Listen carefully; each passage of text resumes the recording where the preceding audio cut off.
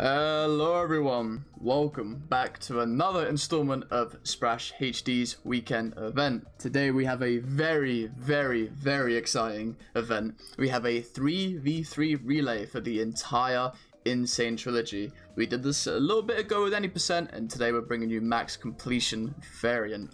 Super looking forward to it. We have really talented runners up on the block. And with me on comms for C1, I'm actually here with Hammerhead, if you want to introduce yourself, Hammer.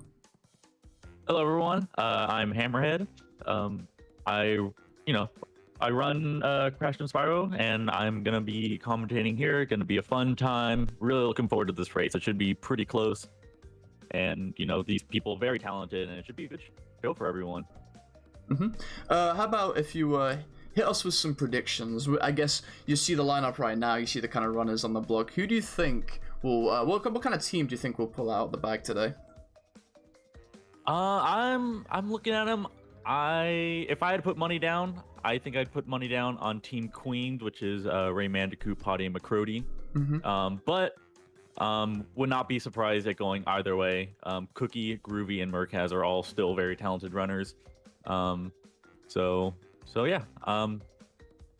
It'll be close. I'm predicting it'll be very close. I'm really looking forward to it. It's a great way to put it too. There's no real clear winner, which is the exciting part about it. I guess we'll find out as we go. But yeah, I think we'll be good to go. We'll move on over to the relay screen to see our runners introducing us their own way. Great intro from the runners there, as you can see. Doing a little dance in the Great Hall. They are happy to see us. Alright, so while we're setting up, Hammer, if you want to kind of give a rundown of what we'll be expecting in this race for C1.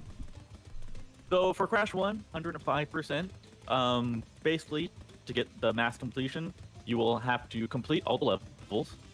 You have to get 27 gems, which is all the main levels in the game, plus Stormy Ascent, and only 26 relics. So you'll see them get one less relic than there are levels in the game because that last relic does not count for any completion. So you'll see him go through the main game. Stormy Ascent, fun thing is it is a level that was cut from the original game for being too hard. So Toys for Bob, when they added it back in the game, they recreated it, and you'll get to see him do it, get all the boxes, get all the gems, so it should be pretty exciting to see. And it looks like we are getting ready to start right here. They are getting on the title screens. But yeah, you'll see some of the levels like 2 or 3 times because they have to go through the main game. They'll do some backtracking. It looks like they just started right now. So they're going to be loading into Insanity Beach. One of the first things that you'll see is that they're going to be jumping a lot. So for Crash 1, the fastest movement that you do is in the air. So it's going to be jumping, trying to snipe, boxes with the enemies. You'll see when they're going to get a triple mask up here. That's the only time you'll see him run on the ground because the movement is faster on the ground when you have triple mask form. You'll have to see when they jump, they actually slow down in the air a little bit. With the mask form, masks are actually extremely important in this run, especially for having it and for when not to have it. Because I'm aware, I don't want to spoil much, but for late parts of the levels, I know that the boxes that you kind of grab can lead to a triple mask form that you kind of don't want, because it may mess up some movement later. But masks are pretty important. Yeah. So yeah, you'll actually, they used to actually get the gem in Insanity Beach first. But I think I don't know how new it is. I know Jamie, Raymandicoot here, just started doing it, where you'll actually get the gem in the time trial that you'll see. They'll be coming back to have to do the time trials, get at least gold relics on each of them, on each of the levels, except for one. And then you'll see here, they wait for that triple mask, because if you break a box, or if you break the triple mask while you have a triple mask, it just eats it, goes away, then you don't get the second one. But for a lot of these levels that you'll see, they're just gonna be running right through them because you can't actually get all the boxes on the first pass through on a lot of these levels. You'll see that there are these little outlines of gems that take you on to secret pathways where they have usually more boxes. But you don't unlock those until you get a color gem later in the run.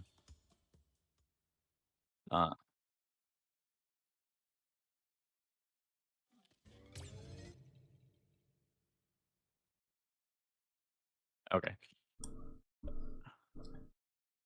All right. So now they're heading into the Great Gate. This is one of the first skips in the run. This is another. This is a level that you normally have to backtrack to because at the end of the level you'll see one of those gem outlines that take you onto a secret path with some more boxes. But you'll see when they get close to the end, the vortex that they go into. There are little portions of it you can stand on, but it's a very thin window you could stand on. So you'll see they're coming up to the end of the level now. We'll see if they can get it. But they'll basically jump on one side of the portal, try to jump over like the trigger to end the level, and basically skip needing the gem so they don't need to backtrack. Yeah. Obviously, through normal means, you would have to grab the gem and come out of this level later to grab all the boxes, but hopefully both runners will be able to kind of skip that requirement. Yeah, so we'll see Jamie doing it right here, and he got it just perfectly. And then we'll see Cookie attempted right here. Ooh, very clean from both runners. Got it first try. Yeah. Very nice. Yeah. One thing of note. One thing of note that you'll see is a timer stopping. This game uses loadless timing. Basically what the program live split does, it'll see like the black loading screen and it'll stop the timer. So even though they may be close, far apart on screen, it may be a little different in terms of where they actually are in terms of pace. Yes, I believe Raymandicoot has a better PC than Cookie, so there will be a gap in like real time or just their game feeds, but the loadless will keep them in track for their paces.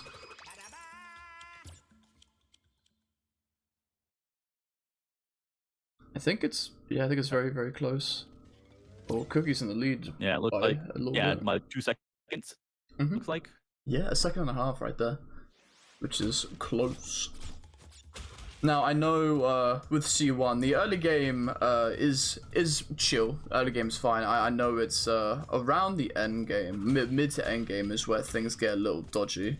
It's where the tough levels come in. So I know both runners will be both runners are of high quality. So I assume we'll be pretty close until those levels. Maybe something happens, but I think I have confidence in the runners that they'll be pretty close until then.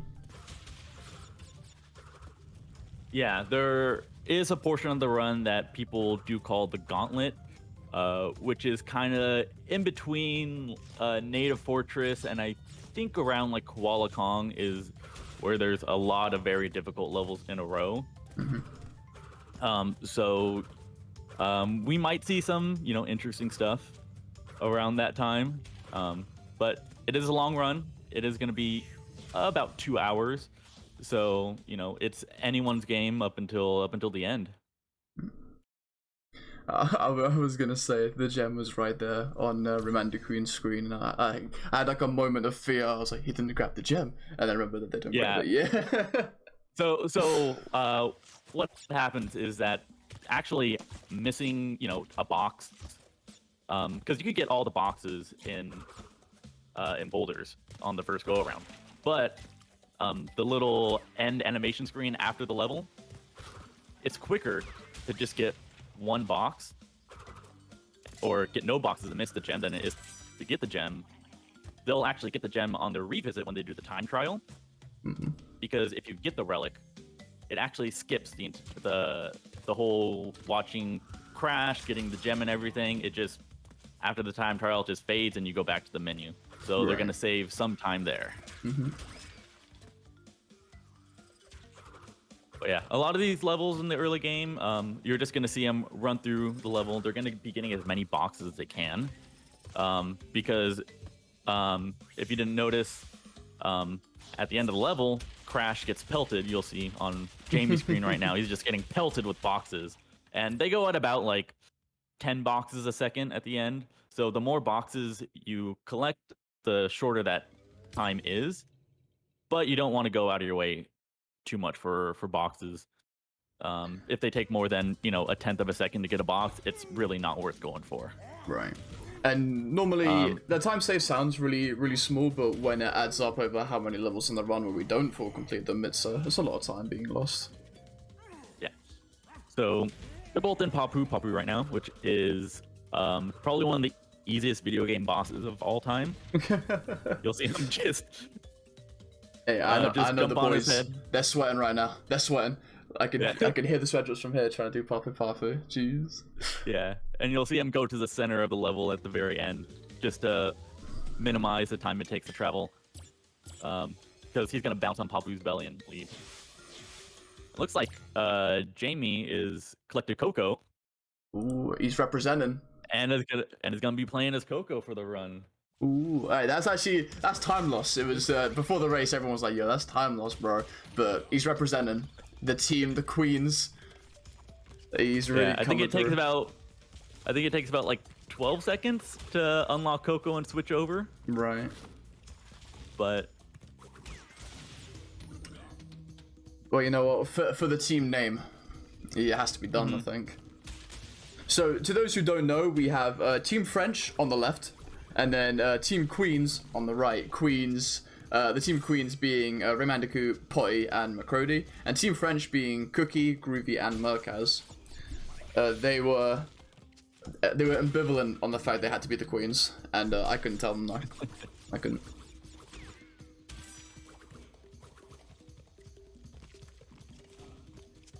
All right, it looks like we're coming up to kind of the end of Rolling Stones here. Shout out to the band Rolling Stones. Hey. But yeah, and then they're going to be going to Hogwild next, which is the first of two hog levels, which is pretty fun. Just kind of a bit of an auto scroller level, but you just gotta avoid the obstacles. They should hopefully get through pretty quickly. I know for newcomers of the game, hog levels can seem pretty daunting because you're not going at your own pace, you're going at the pace of the game. So missing a box is pretty heartbreaking during hog levels. But I think both runners should be good. Yeah, and the movement of being in the air, moving faster, also applies to the hog. So you'll see them jump as much as they can, but they're not going to want to do it too much because you'll see these like spinning, like barbecue things, and it could really mess up the cycles if you go too quickly. So you'll see some of the jumps are a little tight when they hit those sections.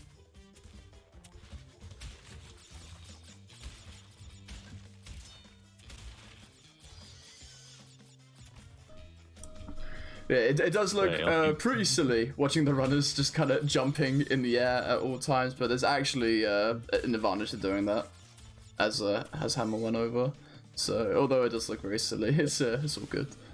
Yeah, and there's no level you'll see him miss just one box, and they'll come back when they do the relic and get all the boxes in.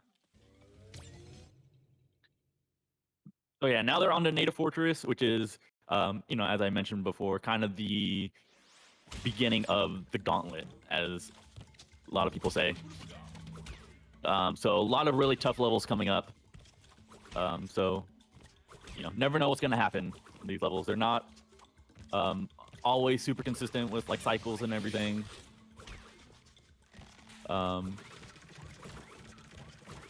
But yeah, this can really be where like one runner can really take off ahead of the other. One mistake can really set them apart.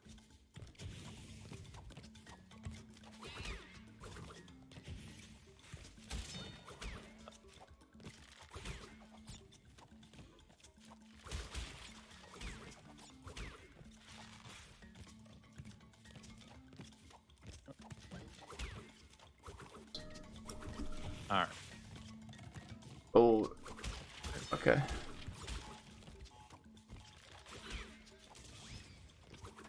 I know with levels like this, there's normally the god cycles that you hit. I know both runners are going to be trying to go for them today. I definitely think a reason that a lead may slip is because of a missed god cycle, but we'll have to wait and see how the runners do with that.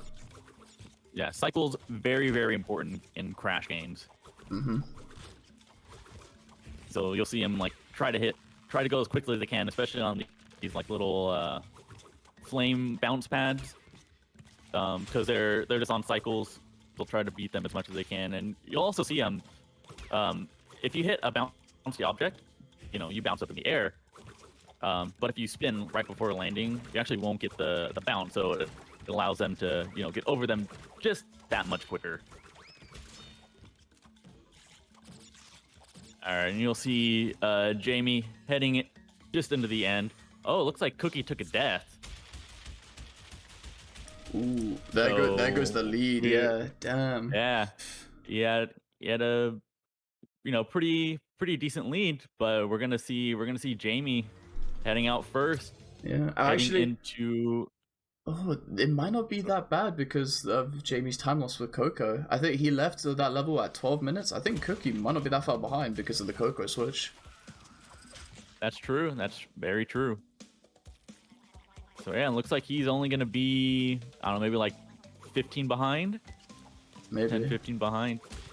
But you'll see Jamie's heading into up the creek. This is another level. This is one of the levels. He'll begin the gem in. He'll be getting all the boxes in here.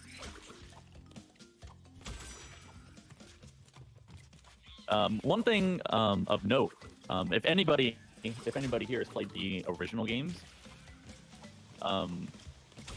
the clear gems, you are allowed to die in the level. Obviously, you don't want to die in the levels for the speed run, but you are allowed to die in the levels for the clear gems, as long as you get all the boxes. And you do need to go into the bonus levels, which is another difference between the original. OG, you don't need to go into the bonus level, so you do get to see a little bit more of the game in the N.Sane Trilogy. You'll see Jamie hit that exclamation point, and he has to backtrack just a little bit to get some boxes that were hidden. I don't think they even have outlines on that when you first go through. I know when I first played this game, I'd have someone yell at me to go back and get those boxes.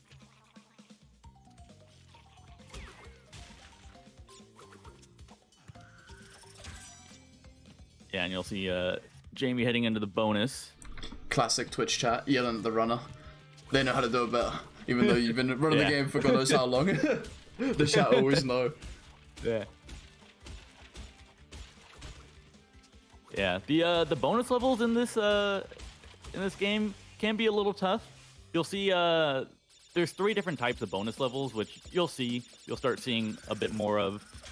So you have the Tana ones, which they're pretty simple. And then you have the embryo ones, which you'll see in a couple levels here when they hit up the Lost City, which is a pretty brutal level actually in the run, one of the first big reset points. Embryo levels, they're pretty much like Tana levels, just a little bit harder. Can be a little bit, it could be pretty tough for new players, new runners. And then you'll have Cortex levels, which they'll actually give you a key once you unlock a secret level. So you see Jamie and Ripperoo right now. What he's gonna try to do, you have to time these TNT boxes. So you see Ripperoo, he's actually on a predetermined pattern based on which phase you're on. So you'll see him hit the TNT at a certain time. He takes about 3 jumps before, and Jamie got through that really quickly. jumps before the TNT explodes, and you just got to time it. And if you have a mask going in here, you can actually spin one of the TNT, which it looks like they do on the second phase. Mm-hmm. So you'll see Cookie heading over there right now. On the second phase right here, Ripperoo's going to jump to the center platform, and he's going to spin the TNT to do damage, take a damage himself. Ooh.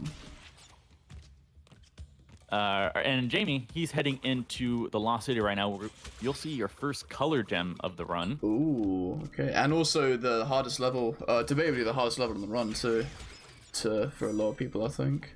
Because the specifics with the color gem is if you die traversing the temple at all, you actually lose the colored gem. So both runners have to be extremely careful. If they take a death, they have to reset the level and go through it again, or do a backup route, which is gonna lose you a lot of time anyway. Yeah, the only portion of the level that they're allowed to die in is before the first checkpoint. Otherwise, they'll have to completely exit out of the level. Right. So but now, if you die before the first checkpoint, you can just continue going. The game just sees it as starting the level over again. Right. So now Raymandicoot is on edge after the first checkpoint. Now you've got to be very careful. Sometimes, like a slip of an input, they fall. Maybe they try and save it, and they fall onto a flame or get caught out by an enemy. There's like anything can really happen where it kind of trips them up, and hopefully we don't see that today. Yeah. Yeah, and then another thing to note is that in the bonus levels, you are allowed to die in the bonus level. So if they do take a death in the bonus level, it is time loss, but it's not the end of the world. But hopefully they've done it enough to where it shouldn't be too much of a problem. You'll see Jamie got through it relatively easy.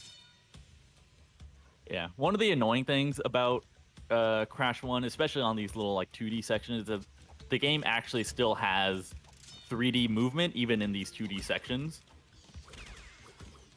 which can be advantageous for jumping around objects. Oh no, Cookie just died in the level. He has to exit and re-enter the level. Yeah, there it is. That's something you hate to see, honestly. That's so disastrous for Cookie. That's a lot of time loss. It is a lot of time loss. That's going to be at least a minute and a half to get back to that point. Yep. Oh, Team French. Oh, they're down bad right now. Yeah. They need a hero.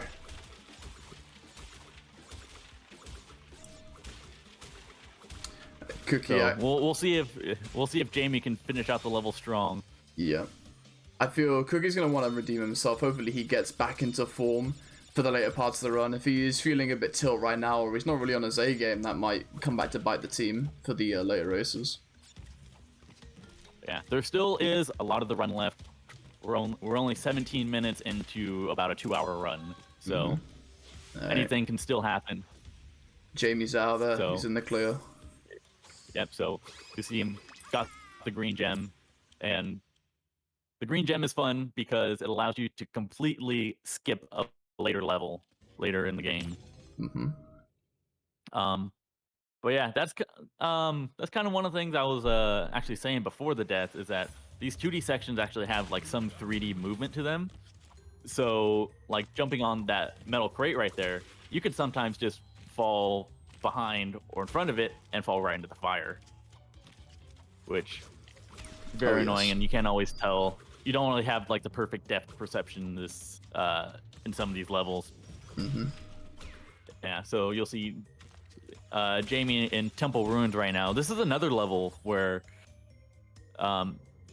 you could get all the boxes now, but he's gonna opt for doing that during the time trial. To save a little bit more time. Right. It is harder to get it during the time trial because you are facing that timer, and in time trials, one death sets you back to the beginning of the level, no matter what level you're in, because there are no checkpoints in time trials. It's crazy the amount of optimization. Obviously, for mid to low level gameplay, you could just grab the gem, like without the time trial. But for high level gameplay, grabbing the chests the crate, during the time trial, as Hammer put it, is extremely difficult. A missed box, a missed line, it can just kill your run completely. You don't get the relic, or you just die. you know. So it's very, very difficult. And Jamie, so far has been playing really well. I hope that continues for the time trials. I'm a little worried for Cookie though. Hopefully he wakes up, but a little worrisome right now. Yeah, Cookie is getting close to the end of the level.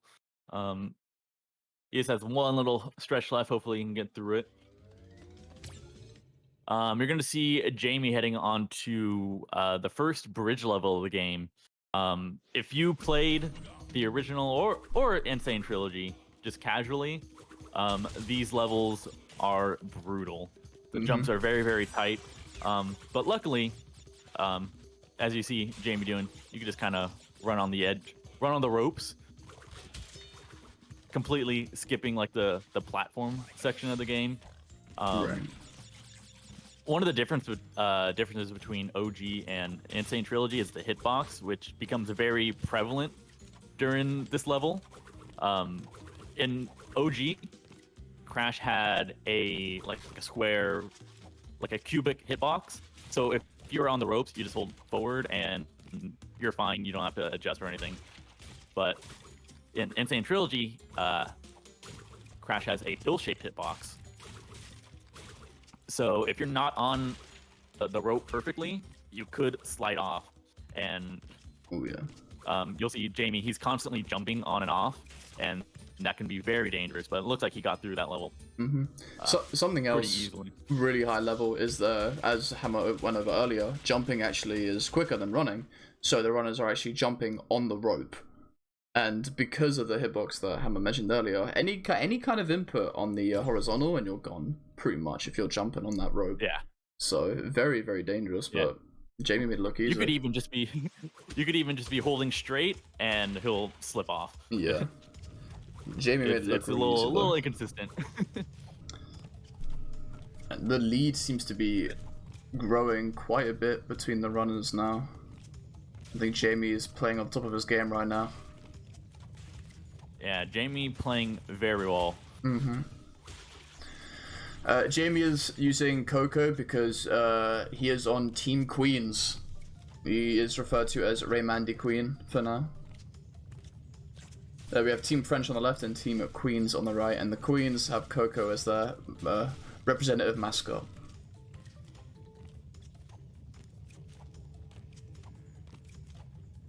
All right, it looks like Cookie's heading into the first bridge level, road to nowhere. So we'll see how he does. Hopefully he can get over those ropes pretty easily. And then Jamie looks like he's just about to finish Boulder Dash, and then he'll be heading on to Sunset Vista, which is, I believe it's the longest level of the game. I don't know the exact timing between Sunset Vista and Stormy,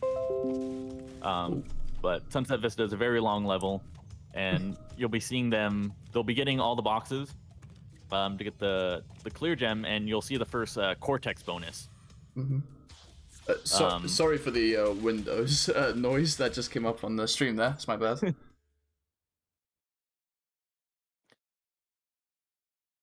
But yeah, you'll see them in Sunset. They have to go. It's very similar to the Lost City. You'll see them like the style. You'll see them go across. They'll go up, then they'll go across the other way, and they'll go up, and then they'll go across again, and then up, and then finish the level. It's a very long level. But yeah, you'll see them do the Cortex. They'll have to get the tokens. Usually, like the Cortex and the Embryo tokens are a little more hidden than the Tana ones. Tana ones are usually like you'll get them just going through the level. The Cortex and Embryo ones are a little more hidden, and they are significantly harder than the Tana ones. But you'll see in the Cortex ones at the end they'll get a key, and they just get a key for making it through, and it unlocks a secret level. You'll see little branching pathways at certain parts when they're on the map, and you need the key to unlock those certain sections. I believe there are only 2 Cortex levels in the game. Am I right? There are 2. Okay. Yeah. And that we'll see our first one coming up in just a little bit on Jamie's screen. Yeah. So they'll unlock Whole Hog, which is one of the which is the second hog level in the game. And it'll unlock Fumbling in the Dark, which is, you'll see it's like a limited vision level, to where you have to get the mask to see, which is similar to Lights Out, which you'll also see later in the run.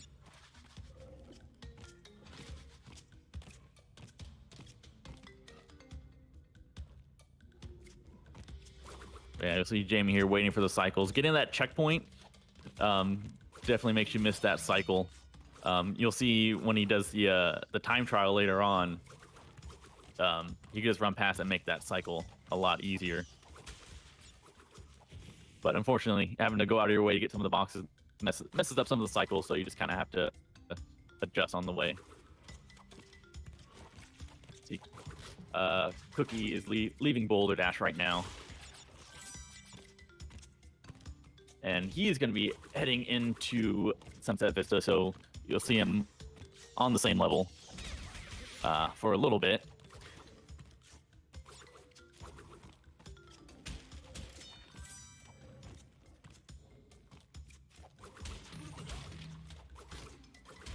Cookie almost forgot the box in that room right there. He had to go back and get it. Luckily, that would have been bad. luckily that flame cycle. Ooh. Oh yeah, it looked like Cookie just fell into the water. Got pushed by the. I went from laughing. Laughing to just fear, just shock. It's such an instant. That's really unfortunate. Yeah. So you'll see Jamie in the Cortex level right now. Yeah,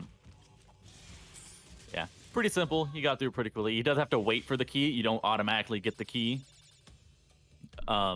Definitely have made that mistake before, just leaving before you get the key. Oh yeah, that's bad. So that would be that'd be a heartbreaker. Are you even allowed back in the level if you do that? No, you do have to restart the entire level. Oh god. Yeah.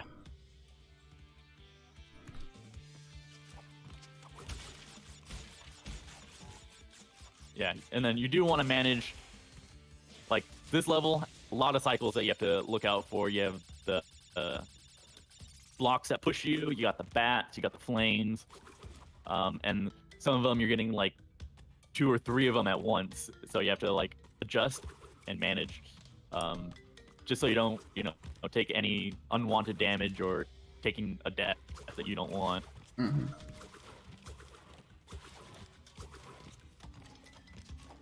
All right, it looks like Jamie is going to be finishing up Sunset Vista right now. You do want to watch out for those red lizards. Those red lizards are very annoying. If they hit you, they'll actually, like, reverse your movement, and it's very easy, especially on, like, those, like, singular platforms. If you get hit by them, it'll, like, just turn you around. You're trying to run right, and you just run left right off the edge. Oh wow. Oh. All right. Well, back to Crash. Nah, disqualification. Oh, disqualification. Boss levels. The game forces you to play as Crash, unfortunately.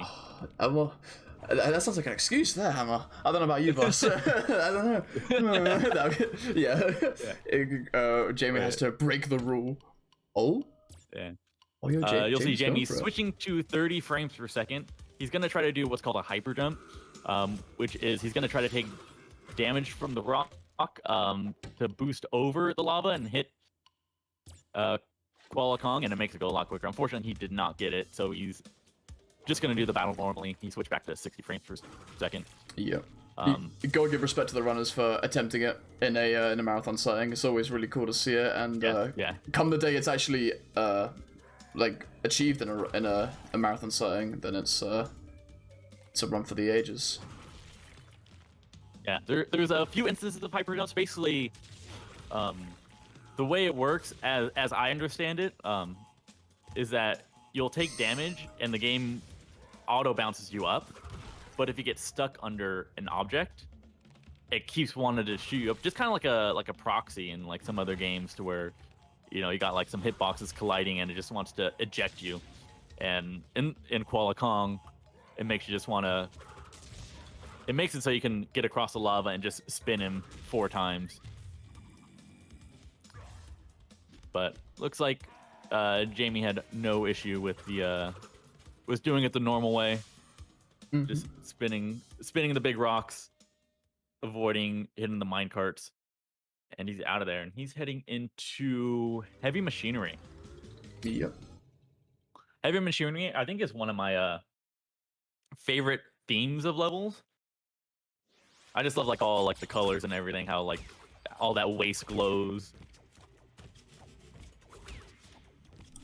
Oh yeah, aesthetically it's a really cool level. I think the upcoming levels for I forget the mobster's name.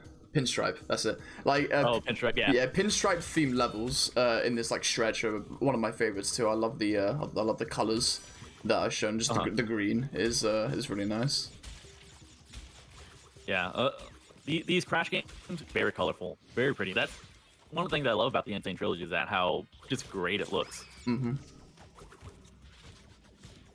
Oh, okay. Ooh. Whenever I see any kind of like star step or a bit of a backtrack, it's always scary, but we're all good. Yeah, just trying to play it safe. Jamie's boosting over those steam vents. Those are on a cycle that you just have to manage. Is Cookie going for the hyper jump too? Maybe. We'll see. I didn't see if he paused or not. I don't think he is. No. Oh wait. Oh no, he's not. Never mind. No. Fair enough. Yeah. In Kuala Kong, you can wait for the that big boulder to land, and then spin it, which is what you'll normally do if you're just playing the game, casually. You wait for it to land, but there is a window where you can spin it in the air and just hit it right back at him. You just want to watch for those mine carts. Those mine carts will block the boulder, and if you try to spin it quickly, you end up losing more time. Right. Having to wait another round. So yeah, he's gonna wait there because the mine carts are in the way, and just wait for it to land and spin it. But yeah, one of the things I learned not too long ago, that you can actually like spin those small rocks. I always thought you had to dodge them. Oh really? Ooh. Yeah. Yeah. I guess I might have missed it. I always assumed you had to dodge him too. I might have. I'm awake for the hyper jump, and then when it's done, I just go back to sleep. I wait for it to end. All right. Looks like Jamie is just doing the embryo bonus room. I got through pretty flawlessly. Yeah, I was gonna say, I think I've not seen a mistake from Jamie yet. He's playing very well. Yeah, nothing huge. Just like a few like stutters. Yeah. Just if you arrive a little late for a cycle or something and you have to adjust, but yeah, nothing major that I've seen. He's getting through these levels, very, very well. He's playing very well. Yeah. Especially for a marathon, no reset setting. Doing very well. I think last time we had Jamie on, he put on a very good run. I think he's just that consistent. I hope to not jinx him with that one, but yeah, I think he's definitely gonna put in a good C1 performance for his team. Yeah. So Jamie's heading into Cortex Power right now, which is another level which normally you would need to backtrack for. You would need the blue gem from Toxic Waste. But there is a skip that he's going to do where you'll see these little electric fences that they'll, just shoot electricity across. And he's going to try to get a mask and jump on top of the fence and get on one of the exterior walls and basically do a little bit of blind movement, which always scary. Blind movement is always scary. So he's going to backtrack a little right now. And he'll basically skip where you need the blue gem. So you'll see the outline of the blue gem, and he's going to try to jump up there. You see him on the wall. Hopefully he can land perfect. He did a really good job on that one. And yeah, that's the Cortex Power skip. It's pretty difficult to learn, but looks like he had no issues with it. Yeah, doing anything blind in any kind of speedrun is normally extremely daunting for new runners, but with experience it comes down to just very straightforward muscle memory. Yeah, blind movement always scary for me. It's fair enough. I think you gotta have a lot of experience before blind movement becomes Yeah. even like not that bad, you know. So it can be difficult for sure. Yes. You're gonna see Jamie. He got through Cortex Power. He's gonna head into Generator Room, which is another level where you get a color gem, so you have to get through the level without dying. This level, lots of risky movement you'll see. Just because the black background makes it very hard to see the shadow. So you don't. Oh, looks like Jamie took a death, but Okay. luckily it's before the first checkpoint, so he doesn't have to fully exit. So we can keep going. The commentator's curse. I knew it would come back. Yeah. A bit unfortunate. I think the lead is quite controlling, so that death may not be enough to have Cookie be back in the race. But if it offsets his mentality, maybe it can lead to some more hiccups in the future.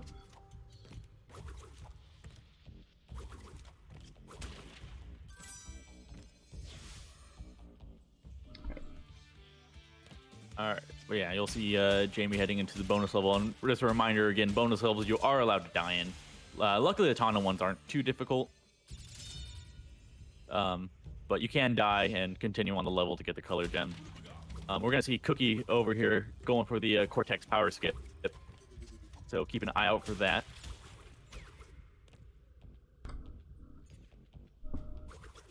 He's going to attempt it right now, so let's see if he can get it. He's up on the wall. Oh, looks good. Oh, very nice. Just like that.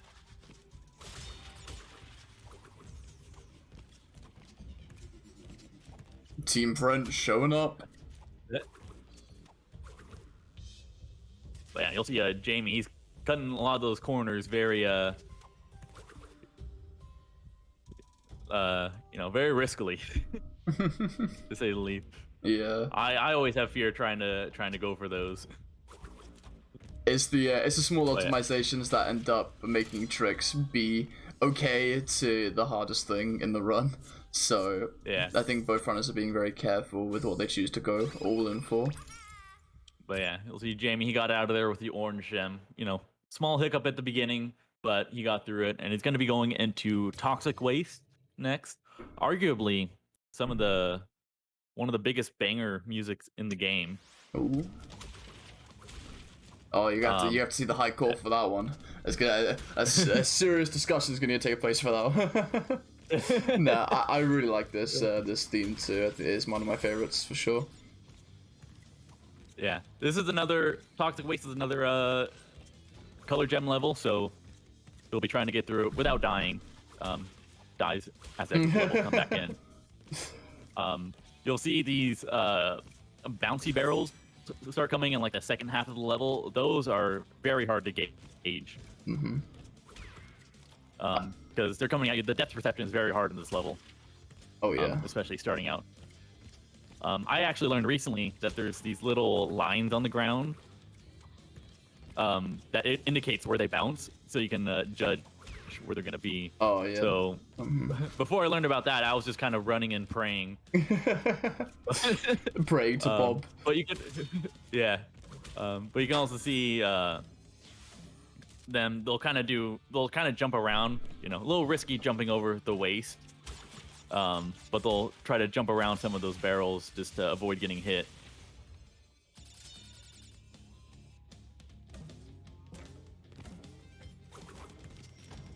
But yeah, Toxic Waste, not super long of a level.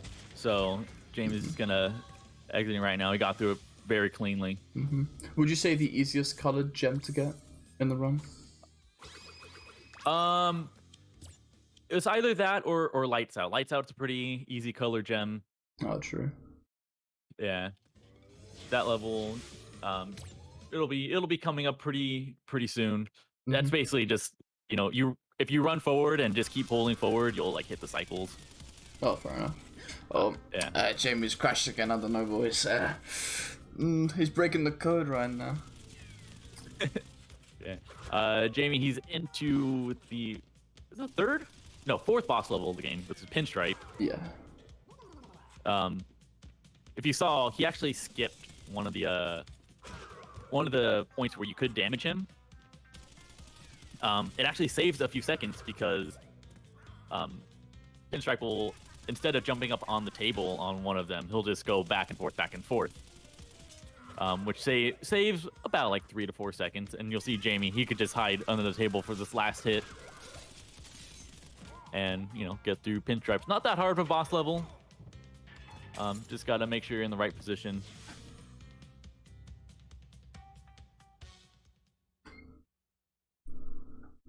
And then you'll see Jamie, he is coming up to the second bridge level of the game, which is the high road.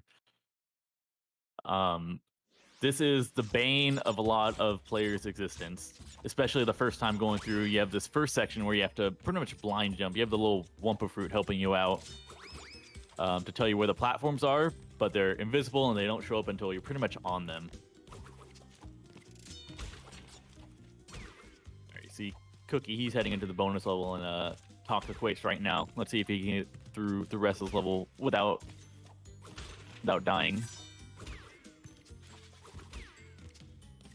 But yeah, another instance, you'll see, you know, Jamie jumping up and down on these ropes a lot.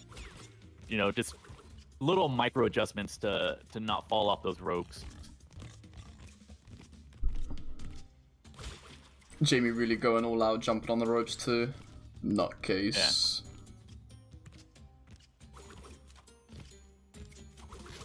Yeah. All right, and then you see Cookie leaving. He's going to be heading into Pinstripe right now.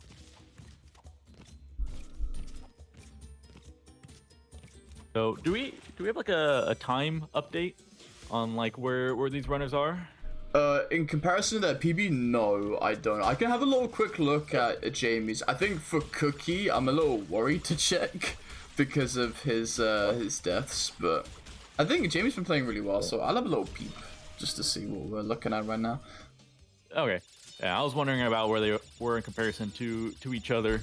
Oh right. Yeah, we could take a timestamp after this this bridge level, and then we'll see when Cookie gets that too. Yeah. But yeah, outside of the death in the Lost City, Cookie he's been playing pretty well. Mm-hmm. So definitely don't count him out yet, even though he is a little bit behind. Yeah, it's true. Like 40-24. We'll see what we're looking at when Cookie gets there. I think the lead is still, I think, about a minute maybe. That Lost City death definitely wasn't the nicest. Yeah. And you'll see Jamie's heading into Slippery Climb right now. This is arguably one of the hardest color gem levels. It's very long. This level is, you know, very difficult. You have to do it without dying, and there is only one checkpoint in the entire level. Ooh. Yeah. So, you know, it has the benefit to where if you die in the first half, you don't have to completely exit, but still dying this level sets you back still a lot of time, like no matter where you are.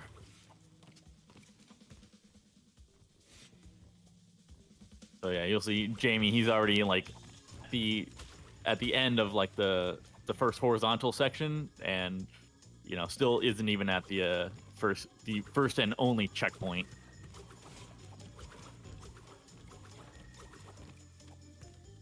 And yeah, you'll see a lot of these difficult little platforming sections where you have to time everything. Mm-hmm. He seems to be doing pretty well so far. Yeah, so he got the checkpoint. And then he'll have to do the other horizontal section completely without dying. Mm-hmm. Yeah, one thing I do like about the remake that makes it a little bit easier than the original is that these birds are a lot easier to jump on. The birds have pretty big hitboxes, so while you can still miss them, it is a little bit hard to miss them.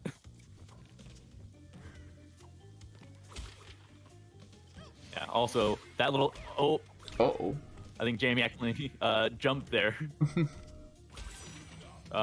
Yeah, there's a little spike there. The game looks like you could jump over that little gap, but there's a spike there. Yeah.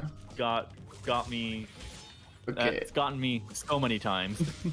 Cookie is 1 minute and 17 seconds behind Queen. I didn't say Raymandicoot. You called him his real name, I bet. But yeah, so a minute 17 yeah.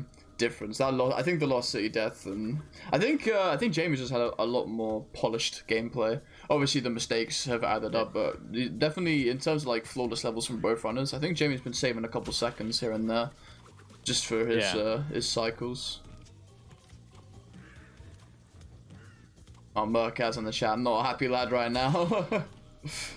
Team French not having the best of starts. Right, Jamie getting through though, getting that red gem. Yeah, red gem, and he's heading into Lights Out, which is, level I was talking about earlier. You actually don't get the colored gem on the first pass through. So you'll see that you get the purple gem here, but you're not going to get it because you do need the yellow gem to unlock a secret pathway. To get the last 3 boxes of the level. But you'll see Jamie, he's pretty much just gonna run straight, and he should hit all the cycles. He might have, it's a couple parts where he has to wait, but overall, as long as you keep like a rhythm, like this level has like you gotta keep a rhythm with the jumping. You'll see a lot of these stuff are like very like spaced out pretty evenly, so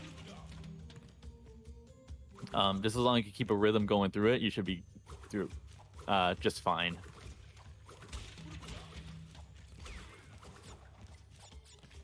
All right, and then Cookie over here, he's on a slippery climb, so hopefully he can get through this level.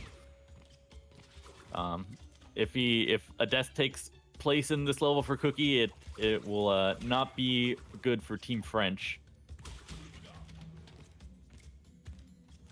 Murcaz already thinking of sacking his position in the race because of this deficit already. I think Team French ain't looking too hot for him right now.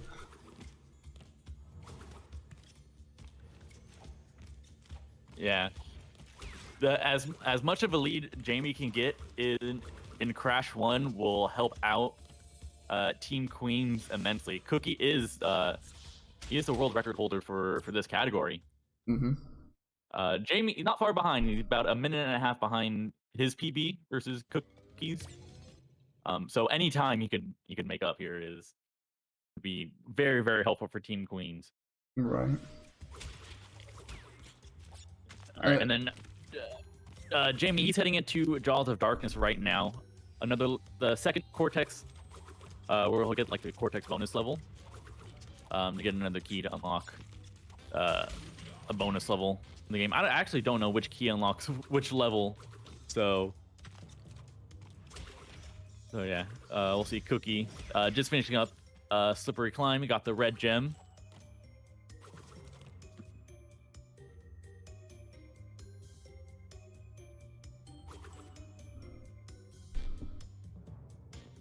So very, very helpful for Team French right there that he got through that. Oh yeah. I think if Cookie makes another major mistake, then it's looking pretty bad for the future for Team French. So Cookie's already down a little bit, so he has to really show up for the rest of this run.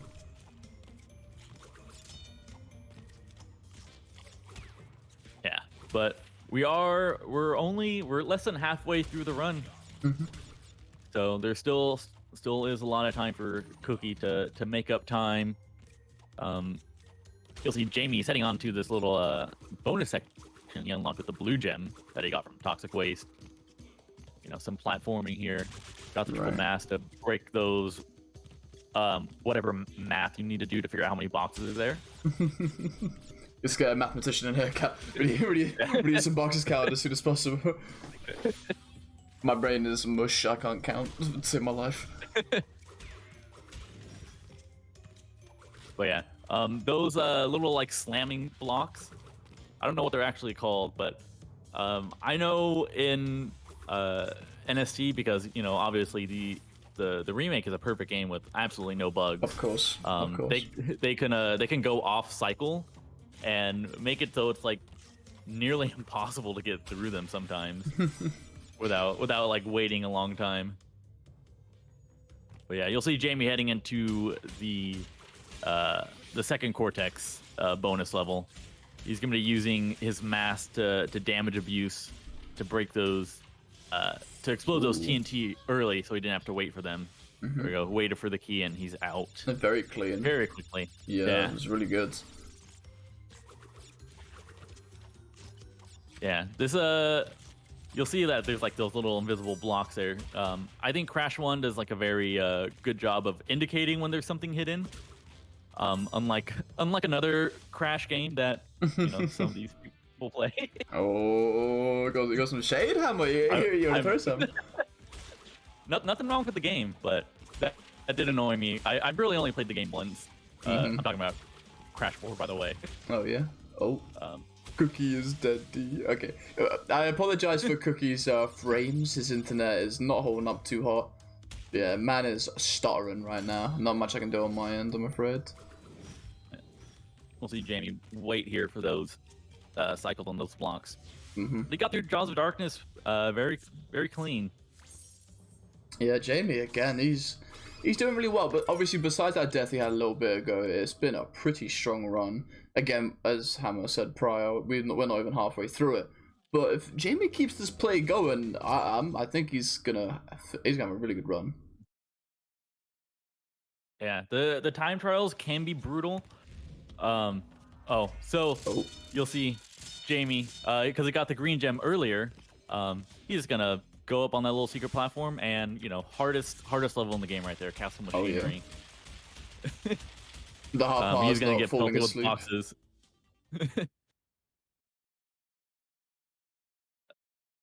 I think the earlier routes for newcomers, you can actually just play through that level. It's not the worst thing in the world, if I remember correctly. But like learning through the green gem is just infinitely better because you just get a freebie right there. Yeah. But yeah, you'll see Jamie, he is in Embryo right now. Basically how the boss fight works is he'll throw the green potions, they'll spawn a little slime, and you bounce on the slime and it squirts him and does damage to him. And then he'll throw those purple potions at you, and you just have to dodge them.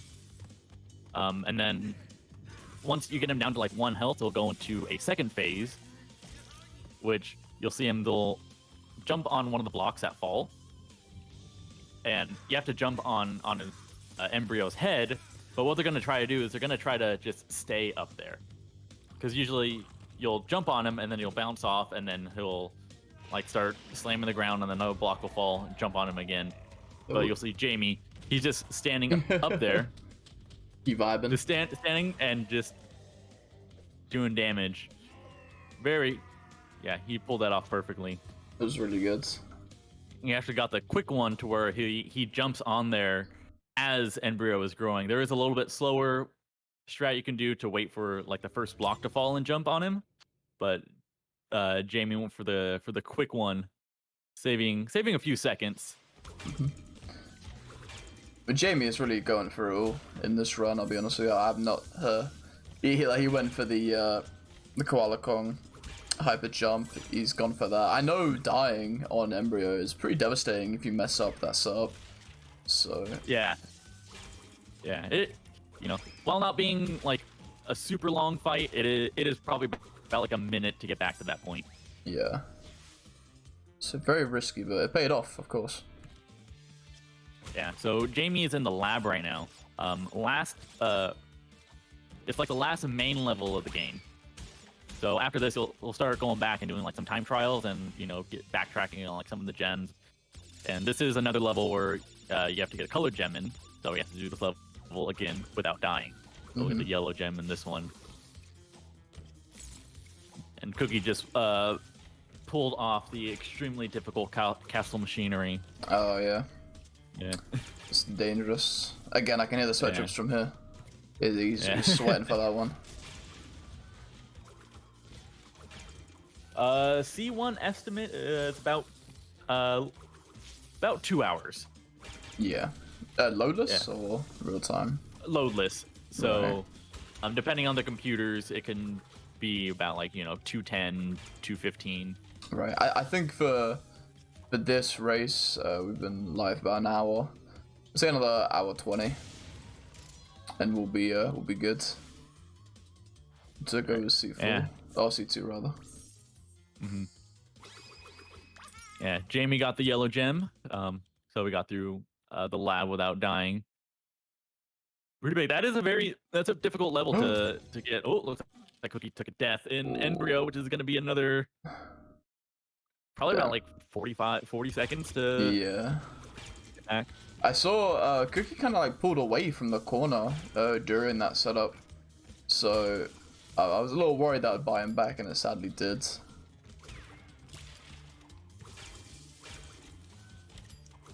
Yeah, so hopefully he can get through this. Yeah, you'll also see like so as I was saying earlier, he throws like purple potions, and you have to dodge them, but you can cancel the animation by like getting close to him, and he'll like do that smacking thing with the potions. I guess on the first two phases, you can do it. Riskier, but does save some time. Mm-hmm. Oh, Cookie got it. It looks like Cookie's on top.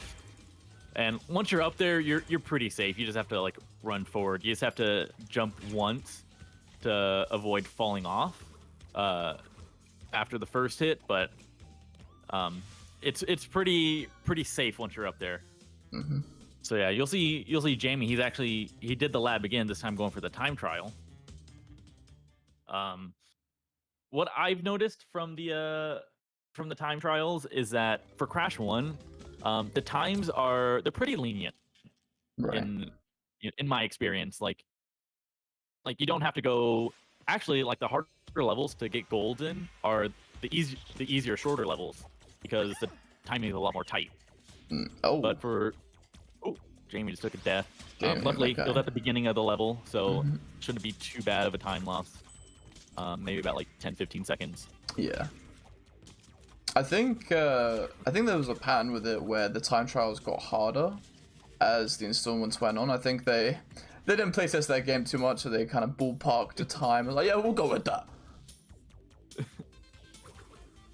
Yeah. The main difficulty with the time trials is getting through the levels without dying.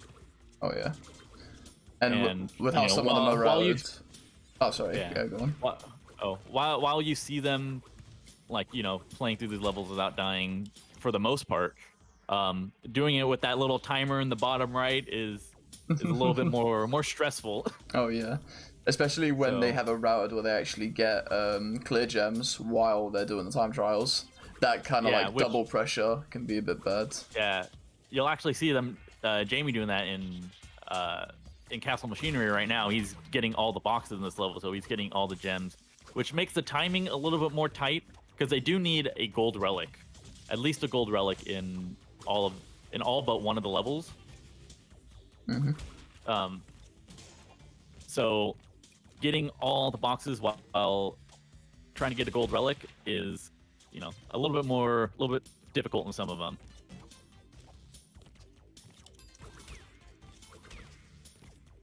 All right, looks like Cookie got through the lab without dying. He got the yellow gem, so he's going to start his backtracking journey through the rest of the game. Mm-hmm.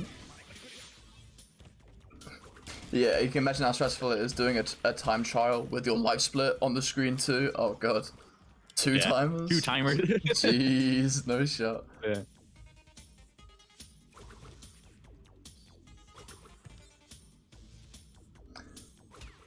Jamie's looking very comfortable. You'll actually see a lot of. They'll be getting a lot of platinums too in this run. Just the leniency of the Crash 1 relics, I feel, in the time. Mm-hmm. But yeah, I think Jamie's coming up to the end of the level. Yeah, you'll see him get the gem here and leave. Yeah, he's all good. But yeah, he finished 40 seconds ahead of the gold. Jesus. The gold time you need.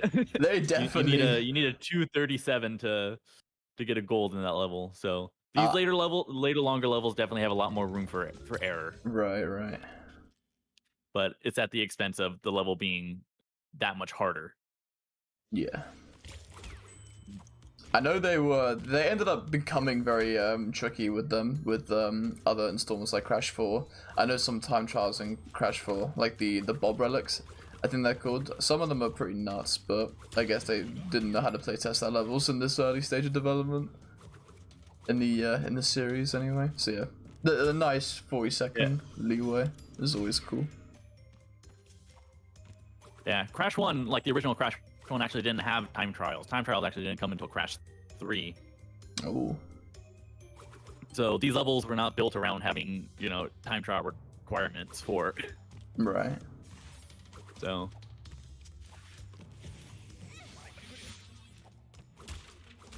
Alright, yeah, I see Jamie going through Jaws of Darkness again right now. You know, cutting as many corners as he can because he doesn't need to get all the boxes because he already got the gem for it.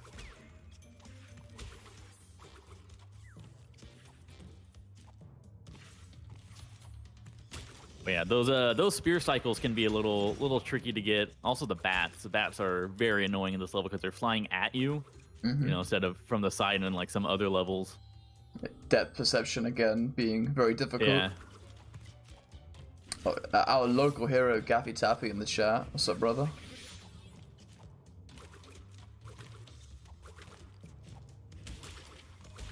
All right, looks like Jamie's coming up to the end of Jaws of Darkness right now. Just trying to get through those blocks without getting crushed because masks are a little more scarce in the time trials. I've noticed they'll be taking like more damage abuses through the level to get through quicker, so you know it's a little more dangerous on that aspect too. Because, like I said before, a death in a time trial sends you all the way back to the beginning. There are no checkpoints. Yep. And you know some of these levels can be very, very long. But yeah, you'll see Jamie's doing lights out right now. He'll actually be getting the color gem, the purple color gem in this level, because he couldn't get it on the first pass through because he didn't have the yellow gem yet.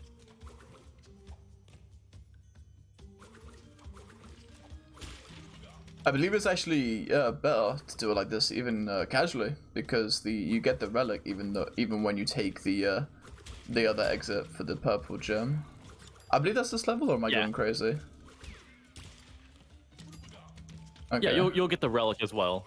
Okay, cool. Yeah, and all the boxes are like on the way. Like you don't have to like deviate from your path at all. So it's super quick and super easy to get all the boxes in this level. Yeah. So even from like a casual perspective, if you were going for a full completion, doing it all in one go is honestly the play.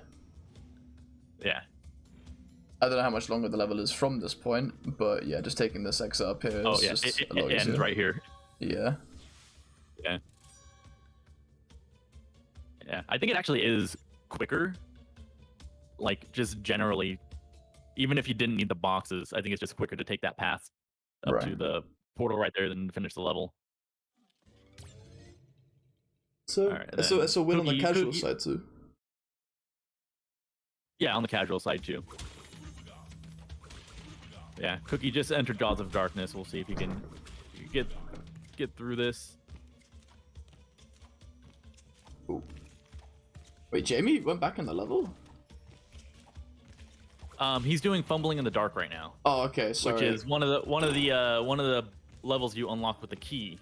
Oh, alright, don't mind me. So, I didn't say that. Yeah. We'll see. I didn't say that. So yeah, what he's gonna do right now, he's gonna get through the level just normally. Because the timer for the time trial doesn't spawn. Ooh. He took a hit right there, so he's going to be doing a little bit of blind movement. Oh, right there and he fell. too. Jesus. Yeah.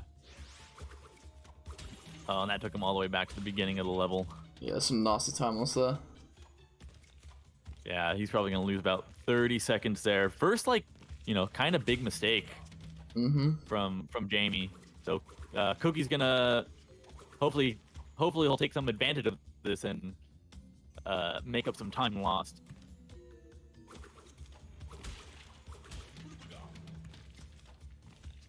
But yeah, the mechanic, I think I mentioned earlier in the run, is that you're pretty much in the dark and you can't see anything until you get these the Aku Aku boxes. And he lights up the area for you for a certain amount of time, or until you get hit, whichever comes first. So you kind of have to manage that.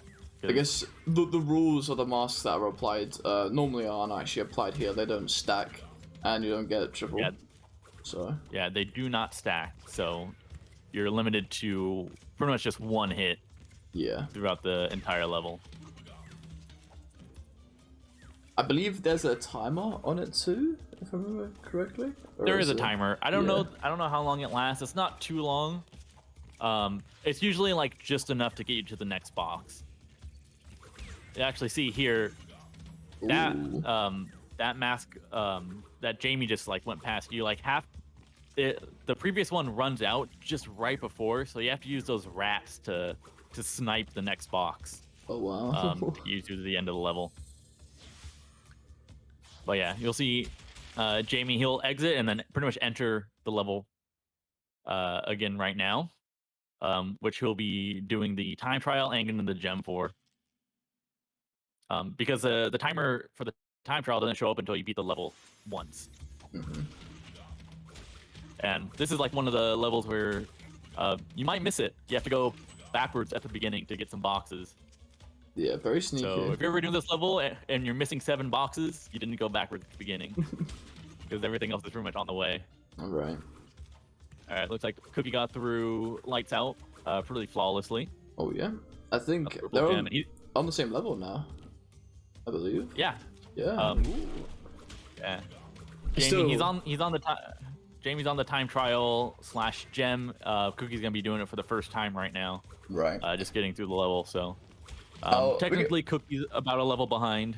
Yeah, we can take a time check too to see how the runners are doing at this point. Like after this after this level that Jamie's on, and we can see what we're looking at.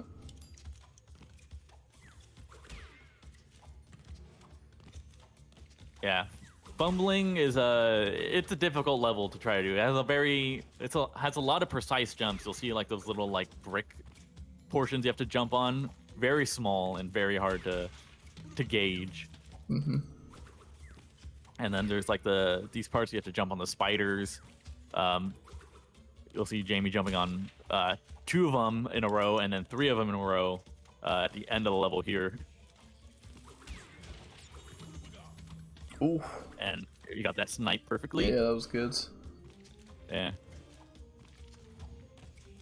Yeah, one of the biggest issues I know I have with this level is that I'll hit that snipe, and then one more rat will spawn, and it'll hit me immediately, and I'll lose my mask, and oh yeah, that'd be that. I'll just be in the dark. Jeez. But it looks like Jamie got through it first try. 103.45 for Jamie. We'll find out what Cookie's looking at. All right, and then Jamie's gonna be heading into Slippery Climb for the relic right now. We might see him attempt to do another hyper jump here in this level. Oh. Which, definitely a lot more visually appealing than the Kuala Kong one. All right, this one looks great. Yeah. Well, we'll see if he can get it. Basically, what he's gonna try to do is try to take damage on a spike, get stuck below. Actually, I don't know if he does the damage one or damageless one. I'll have to double check when he gets there. But he's gonna try to get stuck under one of those moving platforms, and the game will, want to eject you straight up.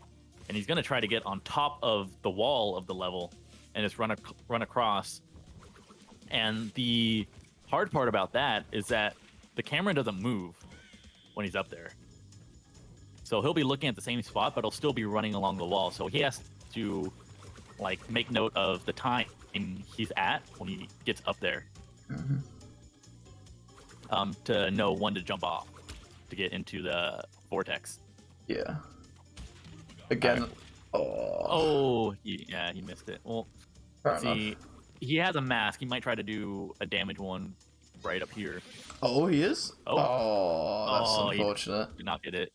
You gotta respect him for going for both, though. Yeah, we will get another chance to see it if Cookie goes for it later on. I mean, Cookie's been playing very passively, I think, or just very like comfortably this race. We haven't seen him go for the Kuala Kong hyper jump. I think I want to see him go for it. Maybe he won't. Maybe he wants to take a more safe approach.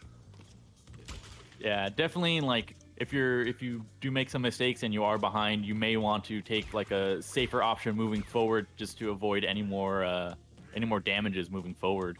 So we'll see what kind of approach he wants to take coming up on some of these more difficult levels. Right. Going for tricks and stuff. I believe Cookie is a minute behind. I think exactly, actually. All right, so he is making up some time. Oh yeah. What, a minute and 4 seconds? Minute 4, yeah. Yeah. So he is making up some time on Jamie. There's still about like 50 minutes left of the run. So he definitely has time to make up some, and one mistake by Jamie in one of these time trials can be the thing, and can even like push Cookie in the lead. With just one mistake. Yeah. Jamie's playing very comfortably right now, so I'd be very surprised if a mistake so drastic like that would come from Jamie's side. It would definitely put both runners, both teams on an equal playing field for Crash 2 and 3, which would be exciting to see. But yeah. Jamie, again, you're playing pretty well, so it'd be a surprise for sure. Alright, and then we're going to see Cookie coming up to potentially the hyper jump situation. We'll see if he goes for it. Come on, Cookie. Let's see it, my guy.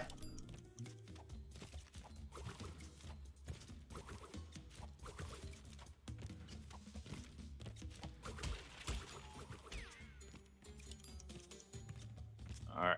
Should be coming up to the section just about now. Jamie had a very clean level on the right. Been keeping tabs on that. Very, very nice. Yeah. Oh, he's gone for it. Oh, looks like he's gonna attempt it. Oh, alright. Oh! He will. Oh! Oh! No! No! Oh! Oh, that's heartbreaking. That's rough. That is rough. That's like a minute. Yeah. Right down the drain there. Damn. Yeah, like he almost got it. He almost got it. Yeah. Oh man, yeah. Team French molding right now. Props to him for trying. Oh yeah. But unfortunately, it did not work out. The respect is there for even going for it. So I know Team French gonna be pissed right now. Yeah, we'll definitely give Cookie the style points. Oh yeah.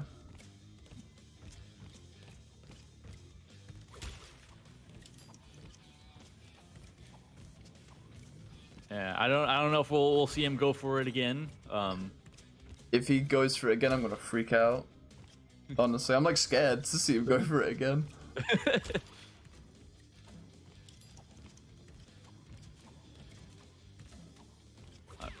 I wonder what Team French is thinking right now. Oh, he's going for it. Oh. Oh. Oh. Oh. He didn't get it, but he did not take a death this time, which is. Oh yeah. Which is good. But you know what? Props for trying again. Love to see it. A lot of respect for even considering going for it a second time is kind of nuts.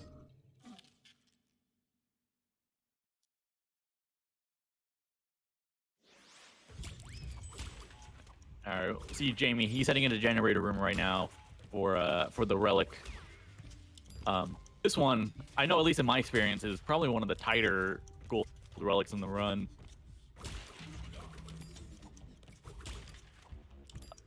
And then again, doing this level like as quickly as possible. Just it's very hard to see like shadows and everything just because of the black background. So it does make things a little bit more risky going through it, but these runners have a ton of experience in this game, so they should know know where like all the cycles will line up and everything, and like what jumps are possible and what are not. I saw that too, Vuchu. Jamie actually walked on an enemy, I think it was. and like just like walked off of it. And I was like curious if I was just seeing it, if I was just being crazy, but I'm happy it was confirmed.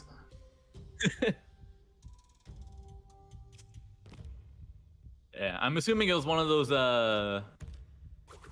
one of the things that have like the little spinny blades. Yes. Yeah. Yeah, that's happened to me before. It's you know, this game is perfect. So Perfect game. Mhm. If there are any Toys for Bob representatives in the chat, please fix your game. Please. Warzone can wait. It's fine. It's doing well. It's okay. Yeah, so we'll see. Jamie's heading into Cortex Power right now. This is one of the levels he. Normally, if you're playing through this game, you have to backtrack because you don't get the blue gem until later, which unlocks the secret path. Jamie, he skipped it earlier, so he's just gonna run right through, get the relic. It's a pretty short level, just running right through it. Mm-hmm. And another level where like the cycles just kind of line up for you if you're running straight through. You did take some damage there, which might throw him off the cycles a little bit. Oh, maybe he had to take a little star step before they Yeah. the fire pipe. Oh yeah. Ooh. Ooh. All right, he took damage. Wow. I'm scared. He took damage off the guy. He didn't walk on it this time. He just got hit by it. It feels bad. Yeah. Oh, he looks fine. And then. Yeah. Yeah.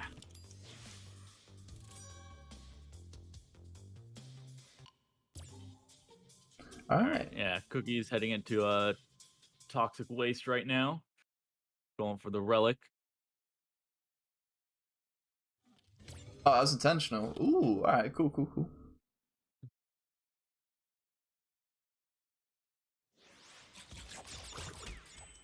I definitely think he wouldn't have made the cycle if he was safe with it, so definitely respect the decision there. Yeah. Yeah, I'm curious to, you know, if he knows he has a lead right now. Oh yeah. I believe Jamie said that he had the stream up, so I think he knows. I think he knows. Okay. Yeah, so, you know, if that plays into his mentality as well, you know, maybe taking a few more like riskier strats. To, you know, because he has that lead, or, you know, if he wants to play a little more comfortably to, you know, maintain it as much as possible, to avoid making any sort of mistakes. I think Jamie is he does it for the show, you know what I'm saying? So I think even if he's got a lead, I think he's gonna want to show off the cool tricks. You know, that's why he went for the hyper jump, I think. So I know Jamie has, I think he strikes me as the kind of guy for events. He's got that consistency. He's got that mentality. It's definitely shown up today. I hope I didn't jinx him by saying that, but I reckon if there's something that's going to be difficult to go for, he's going to go for it, 100%. Yeah, I was watching him a little bit yesterday, and you know, he had like he was de-rusting yesterday and did 2 runs yesterday, and like the first one, you know, a few mistakes here and there, but by the second he was already like back on. He had a run that was like a minute behind his PB, so. Jeez, wow. For a second run, that is nuts. Yeah, for a second run after, I don't know how long his break was from this category, but coming back that quickly after on a D-rust is pretty good. Yes, kind of nuts. I think, especially at his level. Oh yeah, like JB plays to an extremely high level, and I reckon if he came back and really put that grind on for a good portion of time, he might even contest a record. You know, a very consistent guy, so I could see it. Yeah, so Jamie, he's on the Sunset Vista relic right now, which is the longest relic in the game. The gold time for this relic is 4 minutes and 10 seconds. Jeez. Yeah. So very long level. I know. I was talking. I believe it was with Gaffy, and he said that some people do elect to get the Stormy Ascent relic instead of this. Instead of this relic, because it is shorter, but it is far more difficult. So, you know, kind of gotta make a choice on that one. Yeah. you know, basically go for a more consistent level or a quicker level. But I think most people do opt for getting this one that's, you know, easier, but, you know, a little bit longer. Right. And who knows, maybe Cookie might go all in, and then do the harder relic just to claw back some time. Yeah.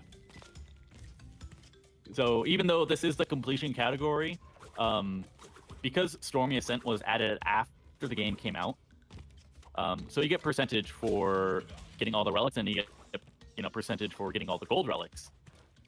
But it's not on a per relic basis. So you only get, like, I think you get 1% for getting every single sapphire relic, and then 1% for getting every single gold relic. But that only applies to 26 relics, which was the first, which is like what the game came out with, 26 levels. So when they added Stormy Ascent as DLC, the relic, it doesn't count for any completion percentage. So they are allowed to skip one of the relics in the game.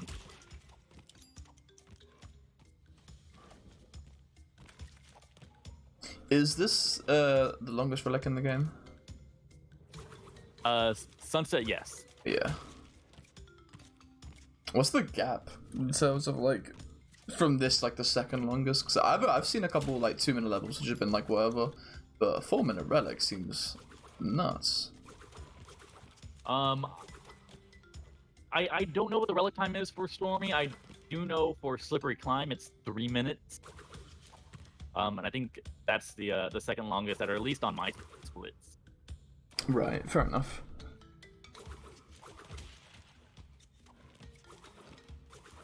So yeah, this is definitely one of the levels to where you really want to avoid a death. It looks like Jamie's coming up right to the end here.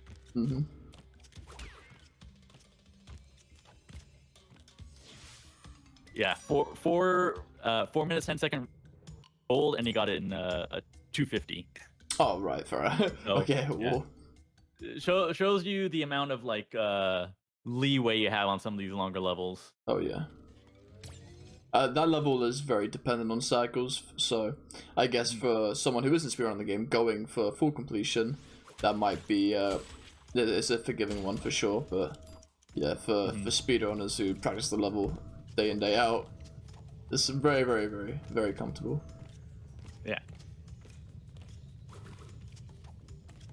All right, it looks like Koogie's gonna be heading into Sunset Vista right now. So yeah, he's going for Sunset Vista, not gonna be doing any alternate relics. Oh, fair enough.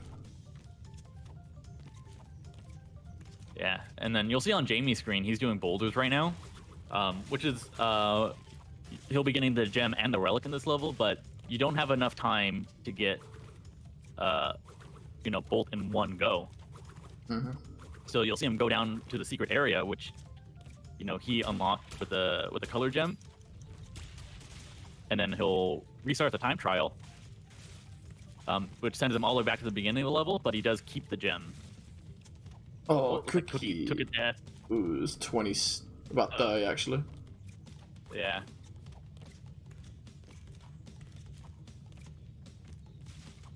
Cookie was already 2 minutes behind from the hyper jump death, so that death again, salt to the wound right there. Yeah.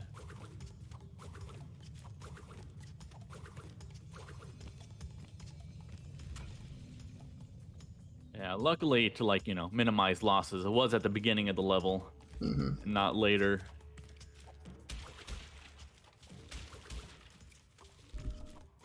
But yeah, you'll see Jamie right here. He's gonna get all the boxes, grab the gem, and then he'll pause and restart the time trial. So he keeps the gem, and he'll just go through and get the relic here. So a lot quicker than exiting and then re-entering the level.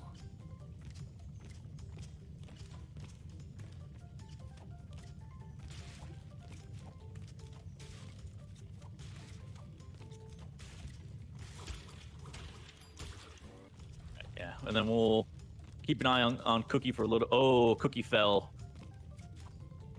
down. Luckily, there is enough time to where he could still get the gold relic, but that still is unwanted time loss there in terms of the run. Yeah. Take damage there too on the fire. This is the way the cycle's lined up there. Murcaz just woke up from his nap in a cold sweat. He's seething right now.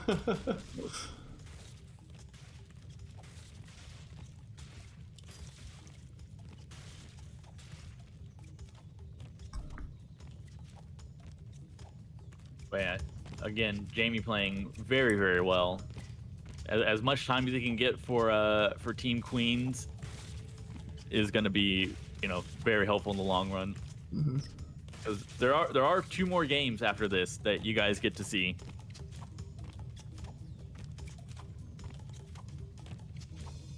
Yeah, the 2 later games have a lot of Crash 2 and Crash 3 have a lot of fun movement tech.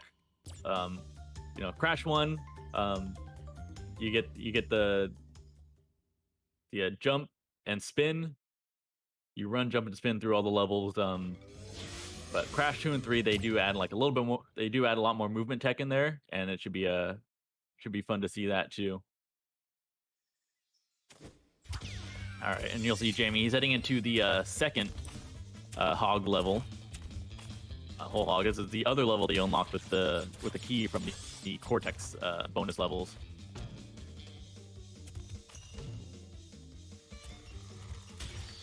So pretty much just an auto scroller through the level. He's gonna miss one box just to avoid the gem animation, and then he'll get the gem when he comes through for the time trial right after this. Right.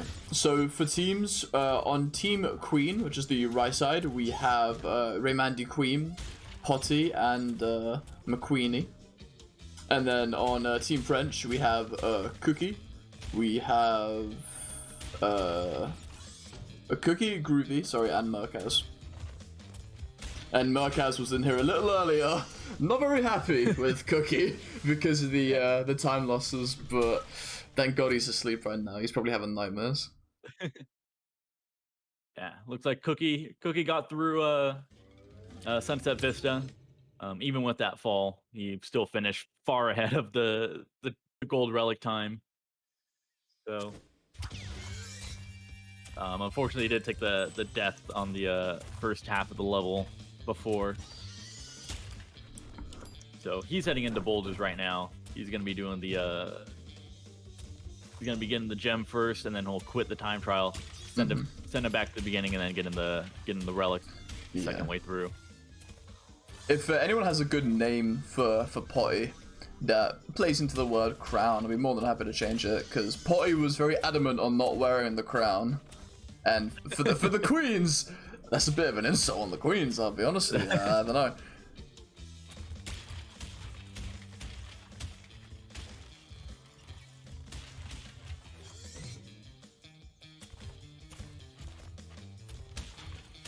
All right, yeah, looks like Jamie's just coming up to the end of whole hog here. So yeah, if you haven't noticed before, you'll see he'll get the relic and then just completely skip the gem animation. It just won't even show up at all. He'll just go back to the map. Yeah, nice bit of time save. All right, so now he's heading to Road to Nowhere. This is another level he had to get the red gem for to unlock a secret area. So he'll begin the gem here first, and then he'll be going back for the time trial.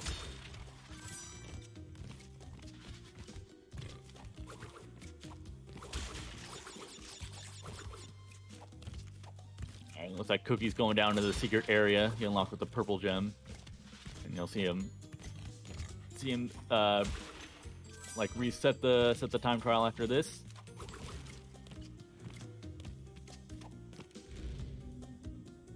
But yeah, you'll notice Jamie didn't get the checkpoint before the red gem.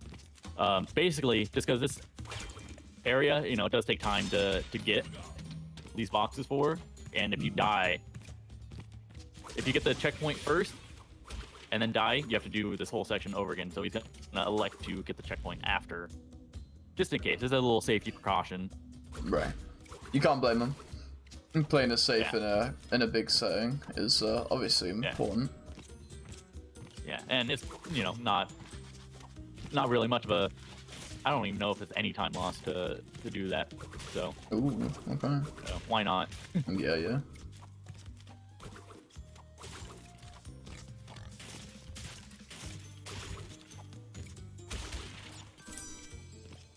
But yeah, you do want to watch out. Get into that little bonus platform. There is a gap that you can fall through. Oh my God. I've seen many people make that mistake. Same.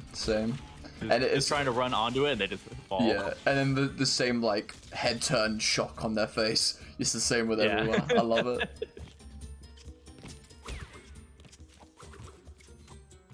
But yeah, and you'll see Jamie coming up here at the end. There is another red gem platform. He's gonna kind of go around the portal and not go onto the red gem, and just make that jump onto these invisible platforms and get the gem here. Yeah, who needs the secret platforms? I know. It's really interesting that whenever we don't need to go up anywhere, if it's like horizontal gem platforms, like we find a way around it. If we have to go up, then it's like obviously we can't do much about that. But most secret gems that travel horizontally, we do some parkour to get around it. So it's really cool. Yeah.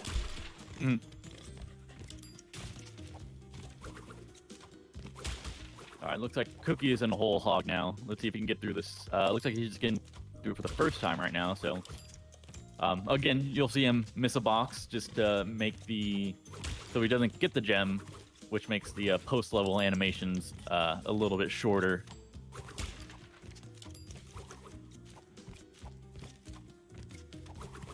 And looks like we have Jamie here going for the relic on the bridge level. Yeah, he does a lot of like you'll see both runners do this. They go like from the bridge to the rope, to the bridge to the rope. I believe it is faster to do some of these jumps on the bridge, but like for those like big sections where you have to jump on the turtle and everything, they don't do like any like turtle jumping in these bridge levels, just because it's so much easier just to jump on the rope and walk past them.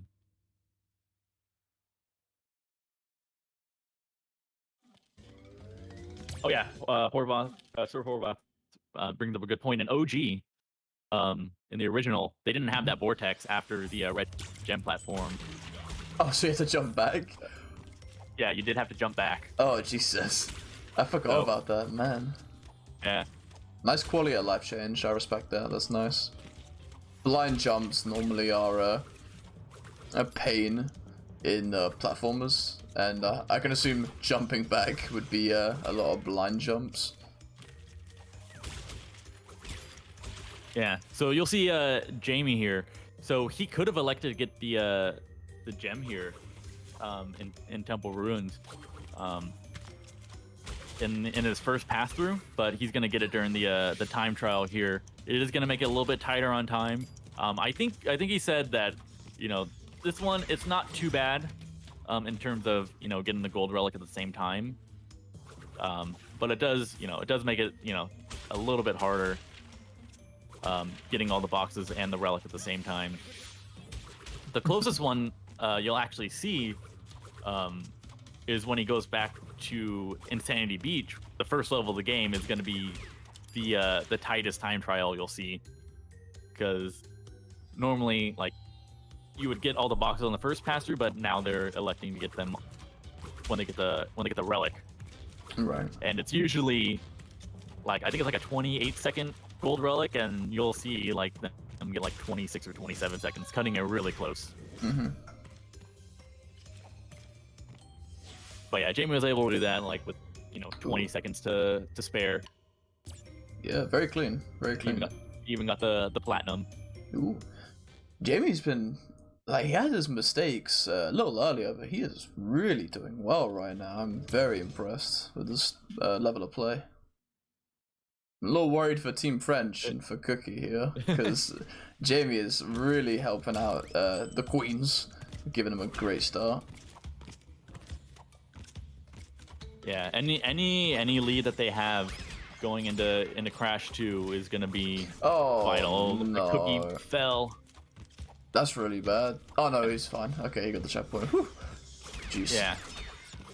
Yeah, I don't think it was too far past the checkpoint, so maybe like 10-15 seconds. Yeah, I thought he'd grab the checkpoint and then went to the side area. That's going to be heartbreaking, but he's all good. Yeah.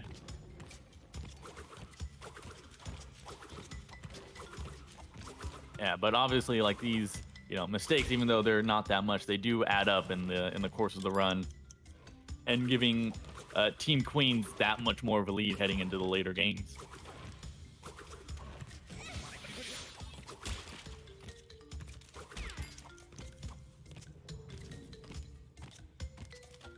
All right, it looks like Jamie is heading just into the end section of the Lost City. He has this level plenty of times without, taking a death. So hopefully he can get through it without taking one here. Oh, jeez. Okay. Didn't take a hit. Yeah, those bats are always such a pain. Yeah. Normally, when you get hit with a mask, I believe you do a little hop. Yes. And that small hop can sometimes like really screw you over depending on your position. So when you're parkouring over ledges, it's very important if you get hit to kind of just like let go of the analog and not try and move anymore, because you'll get popped up and you might fall off. Yeah, I know. One of the biggest areas that where that can be really devastating on those like little fire platforms. Right. Because a lot of times you'll be trying to just run right over and jump right off them, but if you take a hit and you keep going, you just bounce right off the edge and you don't get the distance that you need. Because the little hop that you take from damage is a lot smaller than doing an actual jump. Yeah. It's small enough to not cover any distance, but big enough to throw you off a platform. So the runners have to be very, very careful with that. Yeah. And if you're already like, full committed to the jump, it's very hard to pull back from that.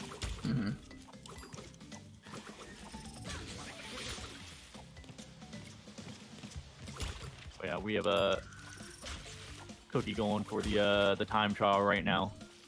Flipped off the rope a little bit, but okay, recovered. I will actually. I'll be right back for something. Okay. Yeah, Cookie avoiding all of those turtles. Just getting to the end of the level right here.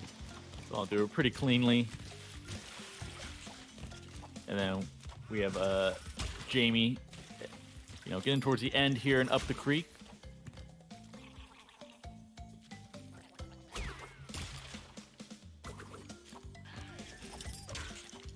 Yeah, Jamie playing very, very consistently.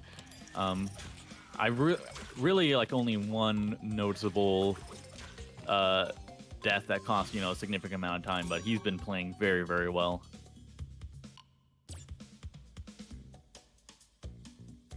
So yeah, you'll see Cookie here. He's also going for the gem in Temple Ruins as well, along with the relic. Again, a gem that they could have gotten the first pass through, but it does eat up a little bit more time than getting it with the relic.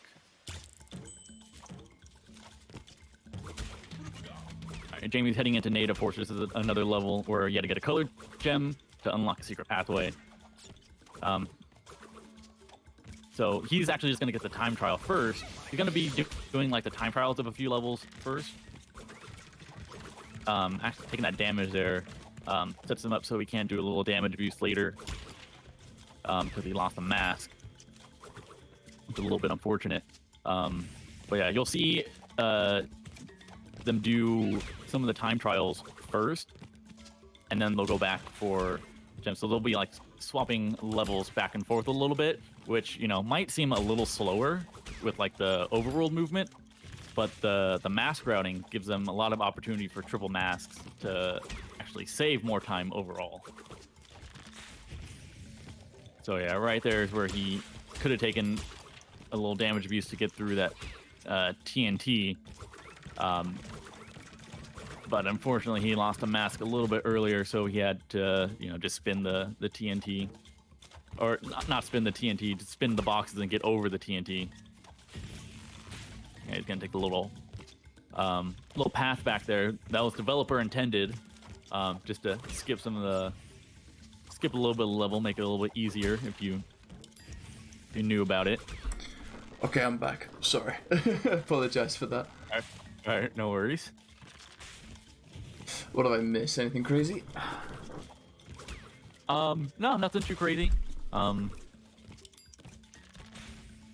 Yeah, just them. They're just getting through the levels.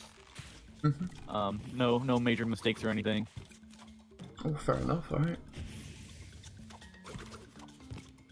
How long do you say? Or how long do you think we have left of the run? I suppose. The run is a couple deaths, so maybe not PB pace. About 25-30 minutes left. Fair enough. Okay. I know people are itching in load list. Right. So a little bit longer than that. So. Right. I know people are itching to see the Crash 2 race. So yeah, Crash 2 is gonna be exciting. Oh yeah. Yeah, Potty and Groovy, they're both very talented runners, and they're actually gonna be commentating their own runs if I recall correctly. That's true. Yeah. They when I asked Potty if he wanted to run C2 with Groovy, he said yes, but on one condition. And he had to, him and Groovy had to be commentating the runs. So I said, fair enough. That's fun. Yeah, it is fun to listen to them together. Oh yeah, they have great synergy, so I'm really looking forward to it. Yeah, it should be good.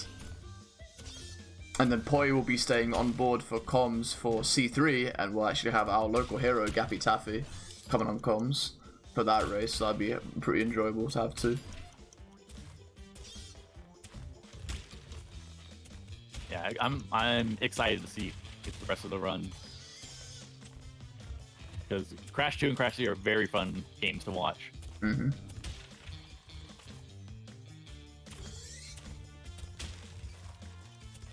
All right, we'll see. We're looking at Jamie here. He's just finishing up. This is the first hog level that he went into early in the game, so we got the relic and the gem.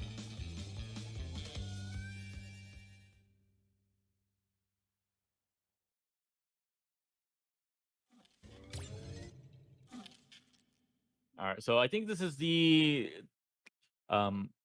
last relic you'll see in this stretch. Then Jamie will be going for a bunch of gems, and then just trying to maximize the triple mask, because there are a ton of like Aku boxes in these early levels.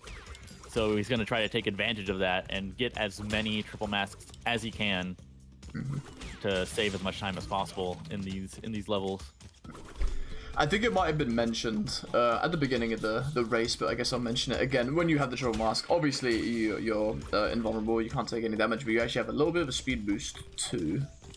So the run has been routed specifically, so whenever we have the chance to get a triple mask where it isn't inconvenient, we get it. So taking a hit in a few spots can be a bit detrimental. Yep, yeah, you'll see Jamie here. He just got the triple mat. So he's gonna run right through everything, and you actually like only need to be within like a certain proximity with the boxes to break them. So you don't need to like actually spin them or anything.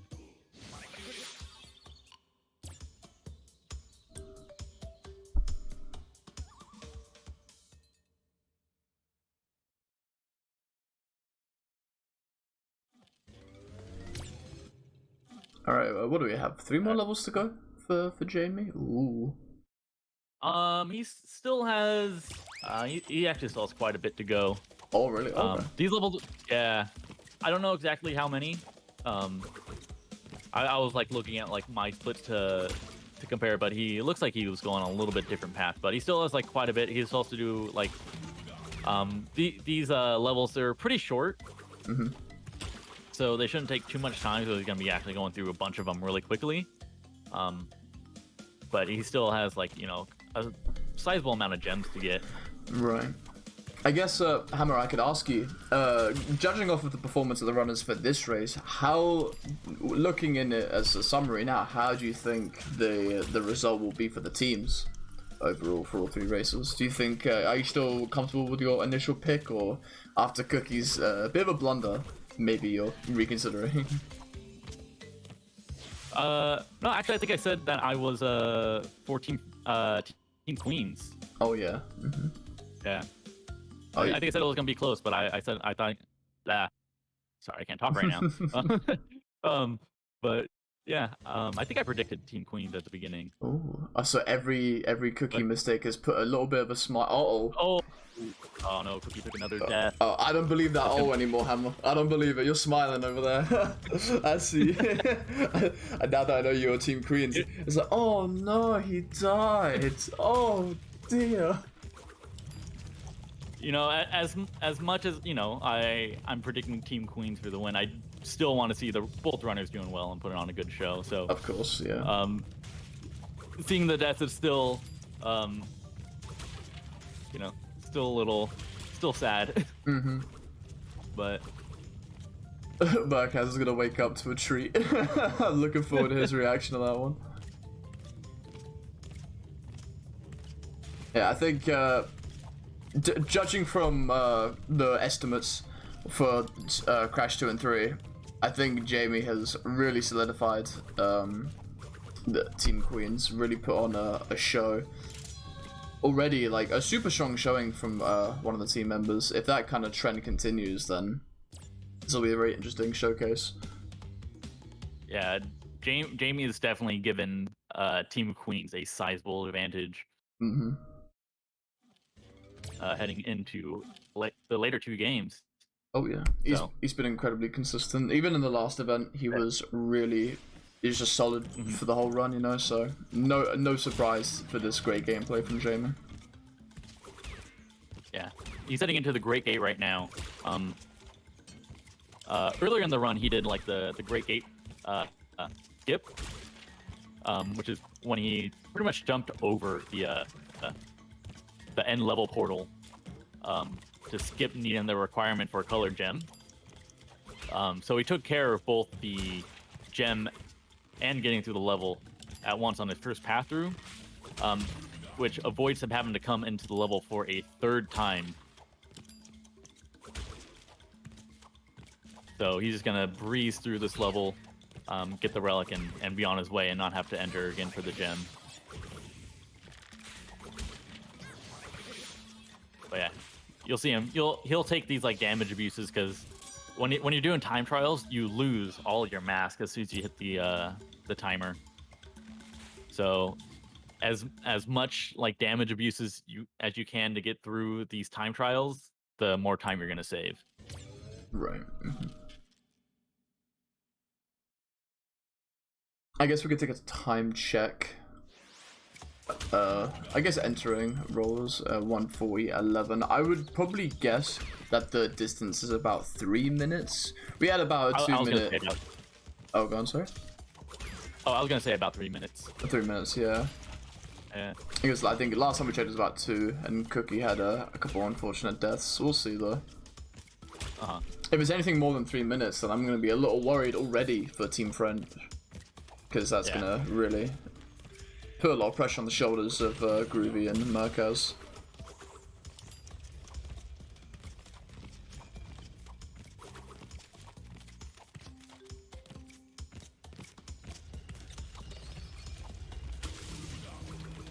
Yeah, you'll see Jamie's getting another triple mask here to hopefully breeze through the end of this level. Missing the triple mask on this level, the timing for this level for the gold is on jungle rollers is a little tight.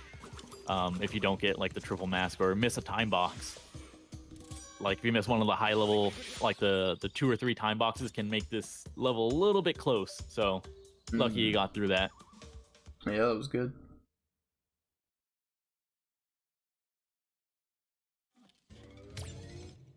Yeah, I'm curious. I haven't noticed anything. If they take different level routes through this section of the game, because I think you may have been gone when I mentioned this. Oh yeah. But they're gonna try to get as many relics as they can for these early levels, and then do as many gems as they can, which it loses a little bit of time in the overworld, movement. But they're going to try to get as many triple mats as they can because, like I said, they lose their triple mats when they do a time trial. So they're going to try to maximize the amount of triple mats that they get. Jamie's actually doing Insanity Beach right here. This is going to be a very close relic. I think it's like a 28-second relic for gold. Jeez. So it's going to be very close. Oh my. Oh my god. Yeah, you got it. It's 28 and like, I don't know how many milliseconds it is. 28.26 he needed to get that. So he got that by like a quarter of a second. Christ, my god. But yeah, Insanity Beach is one of the levels that he could have gotten the gem first try through, but it does save more time getting the gem with the relic. And he actually just started doing that a couple days ago, preparing for this race. Oh wow, yeah. So that's some new stuff right there. Oh, I love that. Yeah.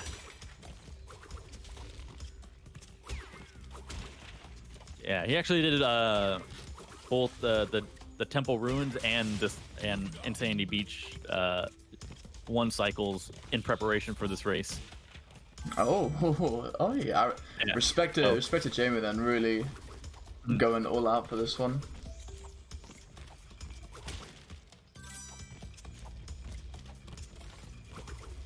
He's a showman. You love to see it. Yeah.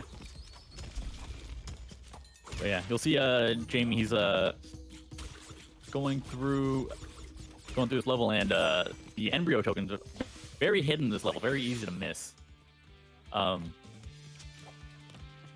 Like there's a couple off screen they have to get, and if you like miss them, then you have to like completely reset the level. But luckily, you know, these runners, they know where everything is. Oh, so Jamie was having trouble there. Yeah.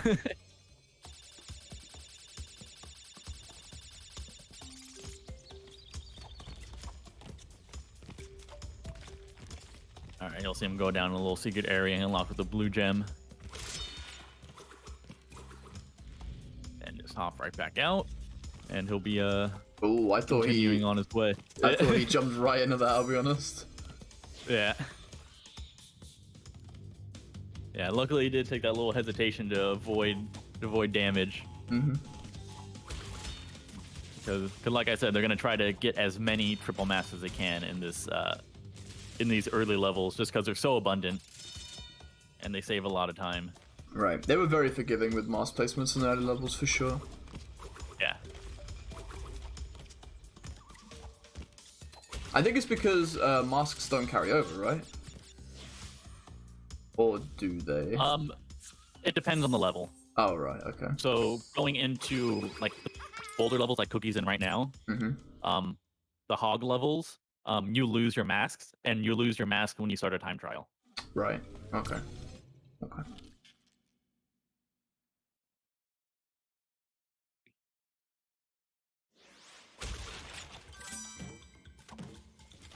Okay, I think Cookie is exactly 3 minutes. I think 3 minutes 10 seconds. If this is the same level that I checked it at, yeah. Ooh, okay, so yeah, about a 3-minute deficit between the runners.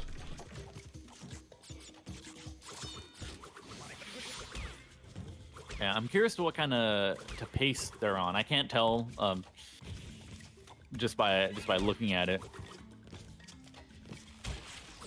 But it seems to be that like they're gonna be at about like 2 hours.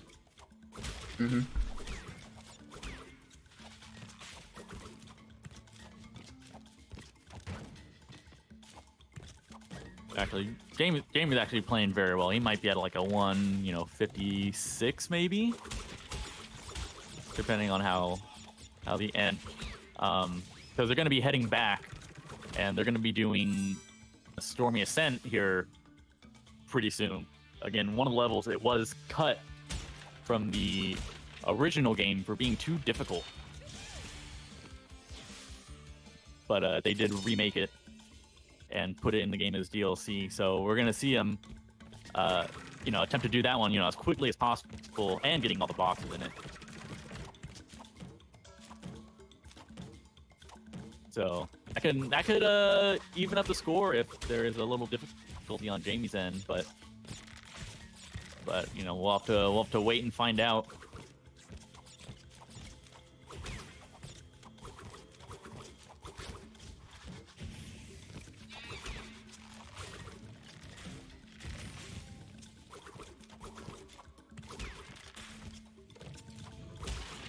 Yeah, this is gonna be one of the last levels that Jamie does before heading over back to like where Stormy Ascent is. He's just doing the native fortress gem, which you had to have the red color gem for. You can actually go on that second red gem and it takes you back to the beginning, but it is slow. So what he's gonna do, he's just gonna jump off and fall right back to the level. Ooh, he did take a damage there, but it looks like he was able to, you know, just recover quite nicely. Oh, he fell. Oh, that's a nasty fall there. Okay, should be fine though. Not on a time trial, so Yeah. it's all good. Yeah.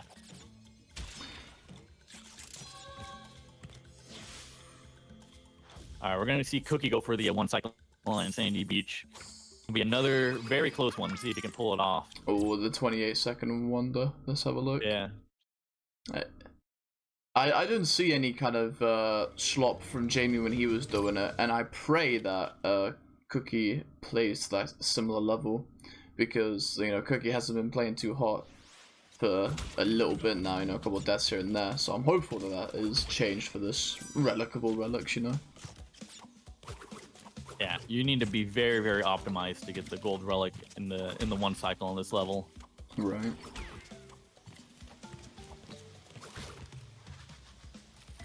I think it looks good. Yeah, he's looking good. Oh yeah, he's good. Yeah. Actually, a much more comfortable relic compared to Yeah. Wow.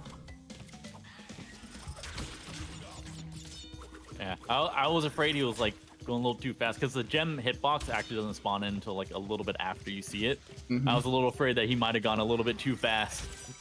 Oh yeah, that would have been bad. Nah, you see the timer right. Obviously, a second between. Obviously, a second isn't gonna really bring Cookie back, but you know, bits and pieces. Yeah.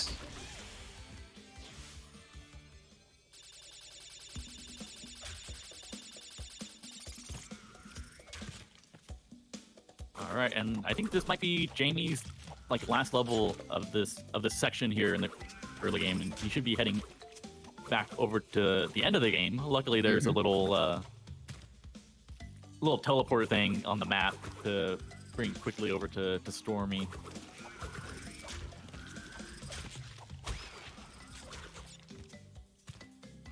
But yeah, Stormy.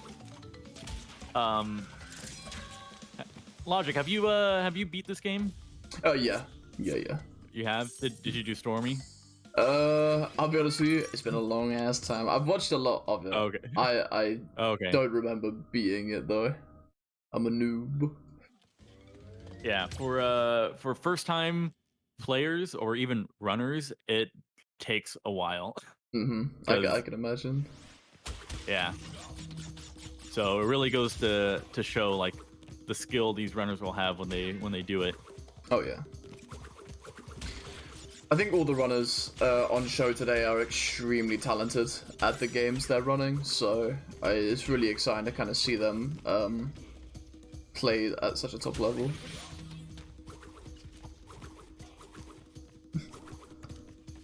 I changed it just recently. Cookie no longer exists. He is dead. French naval took his place.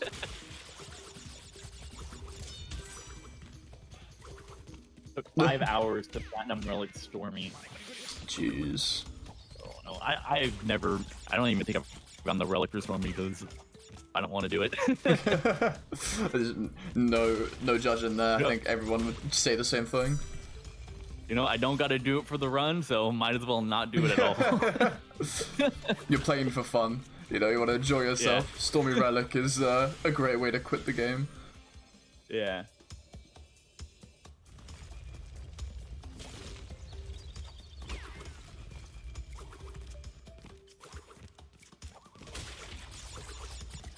All right, looks like Jamie's coming up here to the end of this level.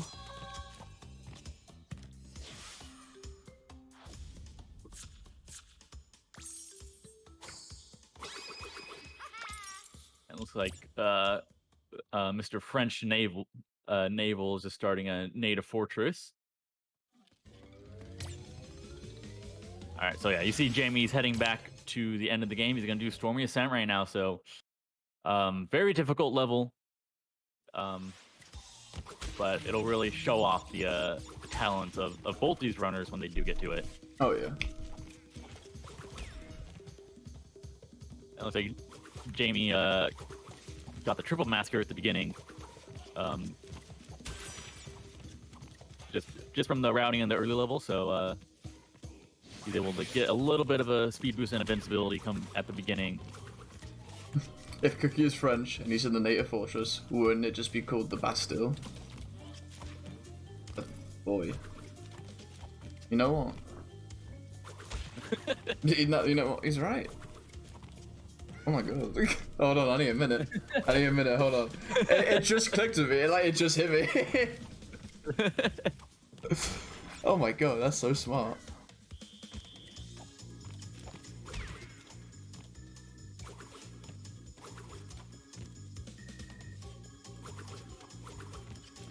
Yeah, I think Jamie, he will take like a damage abuse here on one of these platforms to make a cycle.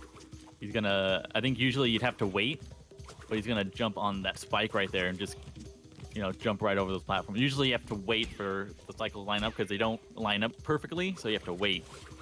But he just got the triple mask and was able to just stand on the spike to wait there, saving. Oh my god, I got like a little bit of my heart jumped a little bit because I did not know about that jump right there. I thought he fell.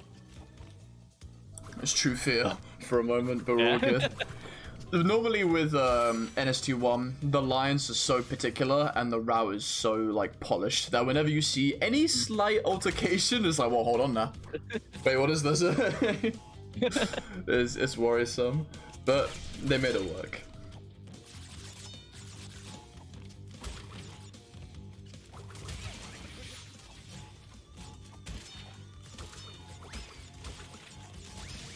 Alright, looks like Jamie got through the bonus level there. I do appreciate how the loading screen for the embryo level on Stormy is just says good luck. Because it is very difficult. That's a nice touch. I love that. Yeah. A little cheeky from the devs. Vicarious Visions, truly trolling. Yeah. Oh, looks like Cookie took a little bit of a fall there. Not too much time. But definitely wants to minimize as much time loss as possible, considering he's, you know, already behind by, you know, a sizable amount.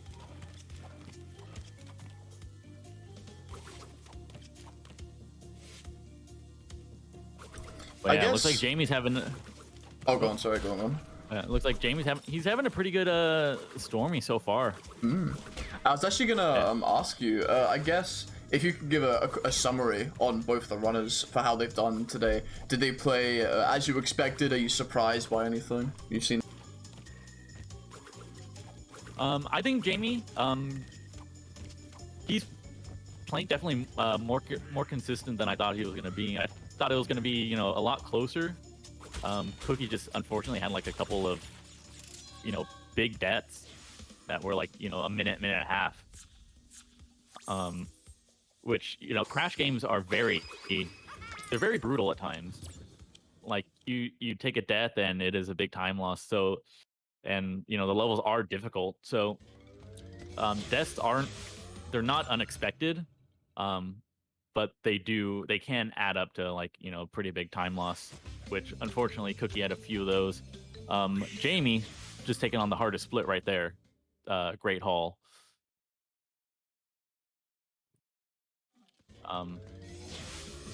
But yeah, it is again, the sweat drips. You can hear it. Yeah. You can hear the sweat.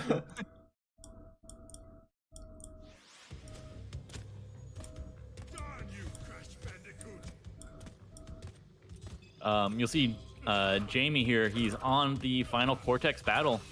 Looks like he's on pace for like a 156, which, you know, about like a minute behind PB, which is not bad at all.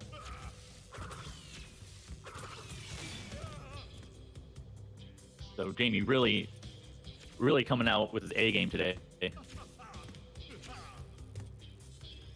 I'm sure he'll be happy about his performance after.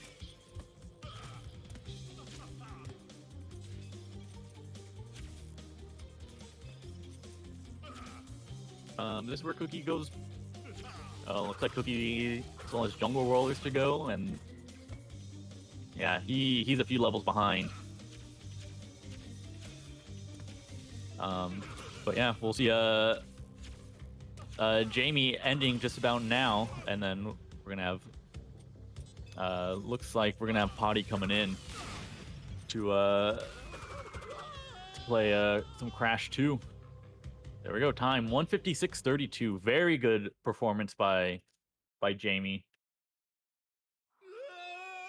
Yeah, just about a minute behind PB, which for a race is very, very good. I'm sure he's very happy about his performance right now.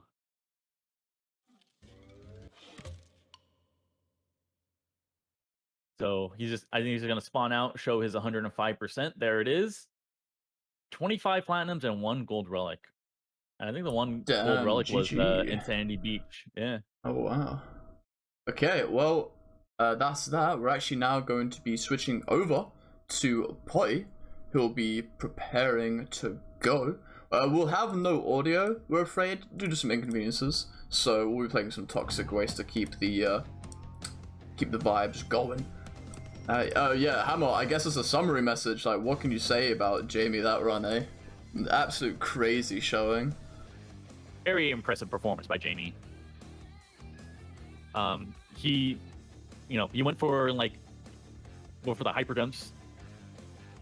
Went for some pretty risky strats, and still he didn't pull off everything that I'm sure he would have hoped to. But in terms of full run, very, very great. Very, very proud to see. Oh yeah, an extravagant showing from Jamie there. I think if there is a win, what happened to? Why was Cookie's screen just blaring white there? Did you see that? That was very might have been strange. he was teleporting to the back to Stormy. Oh yeah. Yeah. Alright, well, we have Potty taking off for Team Queens and Crash 2. We'll have the commentators in the channel. Oh, there's me again! I hear myself twice. There's me again! Wait, whose audio do I have going?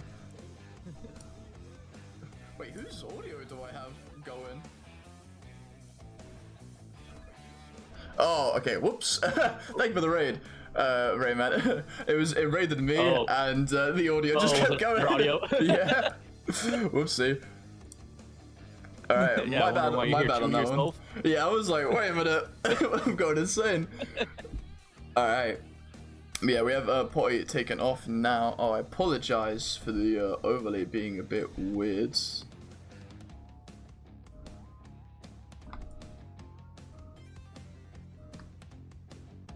Alright, there we go, bringing it back. Yeah, honestly, again, very impressed. Oh no, Cookie just took another death in he took a death in Stormy. In Stormy, yeah. Jeez. Stormy, very tough level. Oh, he just took another death. Luckily he's right by the checkpoint, but still, those little time losses are gonna add up.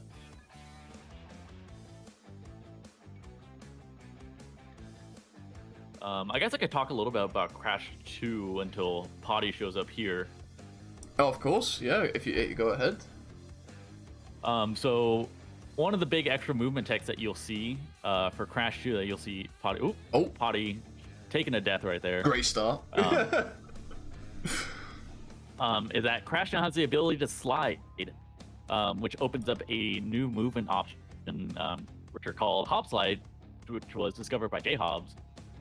Basically, how you do it, my understanding, I'm not perfect at them yet, but you slide, spin, and jump, and if you land before your spin ends, you could chain sliding and spinning, and the game thinks you're still falling, and it allows you to like to build up like a great amount of speed, which is a lot faster than normal movement. Normally, like the quickest way of moving is just like slide spinning. But you'll see just how quickly like he moves through this level.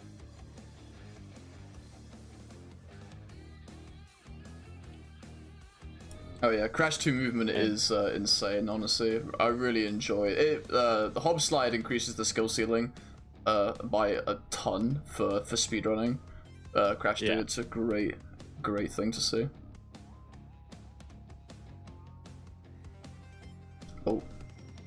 Oh yeah, the timer. Oof. Okay. I apologize for the screen still being a bit wonky. I'll fix that now. I apologize for that. Everything's crumbling. Oh god. Okay, sorry for that. We should be professional racing channel here. The best in the business, by the way. Best in the business. Alright, there we go. I apologize for that. We should be good now. We should be all good. Yeah. One interesting thing to note about Crash 2, in the original, they have, if you slide, jump and spin, so you slide and then hit like jump and spin very quickly together, you get an extra height boost. So in the original, it was just a glitch, so it was always called like a glitch high jump. The developers actually kept it in for N.Sane Trilogy, so you'll see them do that as well. They're still called glitch highs, but it was more intended in the remake. All right, looks like Cookie is just leaving Stormy. He's gonna head on to the Great Hall right now. Let's see if he can get through it without any difficulties. It's a stressful stage, the Great Hall, I'll be honest with you. I'm a little worried for him.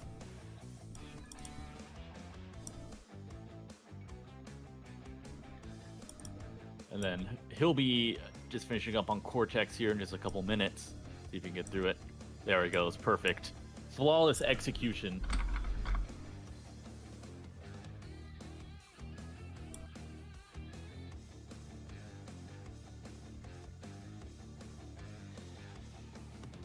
And you'll see him heading into Cortex right now in the final battle. I didn't really talk about it too much in Jamie's run, but yeah, basically you want to avoid the purple balls he shoots at you and then spin back the green ones. The hitboxes are a little bit wonky with some of those, so like some of them, it'll look like they completely miss you, but you'll get hit. So he's gotta be a little careful with that.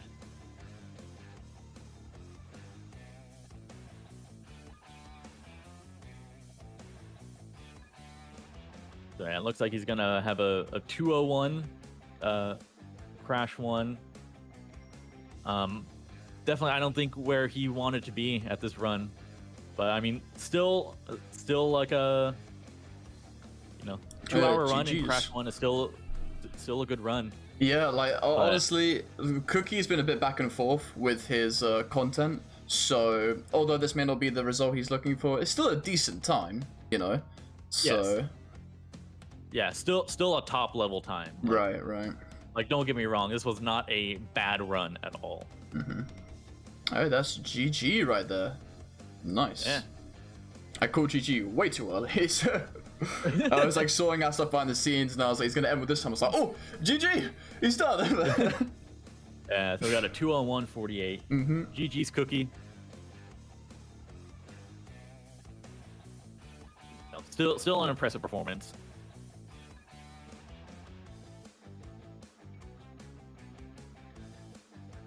All right, he's gonna show off his 105. There it is. He also got 25 plats and 1 gold. Oh yeah. All right. Well, Hammer, thank you for joining us today. We're actually gonna switch over commentators thank you for having me. So, any last words? Yeah, just hopefully you enjoy the run. We got a lot more skilled competition coming up next. I still believe it's anyone's game. Mm-hmm. But yeah, really enjoyed being here. Hope everyone has a good night. If you want to catch me, I also run some Crash and Spyro at twitch.tv/HammerheadLabs. In the self can. Mm-hmm. Yeah, get it all out, my man. You did a great job. Let people Yeah. know where to find you. But yeah, hopefully everyone enjoyed, and hopefully you enjoy the rest of the run. All right. Thank you, Hammer. We're now gonna bring in the stars of the show. You right, lads? Hey, man. Hello. Yo. Hello. All right. So you guys are on for comms. I'll take a step back. I'll let you guys go away with it. Wish you guys the best and good luck. TY. TY, bro. I would just also right away. Firstly, I didn't get a slide in Turtlewoods, so don't even talk to me about what happened earlier. Thanks. Go That's- long, yeah.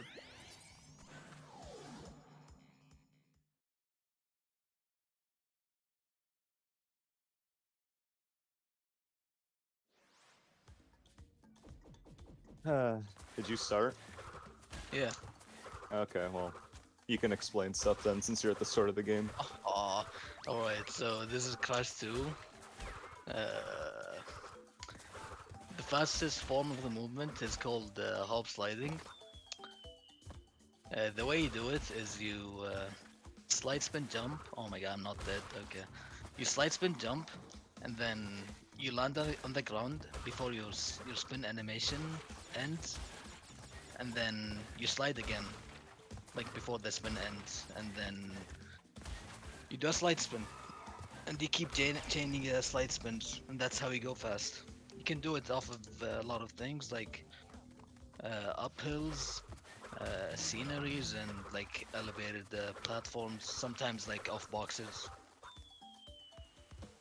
And another thing that you saw me doing is double sliding, and the way you do them is you jump, and then when you land you like input 2 slides basically. You can only do it when you land, like after a jump or like falling down, and that's pretty much it, right? That's the Yeah. game. This stuff never changes. We use this the whole game. It's I guess we Sup, stopped boys? using double sliding when we get shoes, but whatever. I got 2 flat in Tailwoods. Wait, why am I not? Why am I in Hang 8? I was supposed to one cycle Turtlewoods. I'll do that after, whatever. Oh wait, I can't. I need the blue gem. Oh right, yeah, okay. Dude, this is what happens when I don't use splits, man. All right. I told I told you use splits, but like trim the timer on OBS. No, I don't need them. I know what I'm doing. Hey, I know what I'm doing. So I'm gonna go get the blue gem now.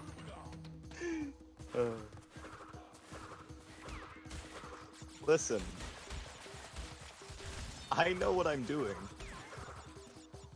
Yeah, man. I'm just letting Groovy catch up, man. Okay, like listen.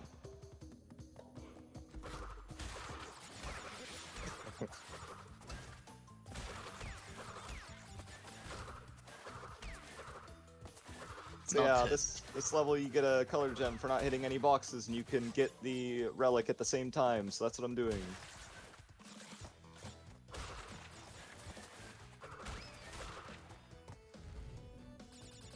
Get a relic without any time crates. How was that possible? Yeah, it's pretty hard, man. It's actually like really tight. Yeah. Okay. Yeah, we use a lot of triple mass form, just like Crash 1, because you can go through a lot of hazards while hop sliding. My eyes. Same. 47.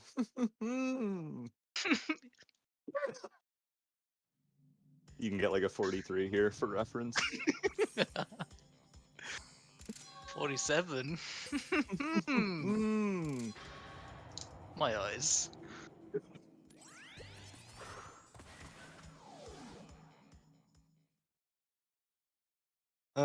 So now that I have the blue gem, I can, I showed you guys that the blue gem platform wasn't in Hang 8 yet. Now that I grabbed that, it'll be there, so I can finish the level, just so you guys know.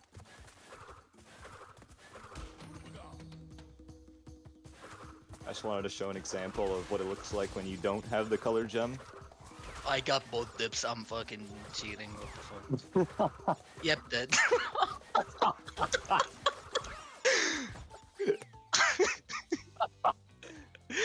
Go fucking long. I'm cheating, yep, dead.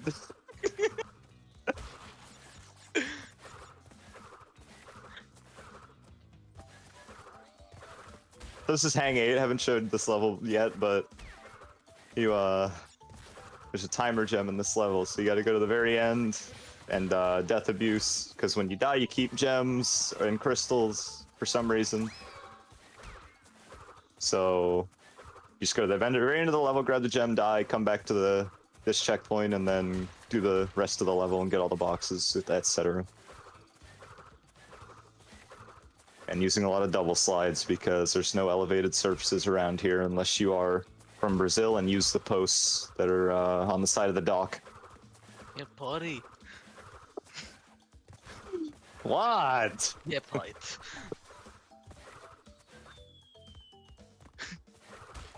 Nothing. Okay.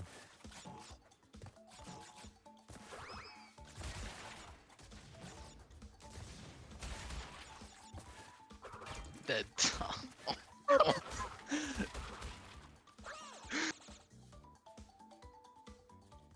Double slide under those. That Beautiful. loses like 30 seconds or something. Whoa, really? Where'd you die? What the fuck? Bits bonus. Oh.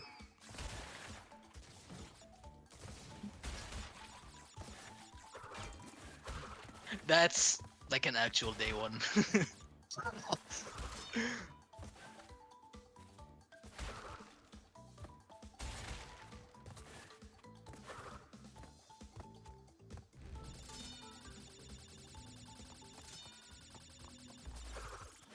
Oh yeah, this game has nitro crates, unlike Crash 1. In NST, they bounce Can I finish this ridiculously high. level? They're just can not I there. get to the next level? Hello? Please don't. Yep, my fault. Oh, this is fucking day one. This is like 2017.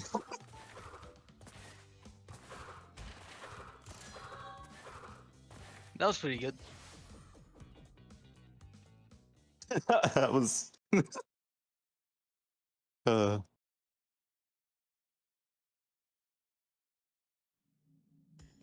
I feel like I've been in the. Oh, look at this double slide. I feel like I've been in this level for like an hour.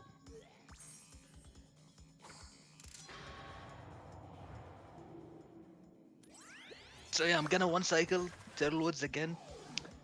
So if you want to get the blue gem, you have to break no boxes, and I'm gonna do that while getting the time trial. Please beat 47. Thanks.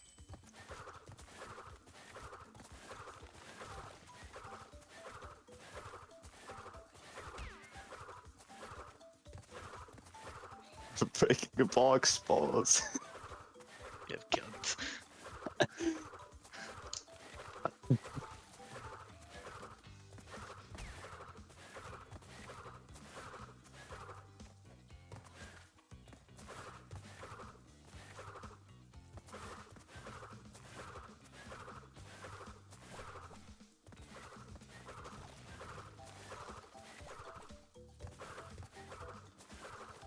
Yeah, going into Crash Dash.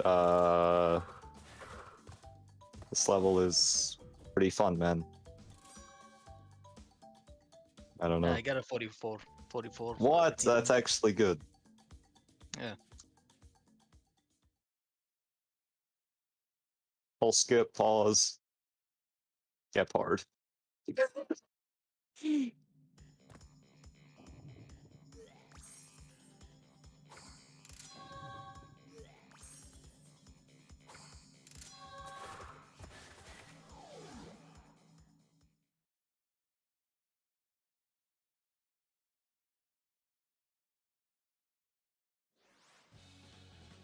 So I'm not gonna do like Potty. I'm actually gonna enter this level with the blue gem. Because you need the blue gem to get every box in this level. I just did it to show them, okay? Yeah, yeah. Yep, no slide. Fine. And Yep, this level also has a counting. timer gem. 1, 2, 3, 4, 5.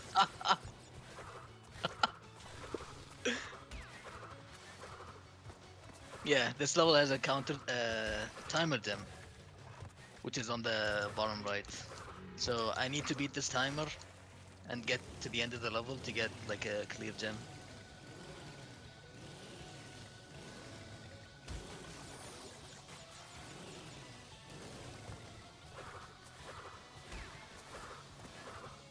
Get it, death abuse, and then get every box in the level. Not dead.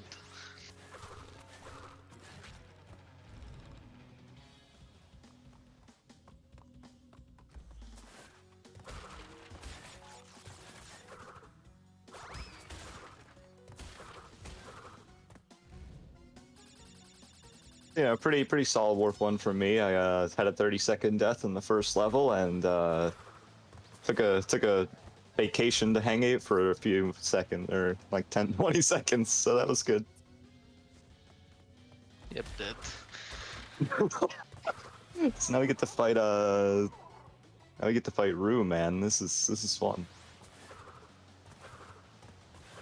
How did I not get 3 positioned there? Okay, dude. Makes sense. Okay.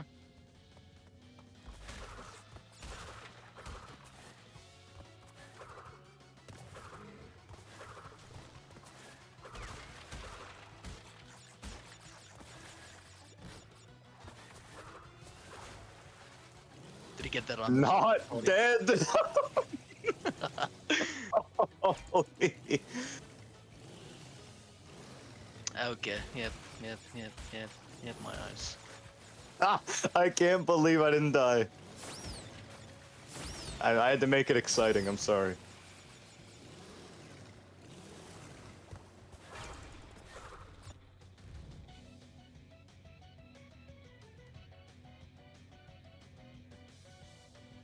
Makes sense.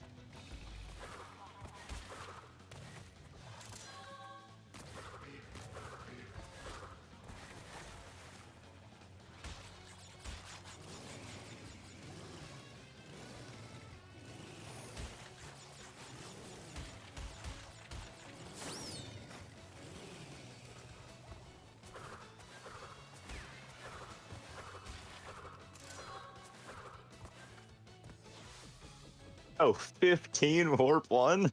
Oh. Wait, 15 what? 1x? Yeah. Pause. Yeah. Hmm, Mmm. that's crooked.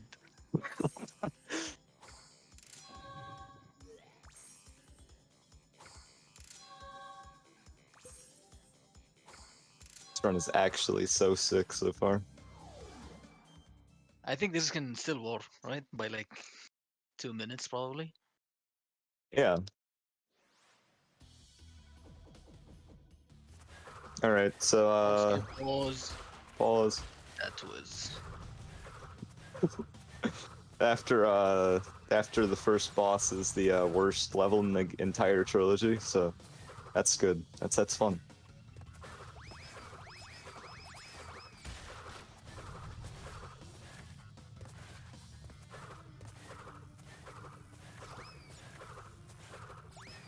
This level's just a disaster. If you've ever played it on this version, it's really bad. So that's about it.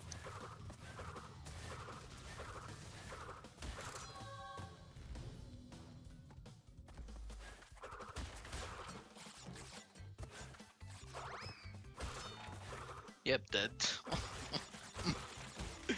How did I break that? What? Okay. I forgot how to play this game.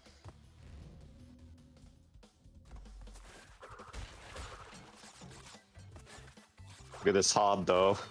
Then you chain into the double slide hob. Yep, double slide. I got one.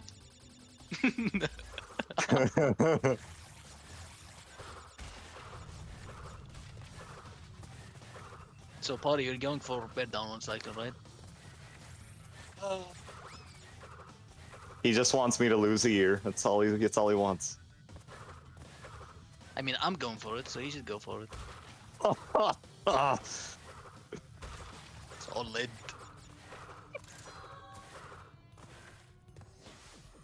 I got a hop slide off those boxes and that bonus from bonking my head on the stack. It works with like box stacks with 3 or more. It can work with 2s, but it's inconsistent as fuck and seems really random. Like never happens. Yeah, I've never gotten one of those.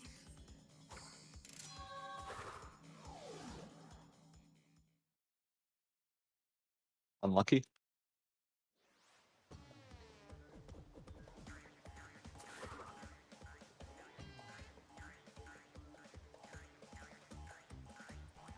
That was fine.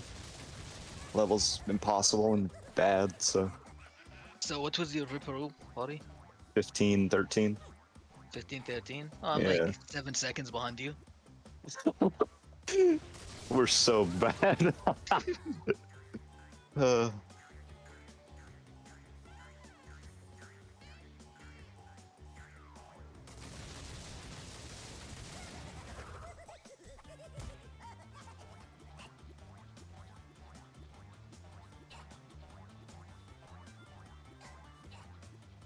Not? Okay.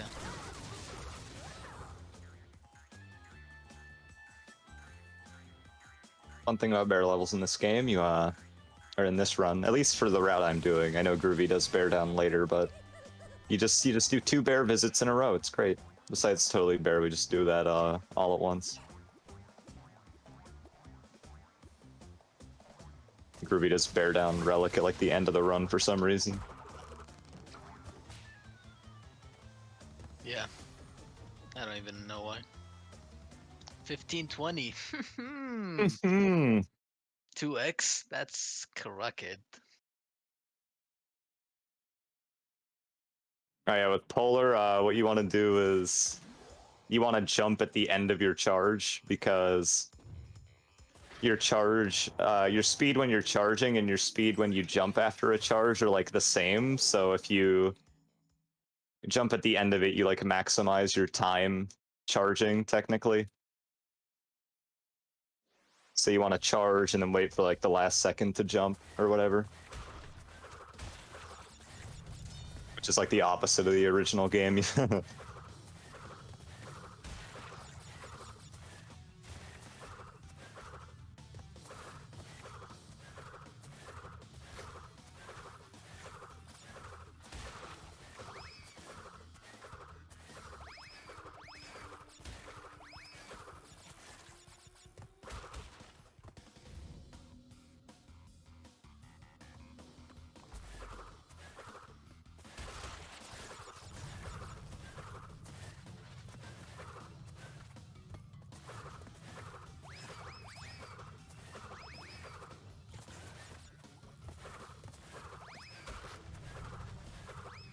Wait, did you get the bridge strat in Crash Crush? Yeah, How?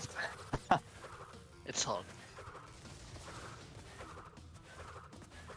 It's really hard. Yep. I just realized what you said. I love how it took me like 5 tries to break that box.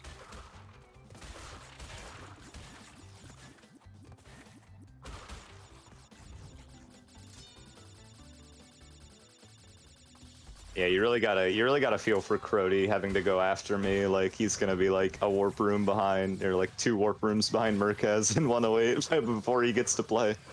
So sad.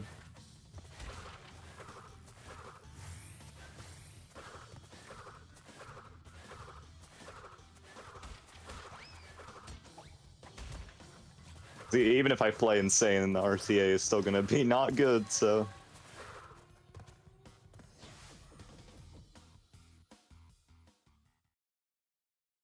Yeah, I'm definitely finishing before you. Yeah. Unless you, like, you'd have to, like, AFK or something. Yeah.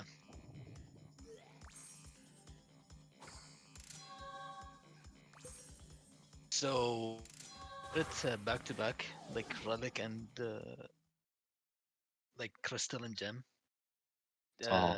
I believe it's just because of some best accuracy, because sometimes you can miss a box on the first pass and you're like, okay, I don't want to death abuse. I'll just one cycle it. So we do it back to back. Yeah. So if you miss a box, you don't skip a million split. Like that. Well,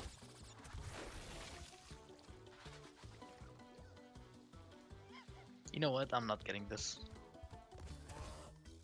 is it the life crate on the ice? Yes. Yeah, yeah, hit it. I'm not gonna bother with that.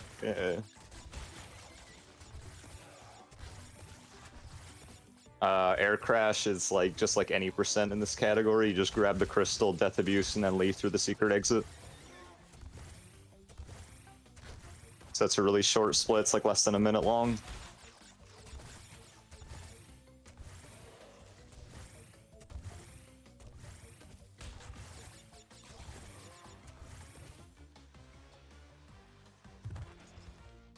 Also, I believe Air Crash is the only level that we do 3 times, right? Yeah. But yeah, the movement with the bear, you want to charge and you want to extend your charge, and then like you want to just extend it as Oh, much as you can oh. when you jump. In the OG, you want to charge and jump the frame after, but in this game, it's the opposite. You want to extend the charge. I died on the mine jump. Go long. Yeah, my positioning was bad.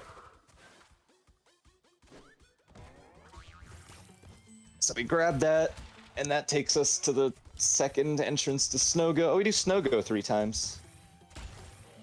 Oh yeah. Grab the red gem from Snowgo, and then go to Snowbiz, which we need the red gem to do.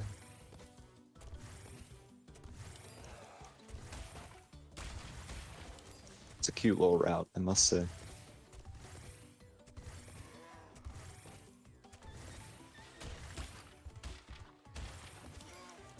This section is unplayable, by the way. Just so you know. If you're casually playing through the game, this section is impossible because NST Ice is one of the worst things ever made. Yeah. Do a glitch eye body slam to get that mask without using the switches or anything. Neutral glitch eye there. I got the crouch. Oh no. That's funny. It's foreshadowing. Yeah, once you know how to do My this split, fault. it's like, it's an auto-scroller basically.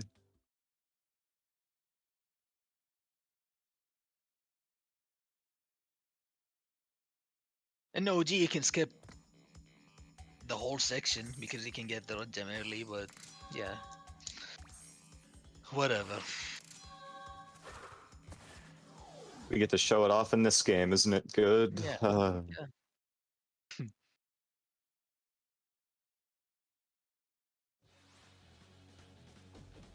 Snowgo is fine.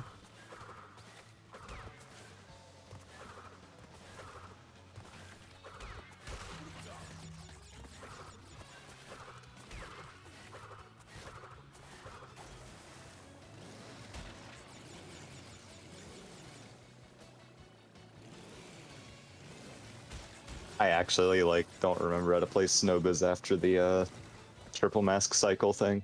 I don't know what I'm doing after that. It's all lost on me. What's that? I like the, you know, Yeah. yeah. After that part, I'm just like in the dark, basically. I don't know what to do.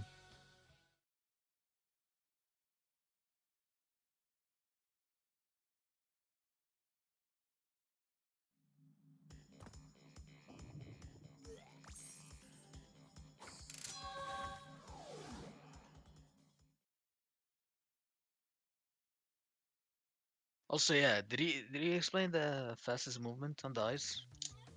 Oh, definitely not. Yeah, the fastest thing you can do on the ice is to spam slide, basically. Yeah, slide spinning is bad on ice.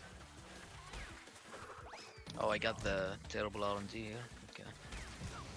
So I'm trying to keep triple mask right here until the reinforced crates and TNTs, so I can instantly break them instead of body slamming them, because that takes forever. I should get it right here. Easy. I'm not getting triple. My eyes!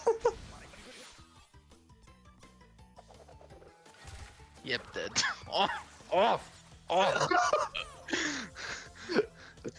That's I can avoid that. Yeah, man. Yeah, I got the worst RNG ever. Yeah, I can control that, dude. Yeah. Look at me. I'm gonna slide this guy, and he's not gonna snipe the nitro. Oh, I did something different. Yeah, man. My eyes.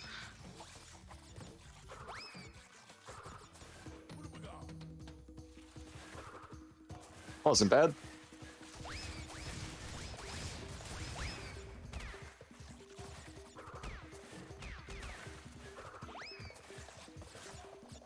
Nah.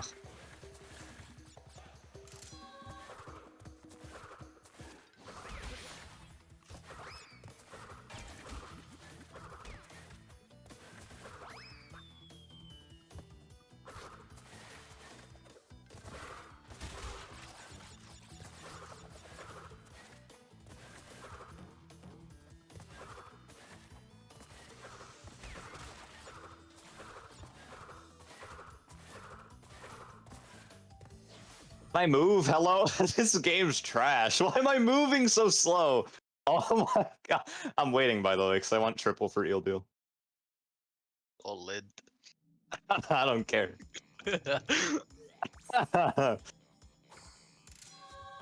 Neutral jump here to get a huge boost into the hole. For some reason, neutral jumping off ice is really fast. Yeah, but you only want to go neutral for like half a second, maybe. Yeah.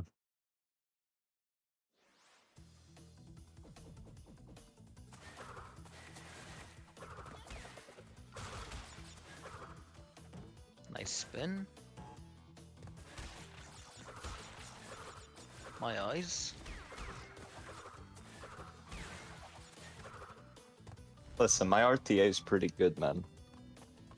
Yeah. The best thing is my 315. The RTA is like 2 hours longer than the run.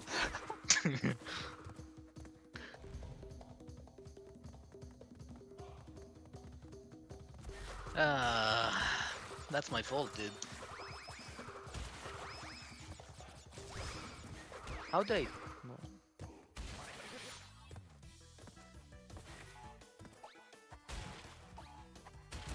So I didn't damage abuse in the Snowbiz bonus because I wanted to show this triple mask in Eel Deal because it's actually sick. I got height Potty and couldn't do like the snowball. Oh my god.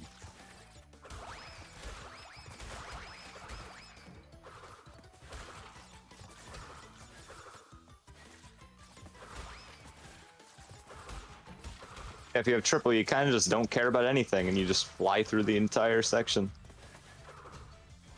I'm taking damage on purpose to death abuse after the green gem because I don't want masks. Because masks prevent you from dying.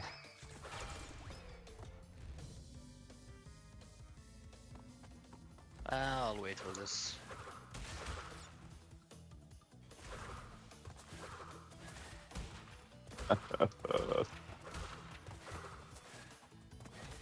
That was I OG vibes. So I'm gonna slide jump here and then spin midair preemptively. So the end of my spin hitbox activates the switch and I just glitch high off that switch. Kind of a sick strat, just saying. Kinda dope. If you do it too early, you get spin timered and die. Also gonna slide under this box to make the reinforced crate hit my head so I can get these 3 sets with 1 body slam, because Crash's body slam is so bad in this game. So you can't break all 4 in one.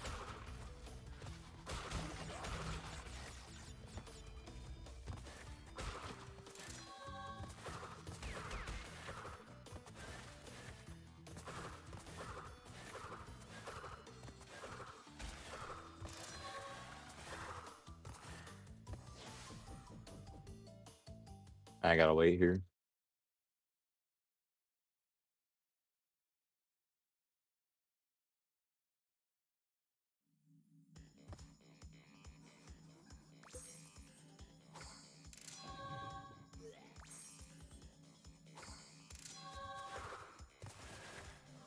Your deal was okay.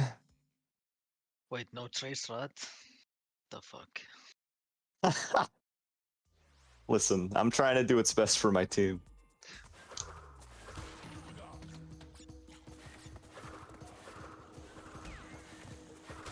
By entering hang 8 whenever I don't have the blue jump.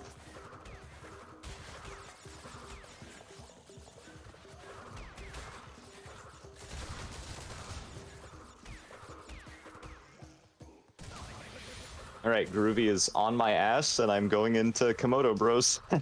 He's coming. So I gotta run by doing this auto-scroller boss fight.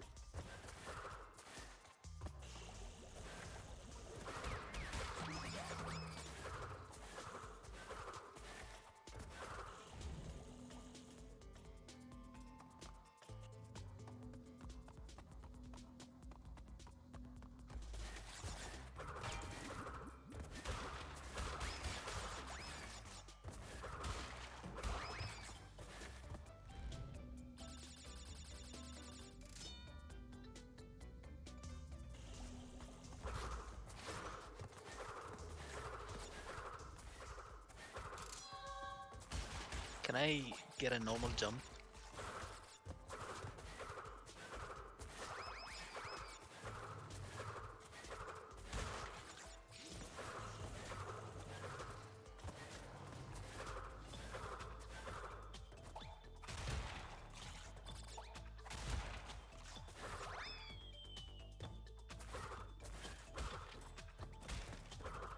That Warp 2 actually wasn't terrible. Like, compared to the Warp 1 was, was a little bit trash, but Warp 2 was okay.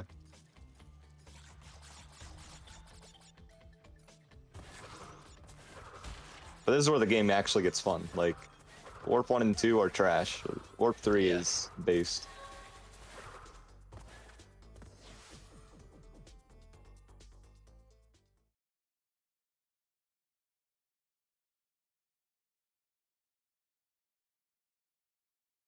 Oh, nice teabag, Potty. Thanks.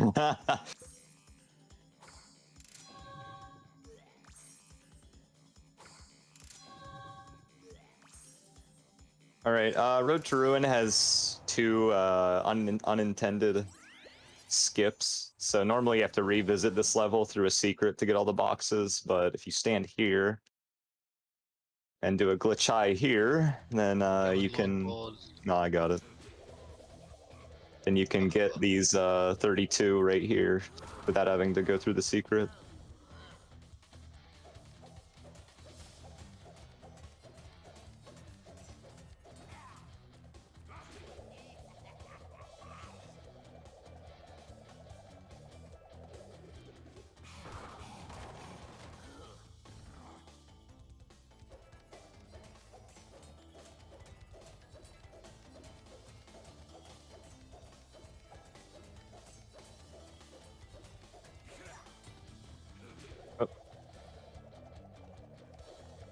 And right here, you can stand behind this statue and grab this gem, jump off his ear, get back to the normal part of the level.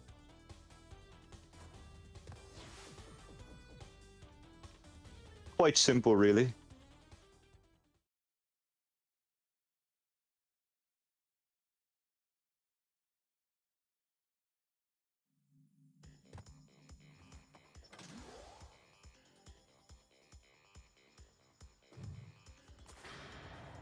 Never stand in the right spot anymore for that.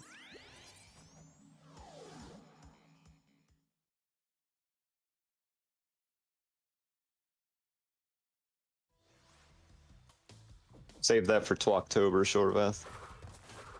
Thank you for listening. I got the jump first try as well. Difficult. Fucking hard, yeah. Good road to ruin. We take those.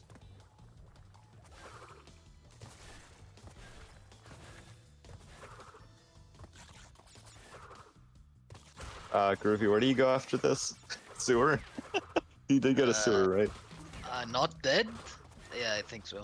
Yeah, sewer unbearable. And then you do plant food last or whatever.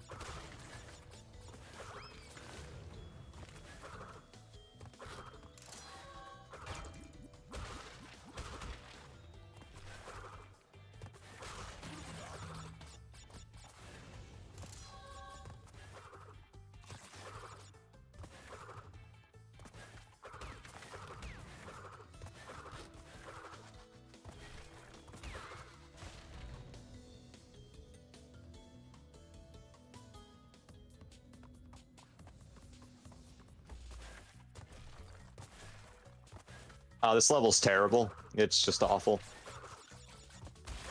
Because the water is just horribly designed. I did the glitch high in the bonus again. Really? And I didn't die, yeah. Lucky. I got zapped right before the... Oh, I'm throwing in sewer and it's making me mauled. I'm not gonna get any triple. I'm so sad.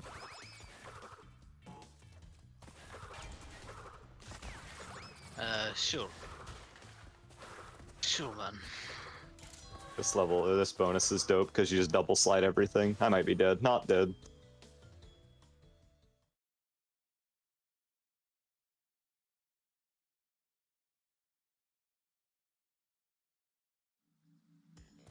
How do you do this? Okay. I got it.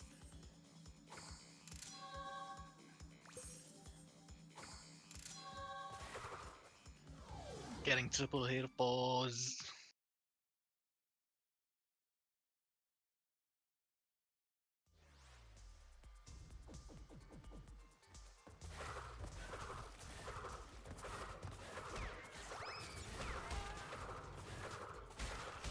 Oh my god, I'm dead. Nice height, man. So that was a level. That one's neat. Unbearable is cooler, though.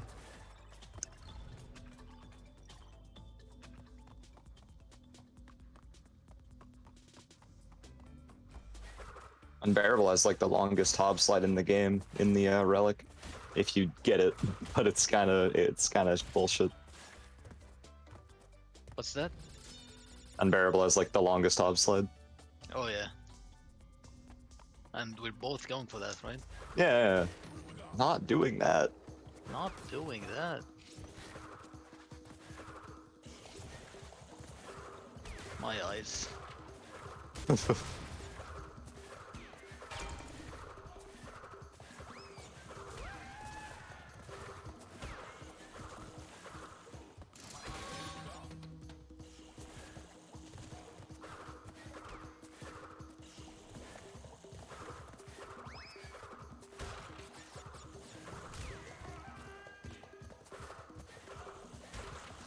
Dude. My fucking eyes. Yeah, we do some hole skips. We do a little trolling. We do some hop slides, but the real action's in the 2D section.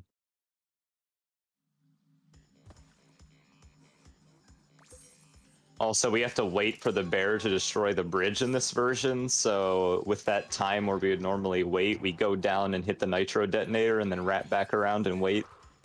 In the original game, you can just death abuse after you hit the checkpoint and the bridge breaks, but this game is bad, so you can't do that. The bridge just never opens if you death abuse before the bear breaks the bridge open. not dead. But we get triple for this section, and it just like destroys everything. It's so good. Jump off this check, get up here when we're not supposed to, break those. Do some hobs off these. It's just amazing. Damage abuse here because we don't want this triple because it doesn't save time. It actually time because the animation of the triple mask is slow. So I lost my hob there because my game lagged. Ah, yes.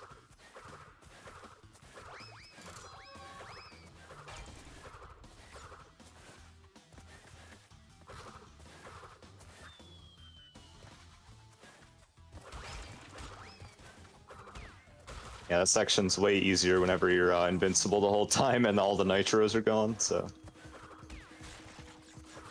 No spin, okay.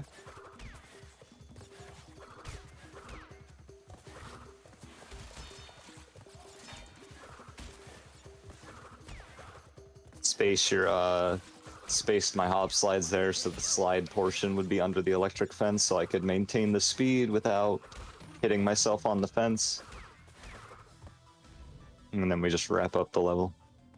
So I took a hit there in the 2D section intentionally because I don't want to get the second triple mask because it is slow.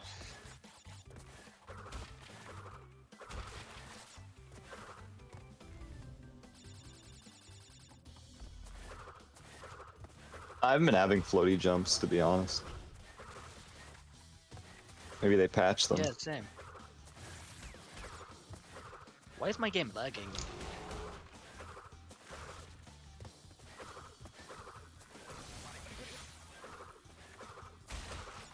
So I tried to do what Potty did, but I suck, so yeah.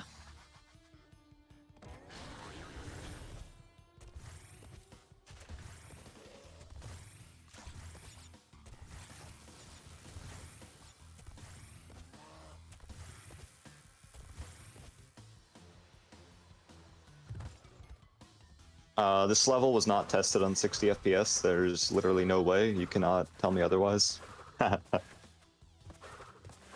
There's- Yeah. Yeah. There's a set of boxes that we would infamously miss in this level. But Groovy actually found a setup for them to make it really consistent. I could still miss it, but we did find a method eventually. But yeah, we used to lose, like, I forget how much it lost, like 30 seconds if you fail it. Yeah, yeah. Those boxes I just got were the ones. This level is also very awful for me and Groovy because we've been running the original version of this game lately, and the orcas are actually on opposite cycles in this game. So if they're on the left in OG, they're on the right. So it kind of messes with our muscle memory a bit.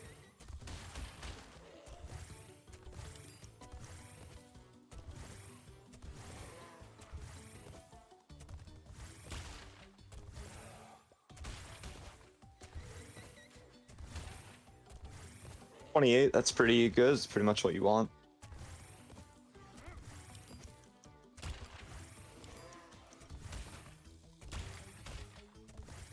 I almost died to that.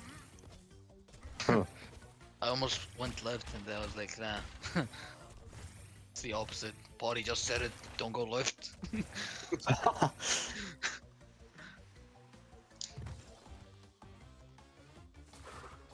I'm looking back at the playback and like us being in the same level kind of satisfying. Too bad there's not gonna fucking last. You guys ready for more bear? Because that's what you're getting. Oh yeah, I forgot we have a different route, so we're definitely not gonna be in the same thing. Oh yeah. I do both visits to bear down at the same time, but Groovy only does the first visit. Nice teabag.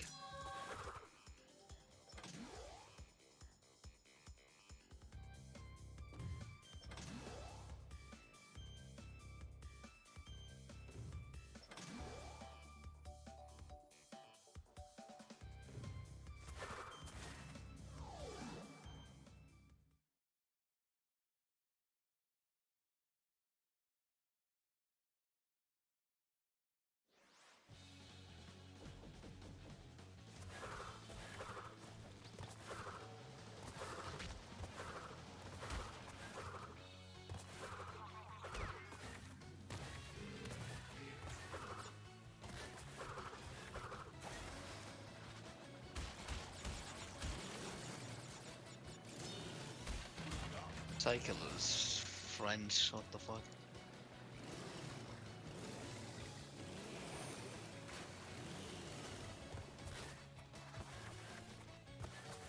What am I doing?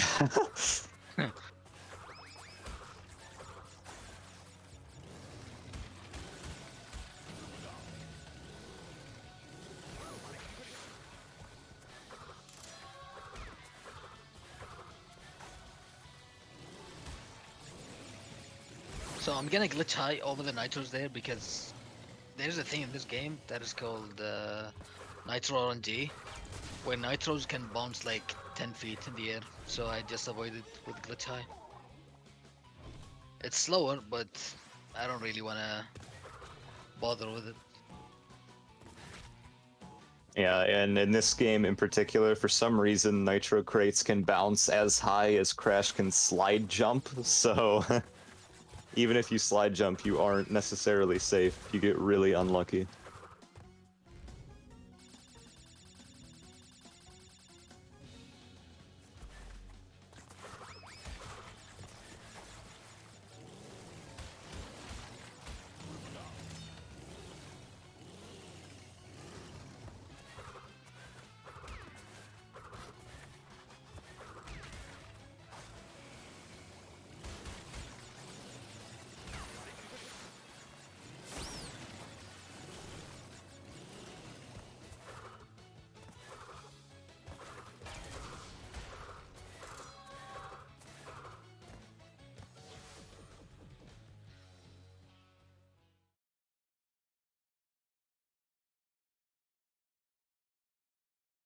You're doing one cycle, right? I may have already gotten the gem. Oh, oh. I'm just trying to help my team win, Groovy. I'm sorry.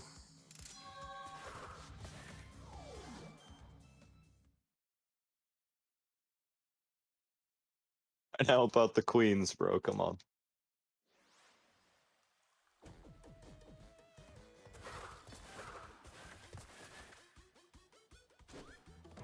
So one cycling this level saves probably like 5 seconds because of the ending.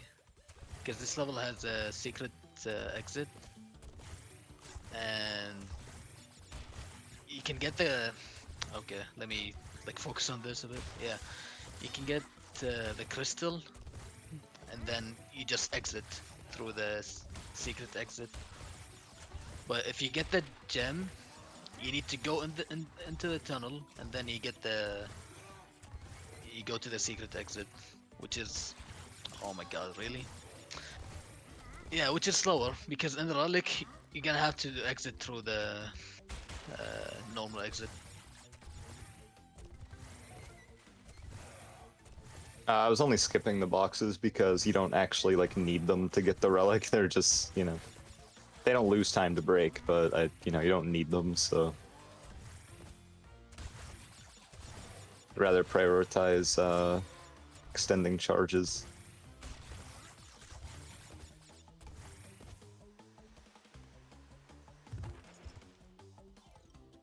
Like that. I don't need to enter the tunnel, I just exit through the secret exit.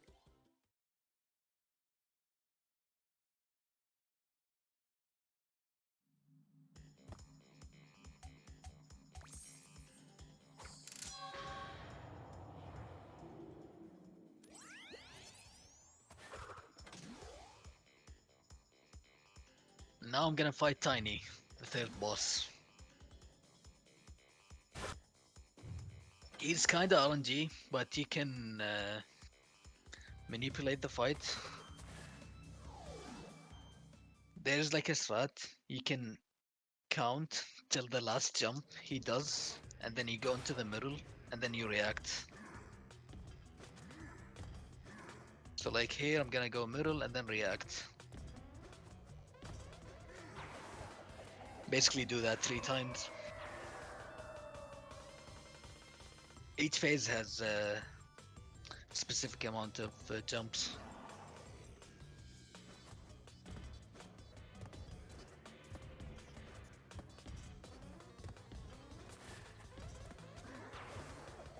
You might wonder why I didn't go to the top right one. Well, Tiny trolls you. If you jump diagonally sometimes, he just doesn't follow you. So I took the risk. Oh my god, he gave me a diagonal. Okay, he followed me, okay. So yeah, I did that just to avoid him trolling me.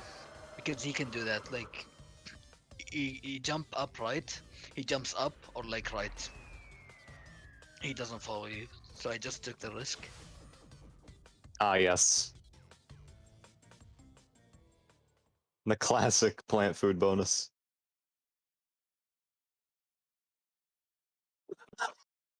Dude, Okay, one. I overshot the platform. Day one. Actually, day one. I think I got the one down there. I'm gonna check regardless. Yeah, dying in that bonus, you gotta like check on the TNTs and make sure they're blown up because when you die and respawn, they aren't exploded unless they exploded before you touch the bonus. Do a strat here where we snipe this box and then immediately go on the jet board, and this guy bites us and we bounce up to these boxes. Can't do that in the original for some reason. Come on, man. Yeah, heights. I want that.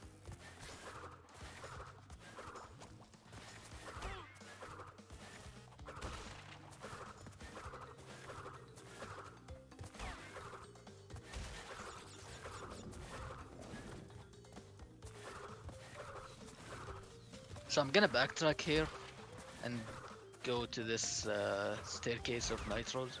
Oh my god, what is this cycle? Okay.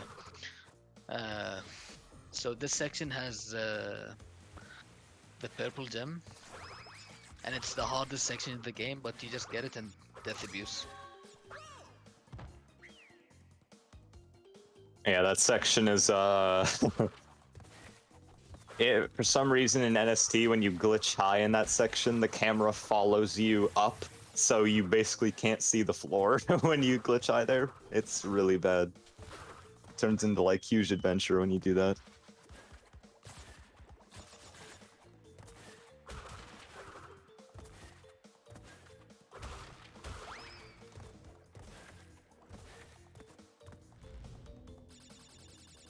But yeah, this level has probably the hardest hop slides in the game. They're really precise. The beehives ones. Only if it's on the dirt. Oh, okay. I guess. Yeah. Thanks, game. That can happen sometimes, which is whatever. But yeah, on the dirt should be like way easier on like a normal ground. Because for some reason you need to aim like in a specific like spot to get it.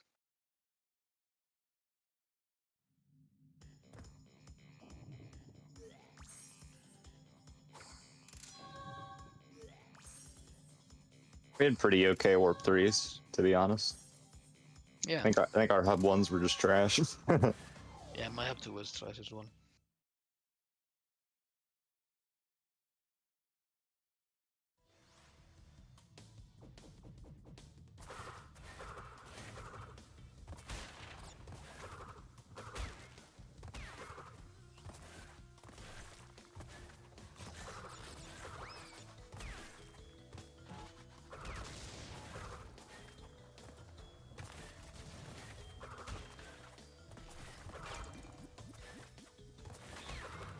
So this level has another gem route, the green gem route, but I'm not gonna get the gem there because I'm gonna get it with the relic. So I'll just do the boxes and then dip. I need to remember to do that. I still haven't done that in a run yet since I started playing this again.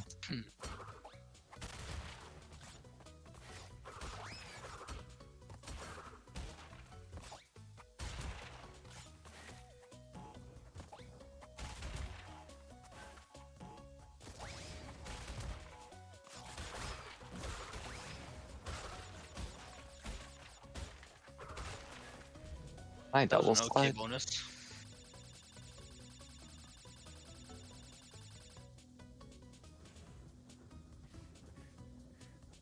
Oh, it wasn't like yesterday's bonus, so that's good. Oh yeah.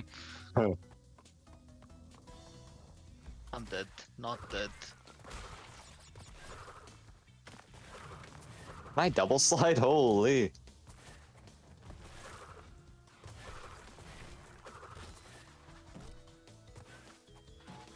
So I want to get 2 masks out of this level for the next level.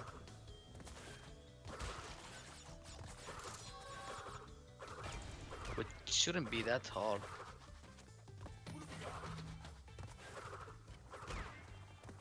Okay, we're good.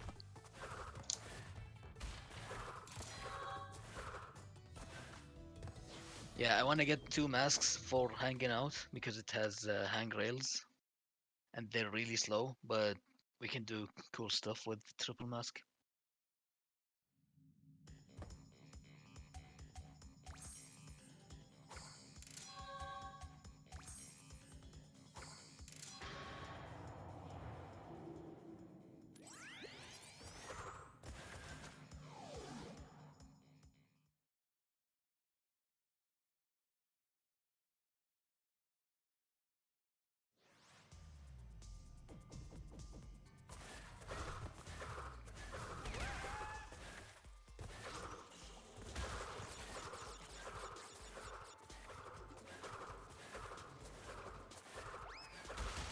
Oh my.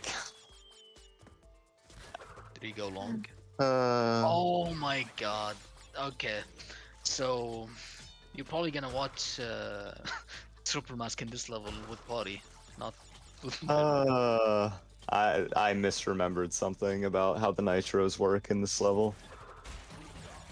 I Wait, have what? to do all of behaving again. What did he do? I forgot you're supposed to break the 2 at the end of the. There's like the section with all the nitros and bees. Oh yeah. I forgot you had to break the 2 question marks. So That if I had hurts. triple mask, I would have I know, Crody.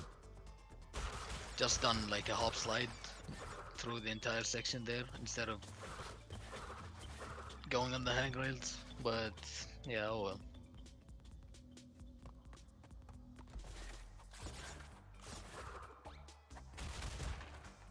Get my eyes.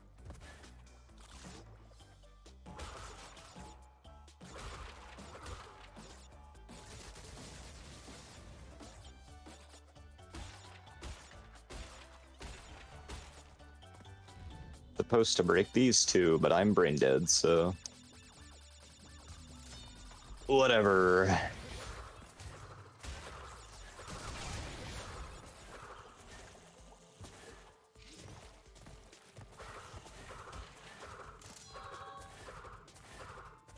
Get the crystal, or like the gem rather, and then death abuse, go to the secret exit. I don't trust this.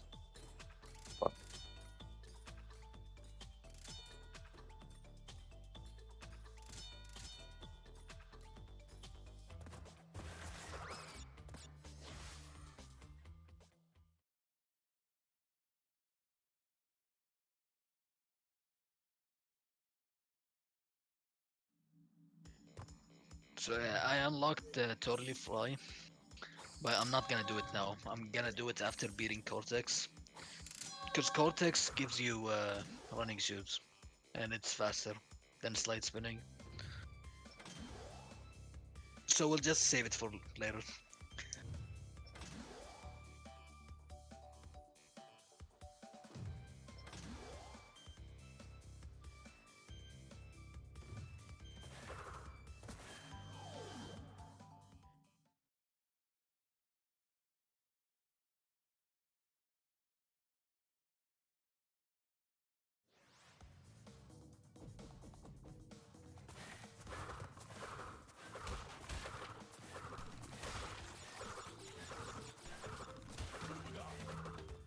Oi.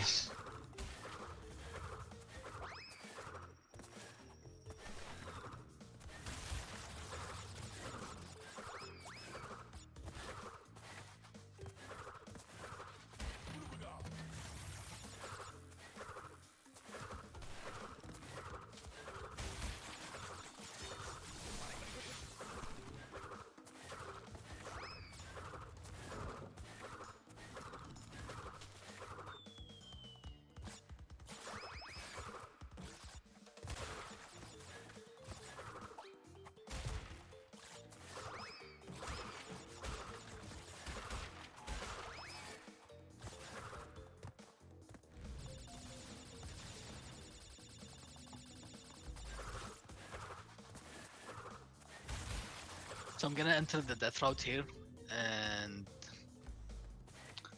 break the 2 boxes and then exit and enter from the backside. Oh, okay.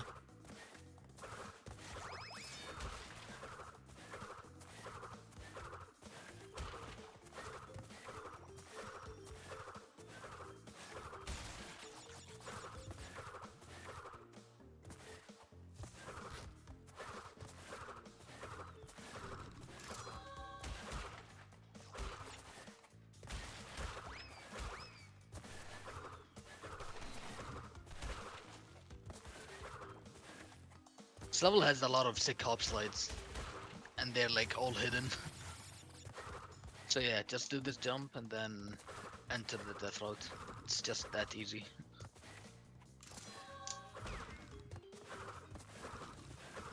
Gonna break those 3, the checkpoint, and then exit.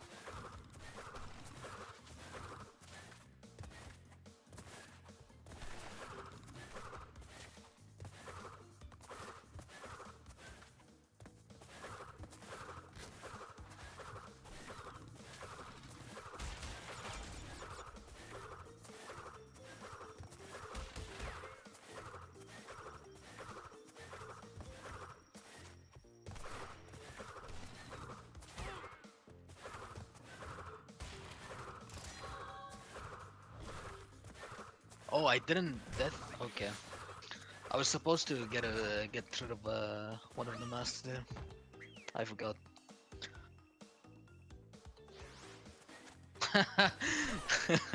Okay. What the fuck? Dude, can I play? Like, hello? Are the plants just sniping you Yeah. a million times? Yeah, okay.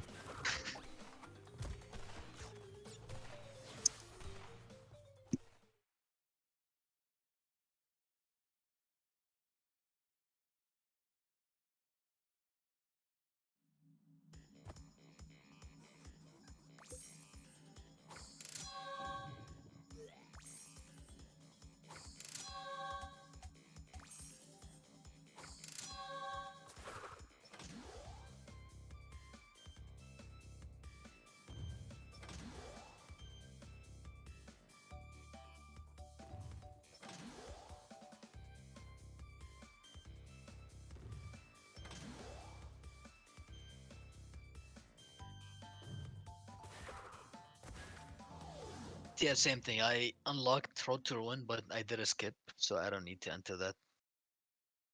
Just go back to Op 4. Yeah, you still need the secret to get max percent though. Yeah, So. you need the secret though.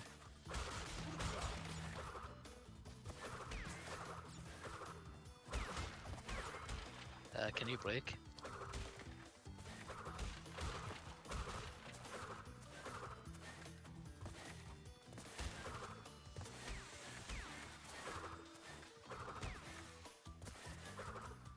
This level is probably the worst level casually in this game. Because it's so confusing. I'll tell you why when I enter the death route.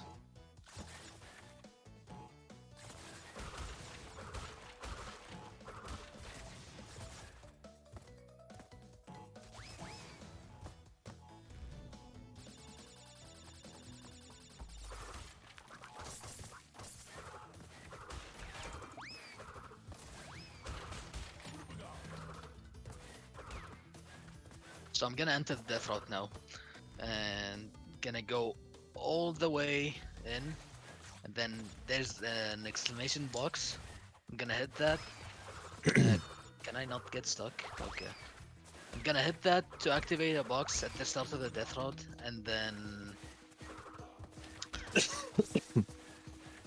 yeah, break it and then finish the level. But in 100%, you do that, and then you go back, you break the box, you break the checkpoint, like you exit the death route, and then you break the checkpoint, and then you go back into the death route, you get the gem, and then you death abuse. It's so bad casually.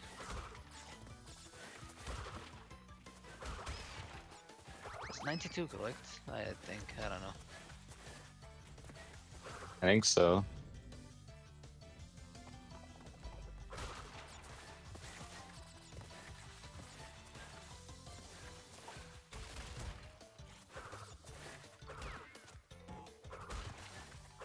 Okay.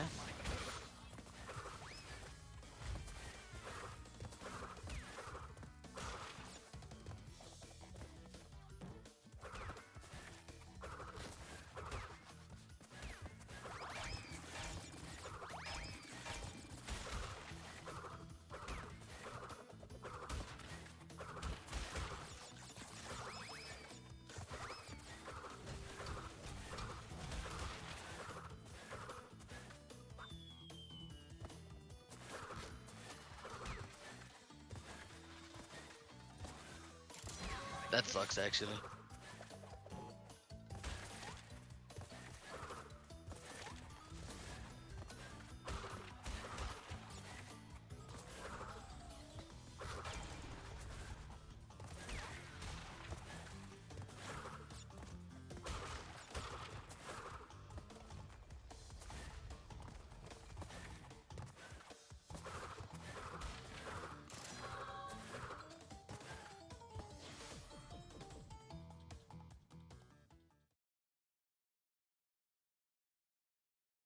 Yeah, now I'm done with all 4. Gonna fight engine. But I don't have any masks, so it's gonna suck. Because it's faster to do a damage abuse on phase 3, but I'm not gonna be able to do it.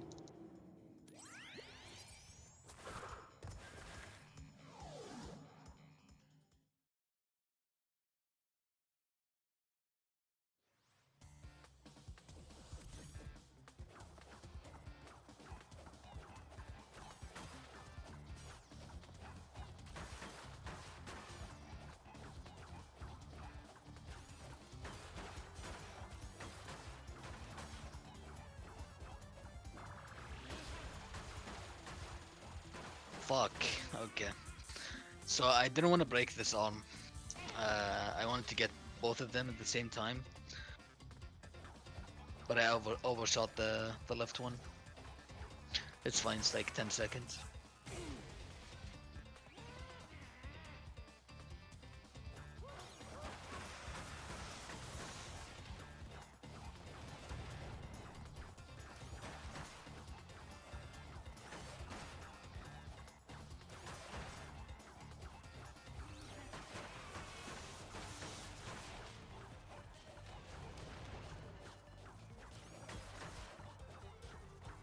Really good shoulder so far.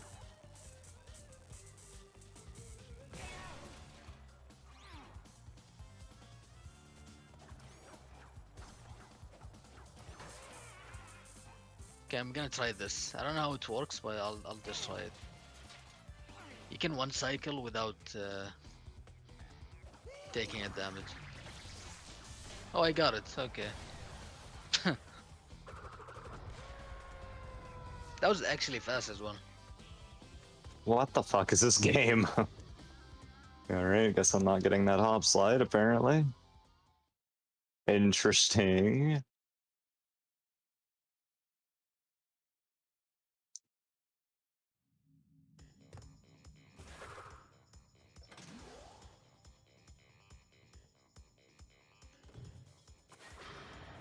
So Warp 5's route is very flexible. All you want to do is you want to get 2 masks and then enter piston it away. That's your main goal, entering Warp 5. And that's what I'm gonna try to do now. Nice height. I'm dead. I fucking knew it.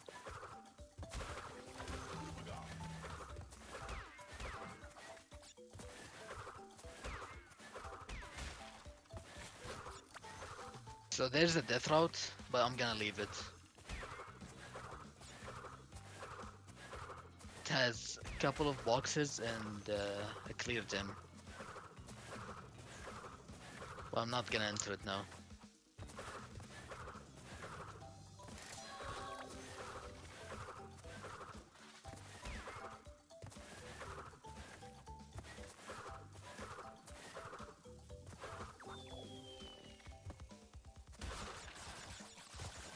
Oh my god.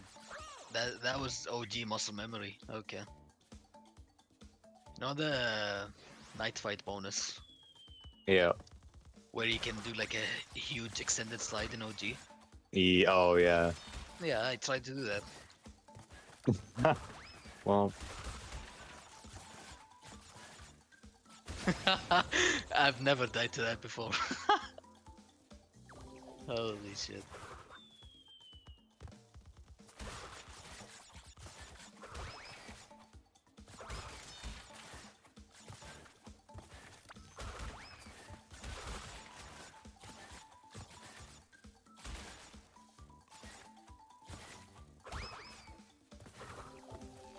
Alright, so I'm not gonna have triple masks.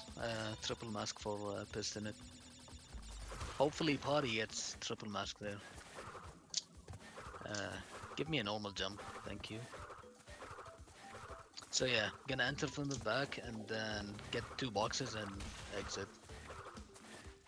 There's only 2 boxes in this area.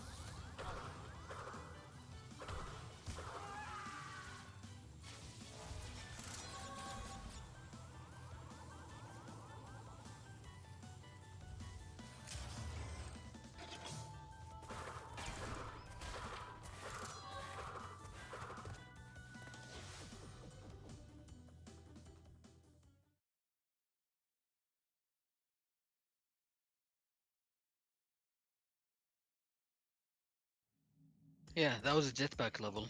And it's, I don't know. It's something.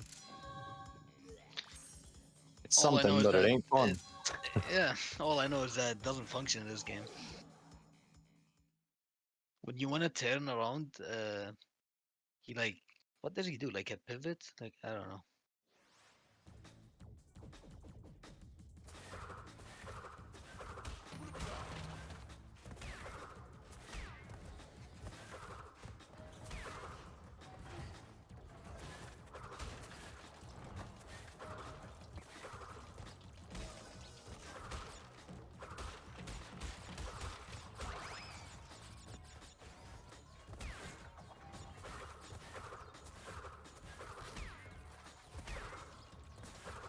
I don't know the cycle without triple mask, so I'll just go slow to go fast. Hmm.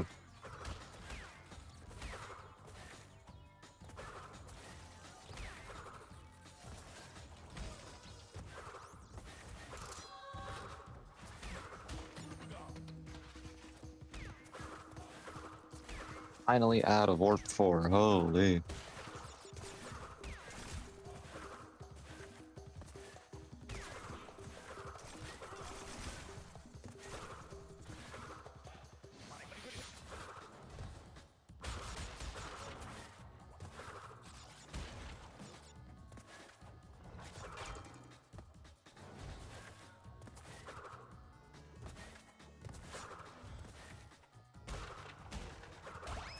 Missed the cycle because of that.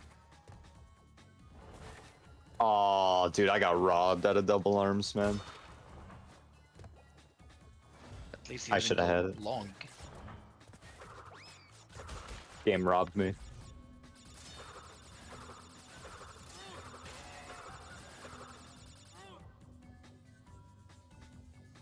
So now we backtrack to the death route.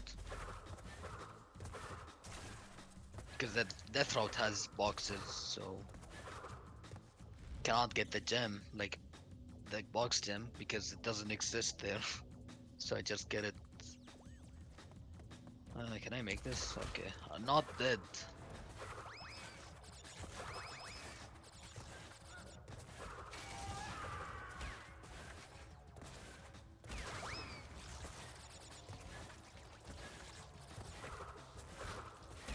Ah, I could have saved it. That's actually really bad. Oh, nice spin.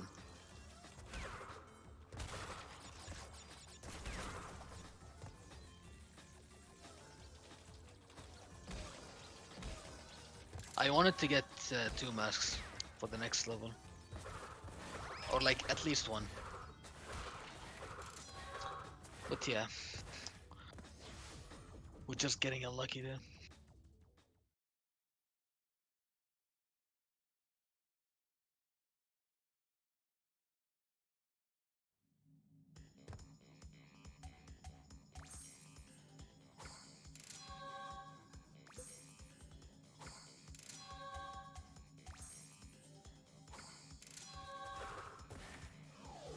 No 68 Pogo, I know, right? You can get 68 boxes out of 69, even though you do the same thing. It's because of Nitro RNG. Because we leave a box that is next to a Nitro after the checkpoint. And sometimes you get a horrible Nitro RNG, and the Nitro won't get the box there. Which kills your run, basically.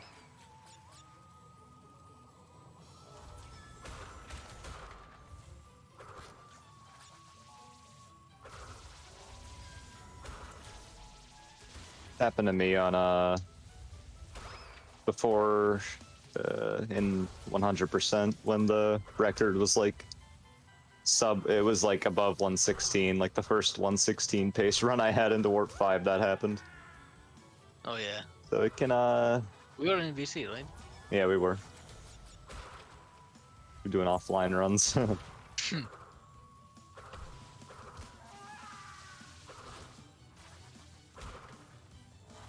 Haha, this wire predicts not fucking dead. Okay.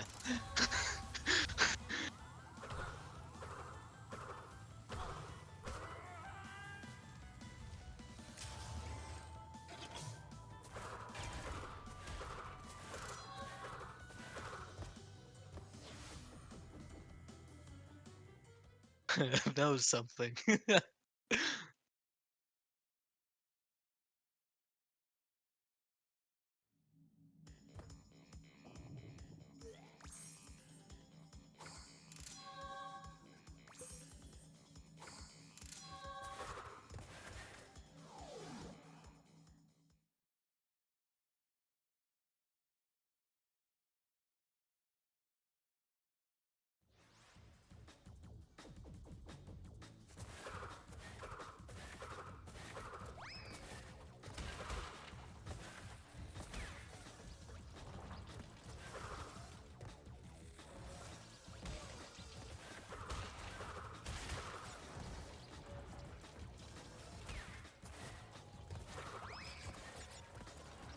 All right, well, I get to show Piston it with triple mask because I went into engine with 2 masks, so just went to night fight. Now I can do Piston.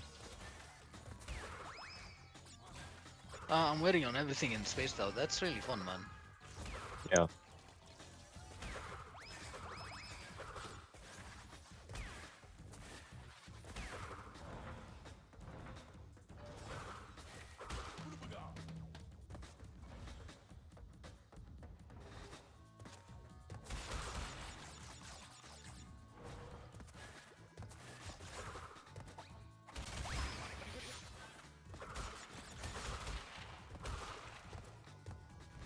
See if I can get a good piston here. Sliding this enemy, pause. Yeah, pause.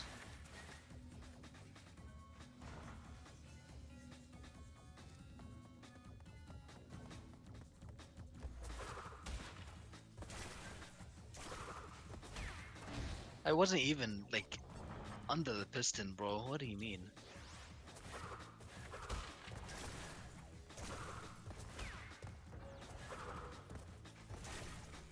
Good.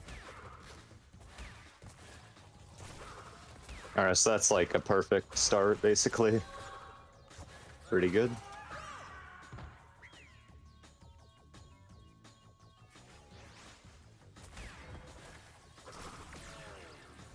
Alright, I guess we're just snowballing there. Okay.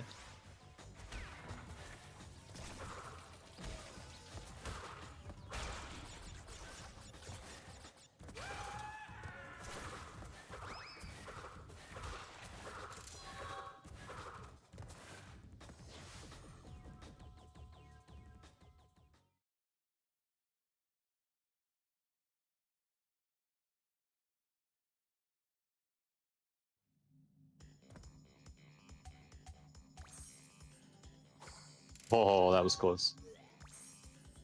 So I don't want to enter the boss fight like early. I'll just wait a bit and then enter the portal here. Because if you do it early, you soft lock. You cannot enter the boss fight. Like you build an invisible wall.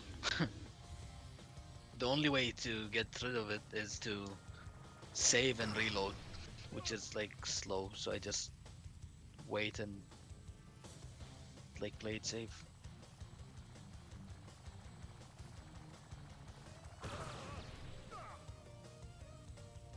Ah, shit.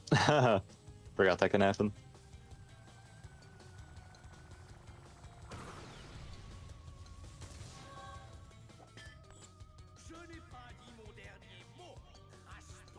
Yeah, French.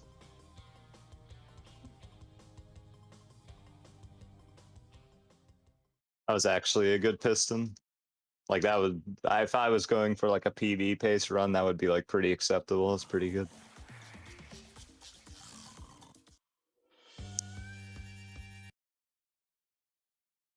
Yeah, we're done with Cortex, and now we're gonna do relics.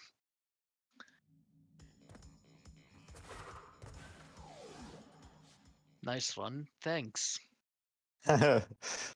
Thanks, smile. TY. Guess I'll go to pack attack next. Why not? Are you fucking okay? I'll just wait a full cycle here. My game lagged a lot, like here. I don't know what happened. Win when it lags. Fucking show.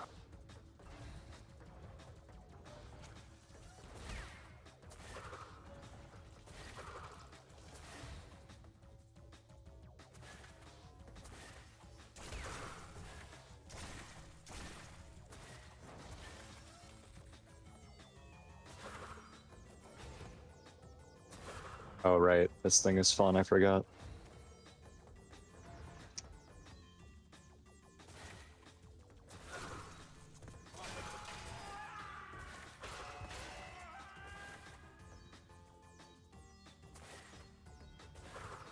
So I don't know why you cannot finish the level through that exit. I don't know, but yeah, you just can't. You have to. Oh, nice. I got a glitch cycle here.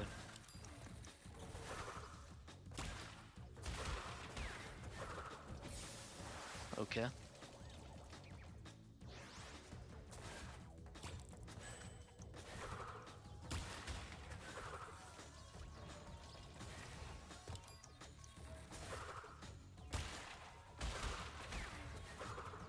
Dude, I swear I had like a lot of momentum for some reason.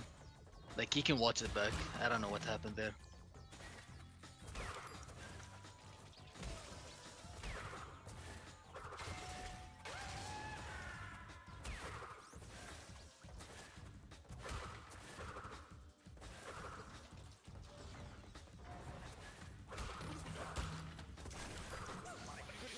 intentional damage abuse to manipulate the cycle.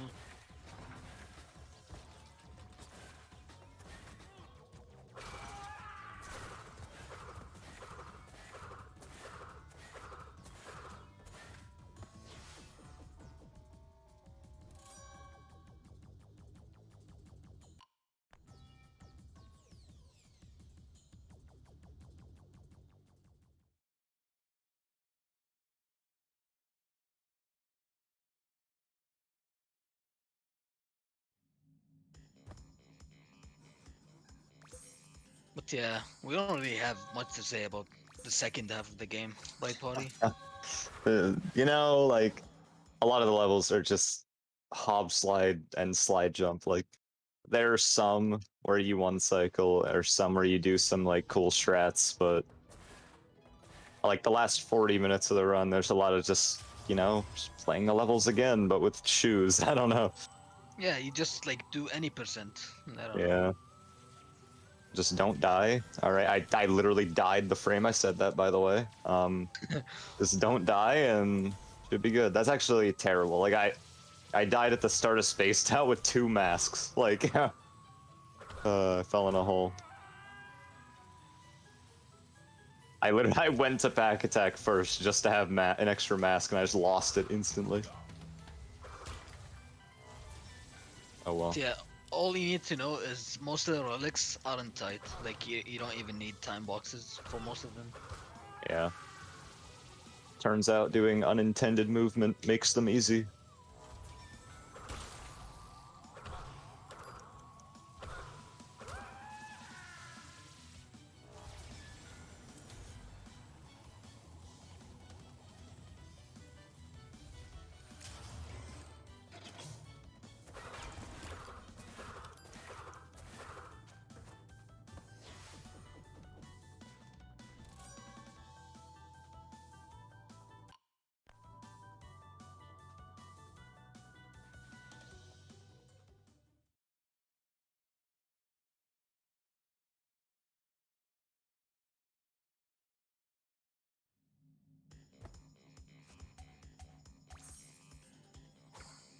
So when I did night fight on the normal pass, like the gem and crystal, I went to the right path.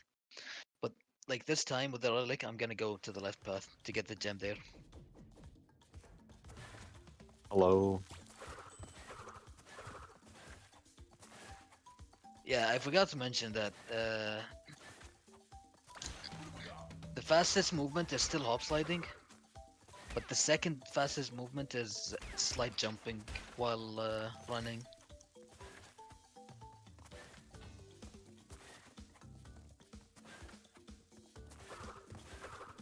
So basically, when I'm not hop sliding, I just slide jump.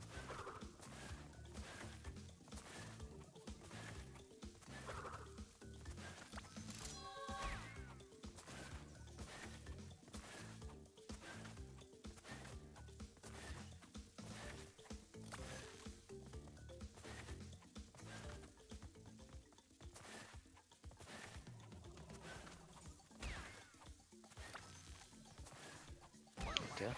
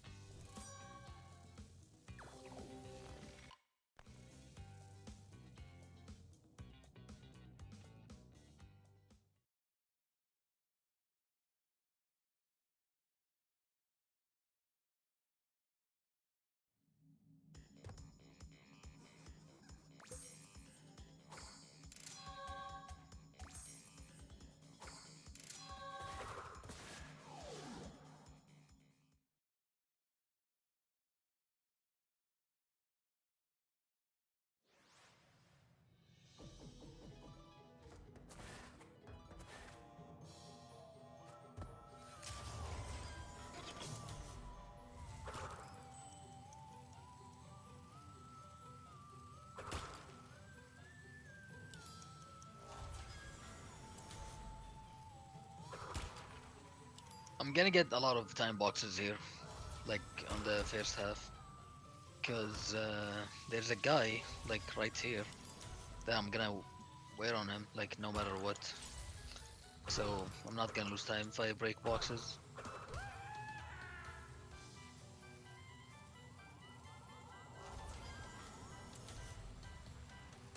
Dude, what? Okay. I died to the second guy, Potty. What? Yeah.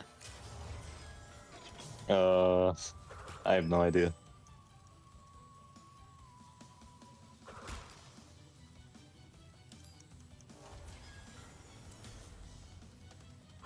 Well, let's try it again, I guess. Cycle's gonna be different now, so I don't know.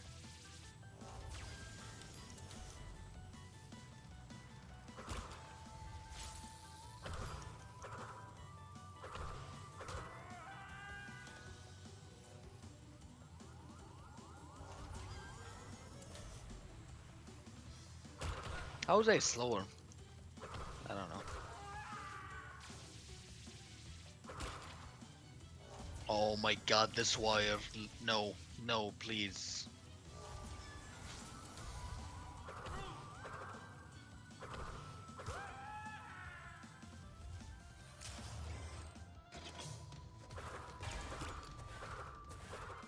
Wait, what the fuck? Those okay?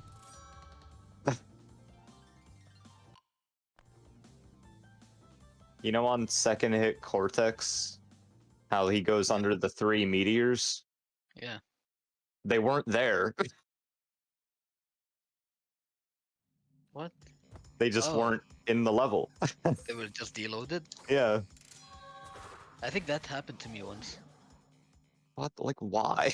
This game sucks.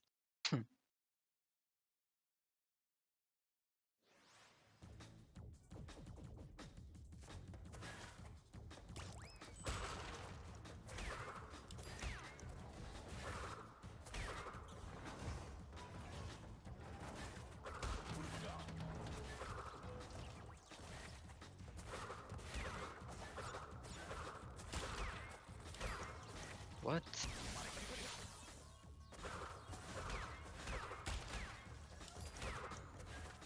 Uh, what am I doing? Yep, dead.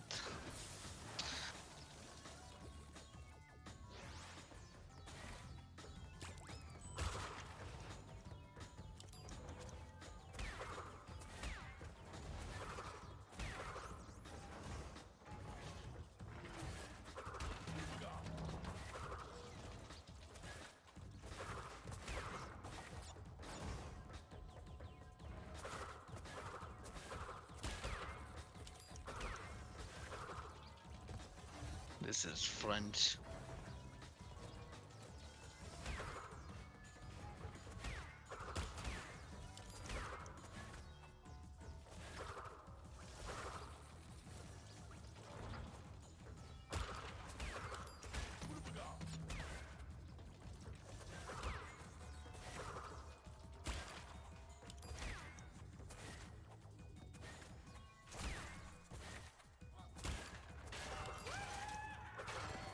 Okay.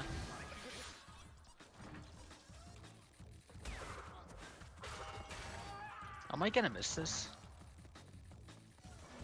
123? Nah, I should be it.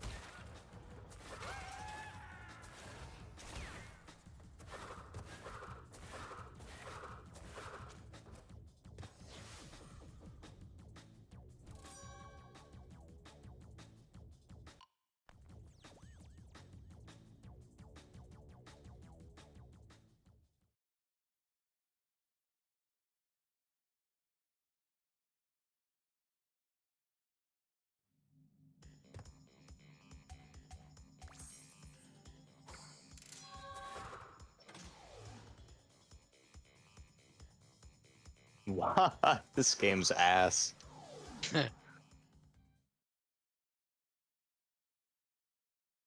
I swear. Oh my god.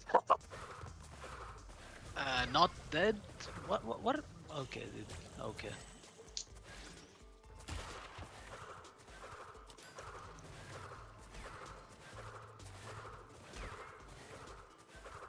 bro. That was such a delayed spin.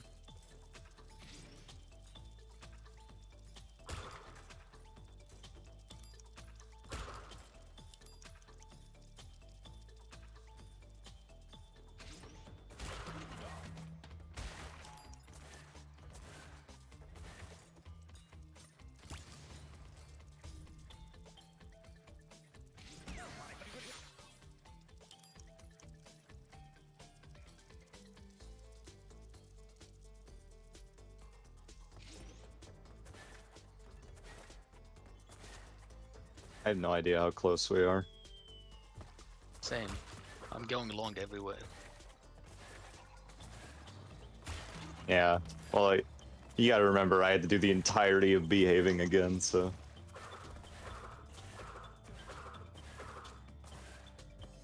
Yeah. Who knows?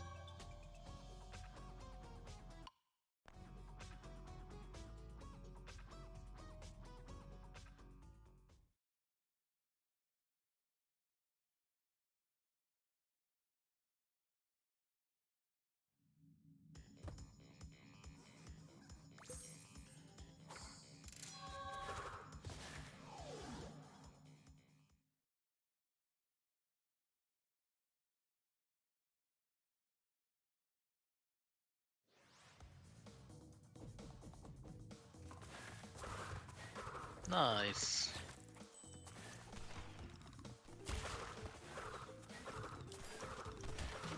Potty, don't you love the flat spin at the start of digging it? Oh yeah, you gotta love that.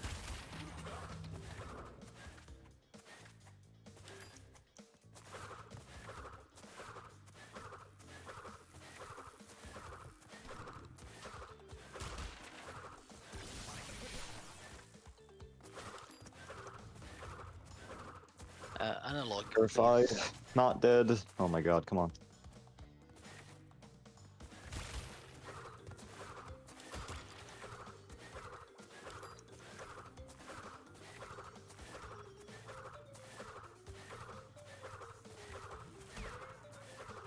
I hate jetpack. Relics are so annoying.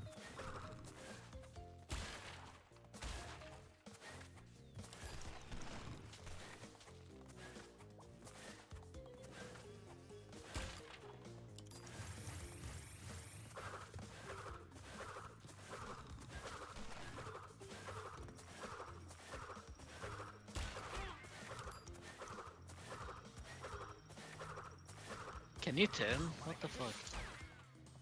Okay, my eyes.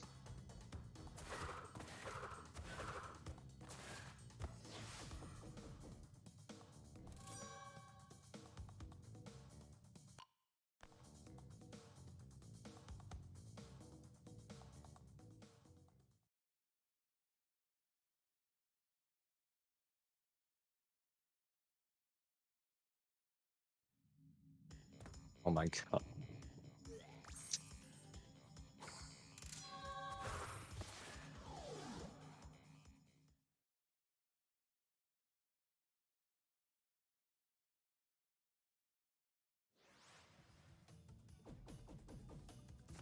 How am I writing this?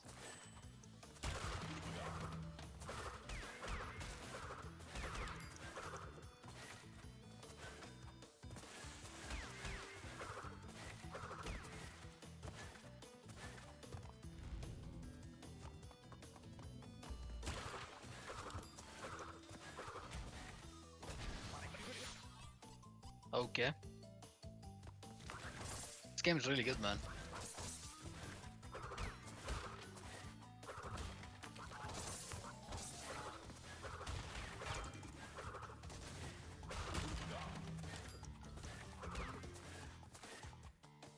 So yeah, I'm gonna enter the death route again because there's a secret gem or like a clear gem. I don't know.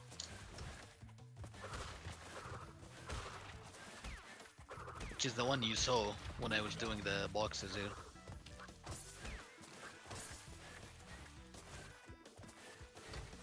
It's actually fast. The death route is faster in this level. Even 90%. Yeah, the normal route's really long and annoying. This one's short and annoying. Not dead. I just landed on nothing.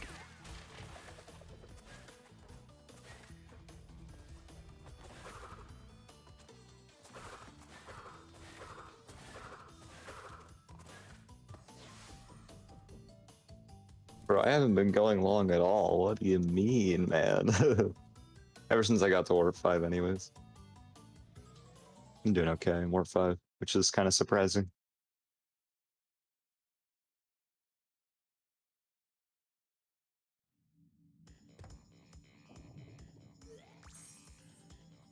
Same thing with Ruination Relic. I skipped the green gem path. Well, I'm gonna take it with the relic now. I'll get the gem with the relic.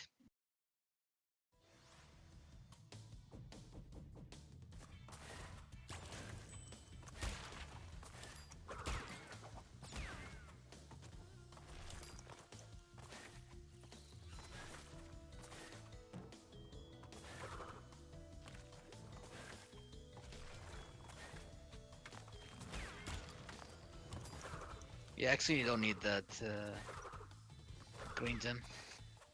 You can do it with the glitch high jump. No. uh,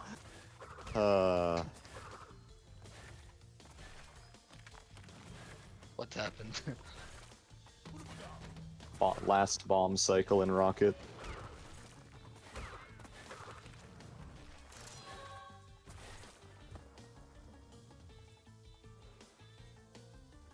You died to that?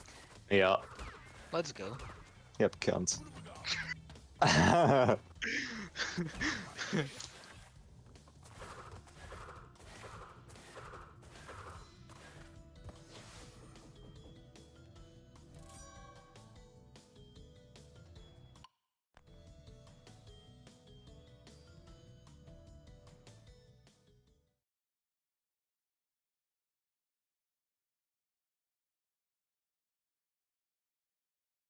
A music discovery, though. Is it good? No. Of course, Uh, not good. uh,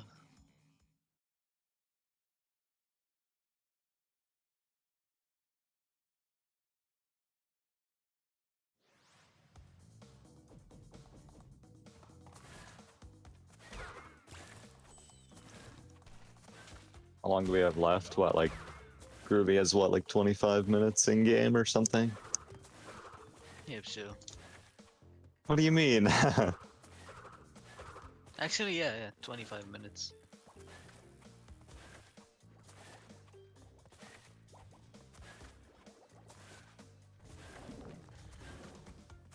You're unmuted, by the way, Logic.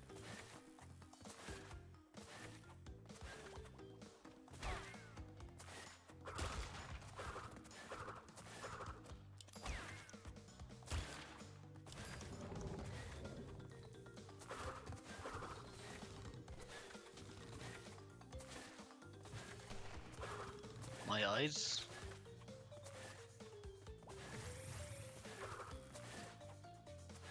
Day one.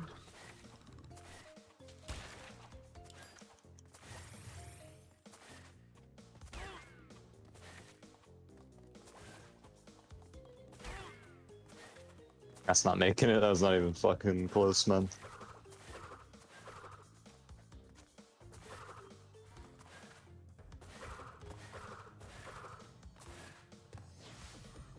I want that.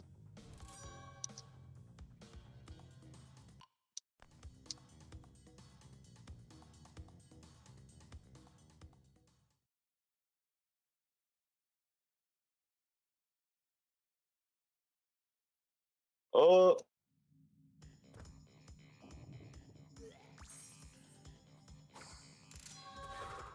My eyes. No. Okay, it's fine. Alright, time for third hole skip. Pause. Pause. Let's see if I can get it.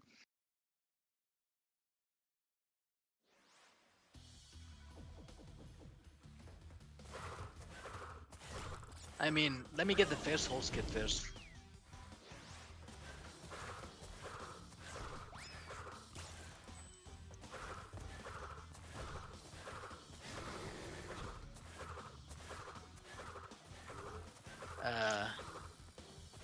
Okay. This game is something. Yep, dead. Okay, I'll do it one more time.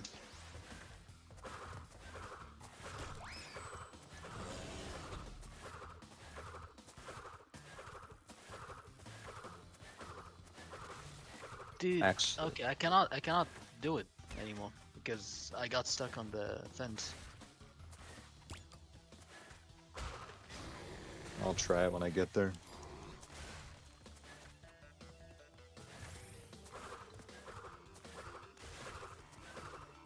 Okay. This game is really good, man. Not dead. My fucking eyes.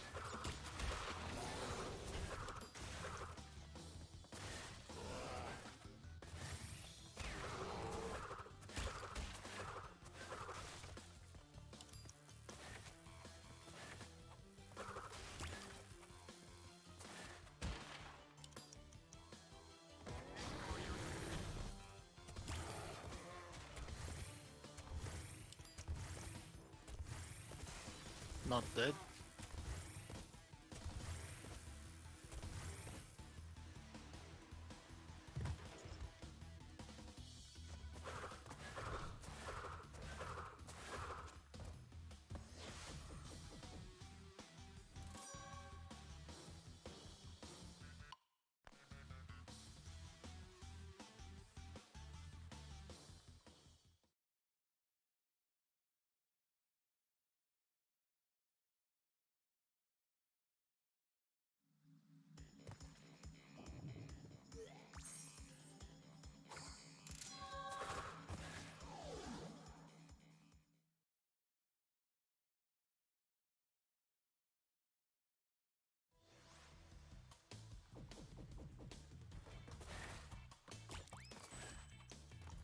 Why am I using analog here?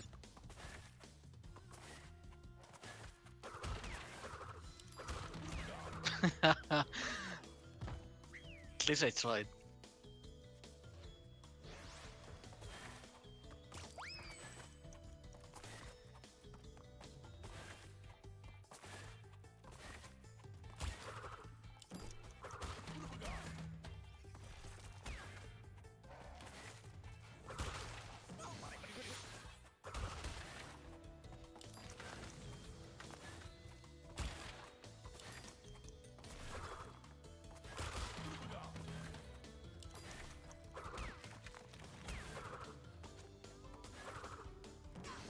I'm dead here, not dead.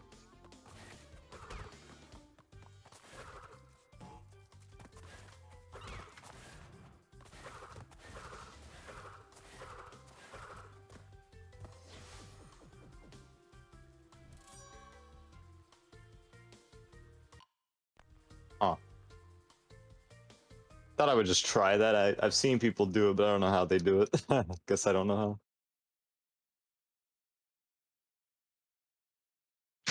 Is that a whole skip? Yeah, apparently. Okay. I've seen people do it, but I'm not sure how you're supposed to actually set it up.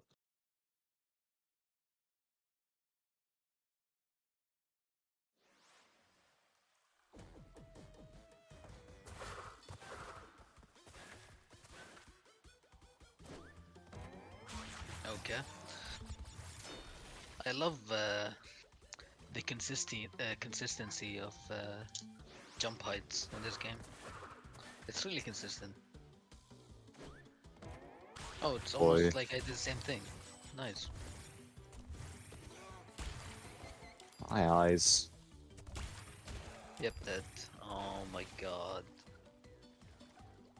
I should have probably done the same. Potty. Oh, not one cycled? Yeah. Oh, but you're a pussy though. Oh. Can't be having that.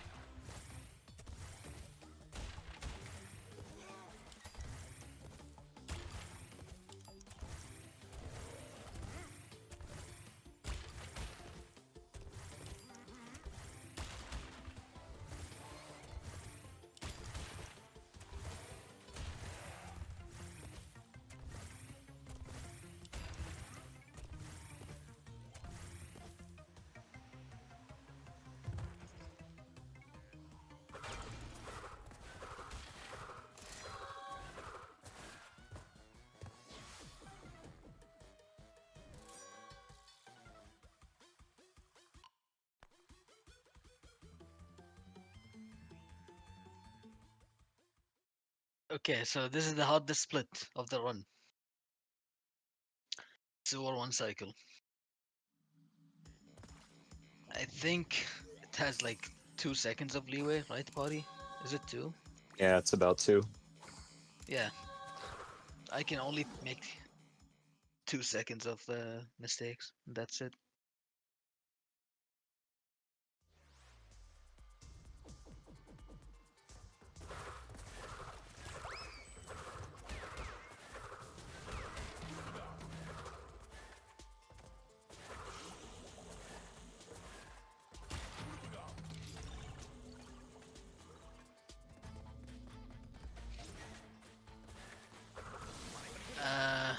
I'll keep trying.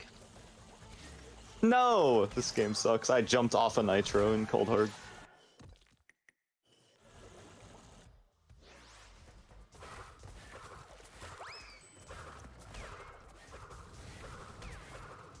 So yeah, I got the gem. And okay. Yeah. I was gonna fail it, so I just retried. I'm not gonna go into the jump path though, this time.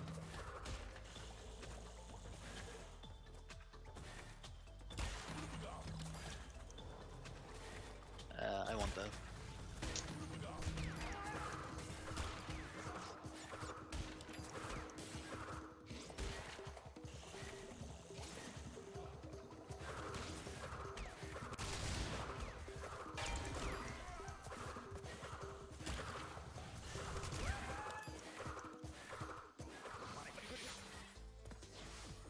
It's not worth it, no.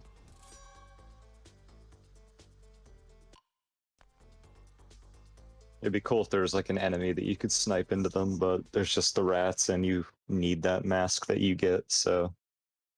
If you had an extra mask, you could like run into a rat and like snipe those boxes, but you actually need the mask, so it sucks that you can't.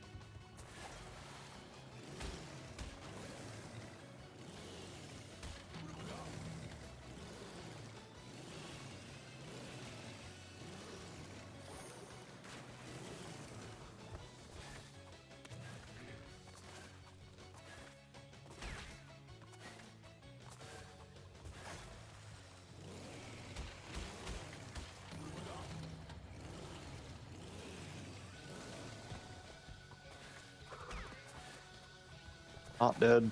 Oh my god, how am I alive? Oh.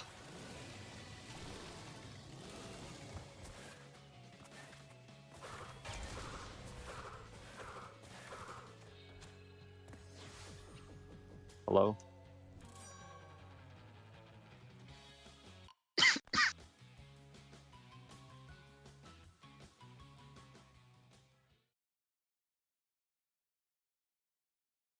Oh my Now, gosh. now I'm going all the way back to Warp 1. I'm gonna skip Warp 2 because after Warp 1, I'm going to Warp 6, and Warp 6 has Air Crash. And Air Crash is in Warp 2, so it's just better Warp Pool movement.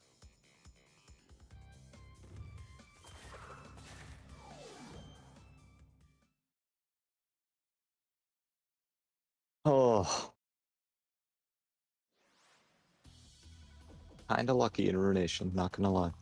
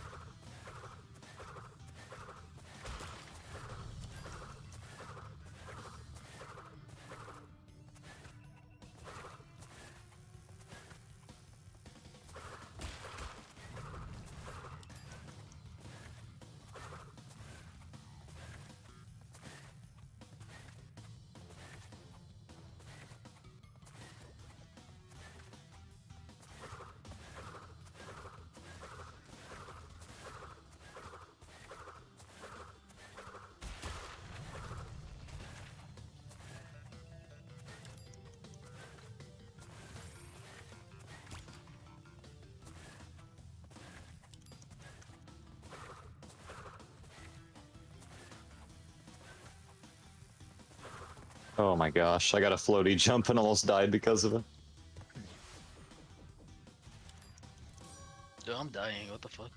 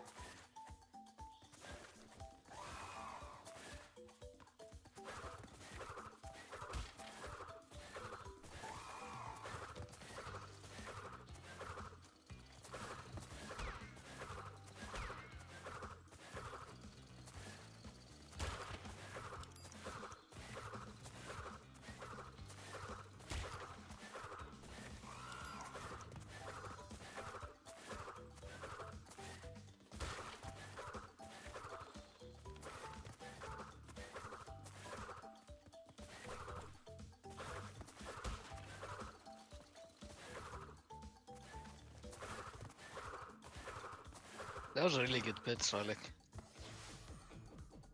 I got everything I want.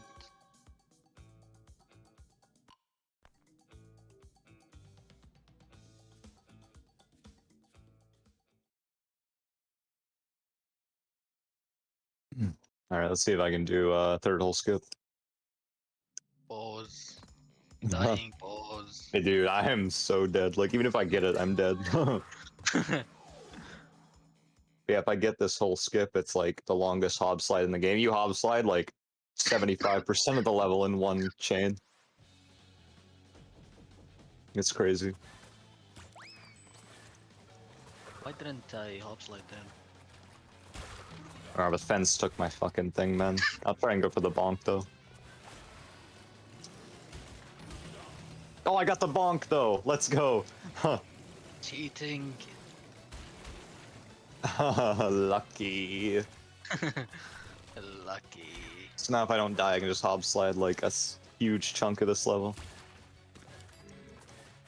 Up all the way up until here. And I'm glad I got that, though.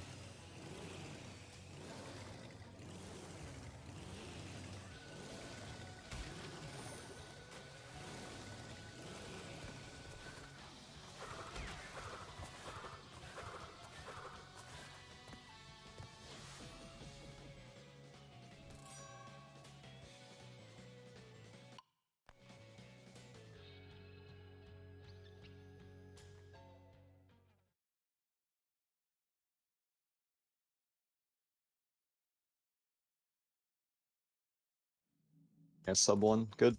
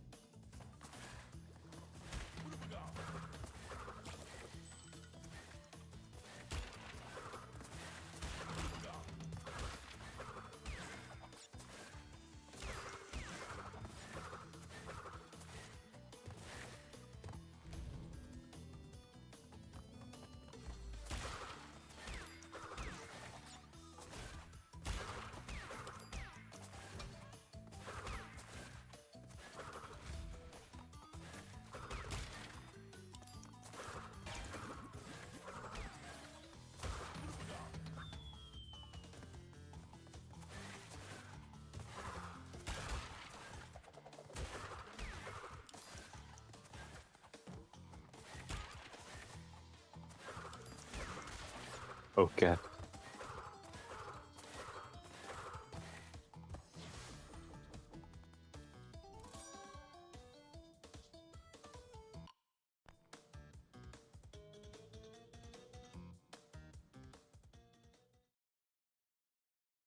Aw, dead. Holy shit, man. That was close. Dude, why is Road to Ruin hard? No, Every time I play it, I almost die. Or I do die. same.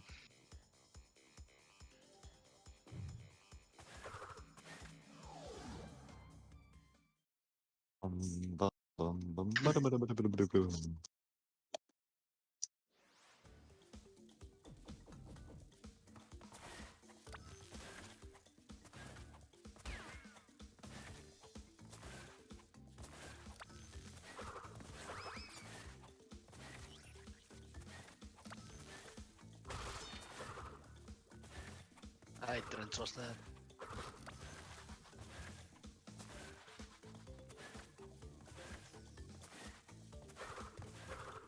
Oh, I have to do sewer now. I just realized. Okay. I got it yesterday, but yesterday isn't today, so I don't know what's gonna happen. Failing pause.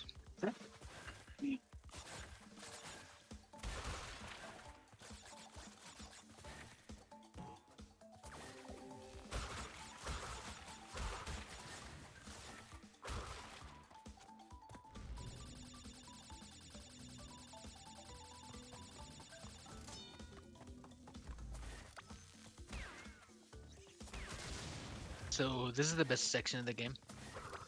You body slam like 20 times. Double. Oh god, that was close. Are you kidding me? Okay, well.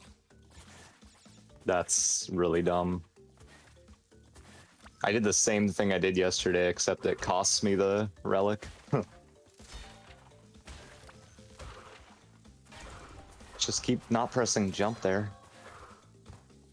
So now I have to do a Groovy did. Oh, wait, I'm brain dead. Groovy, for some reason I thought the gem would be at the end of the level, even though I already picked it up. Nice. I don't know what to say about that. Whatever.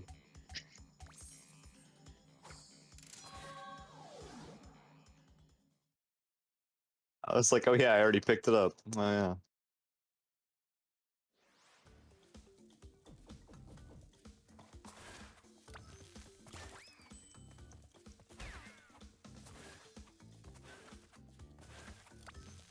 Oh my god. At least I got to do that hob sled.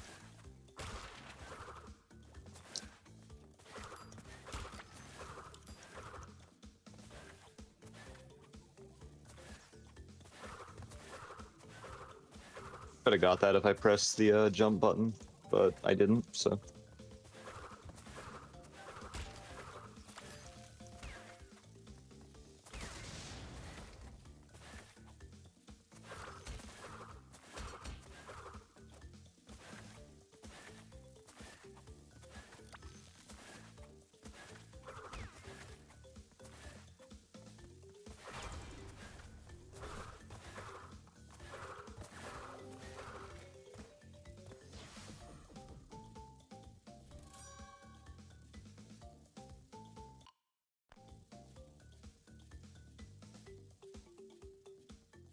looks like I'm winning. I mean, there's a huge difference in load, so I don't know. We actually have no idea who's winning. Yeah. We're probably like so close. I feel like we're close, yeah. Mm.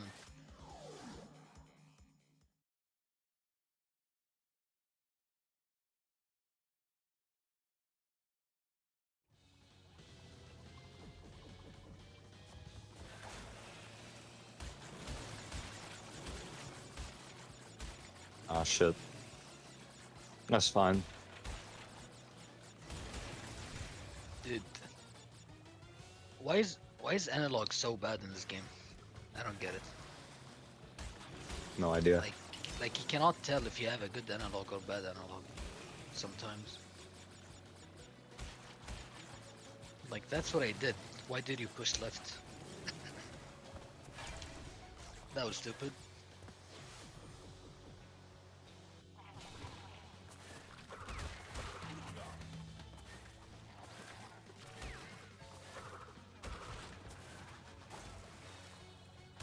Brew a Lapo.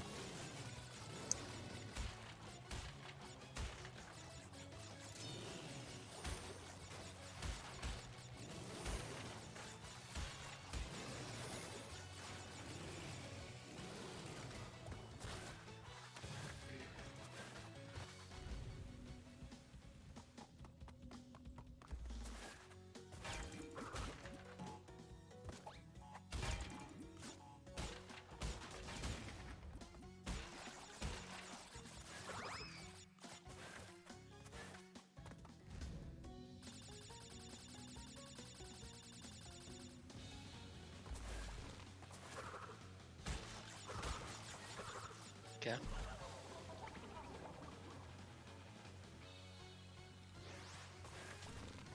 Dude, game is lagging so bad for some reason.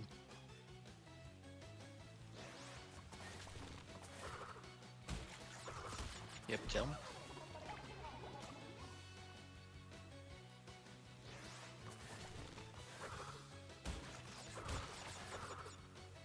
What? How'd that not work? That's crazy. This is not hard.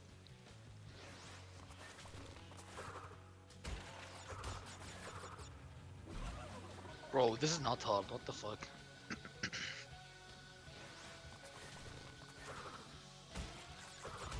Thank you.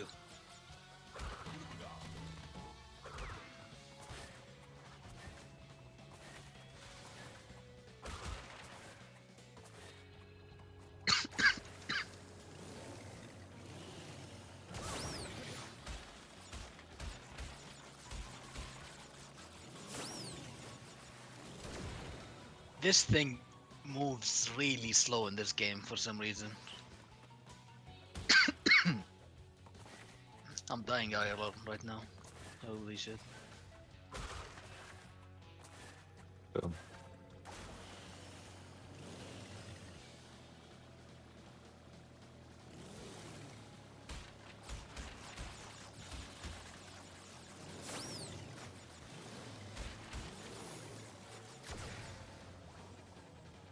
This level is really.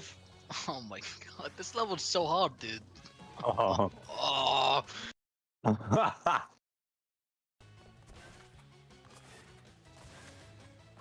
okay. Well, what is this? Dude. Dude, what is You this? okay?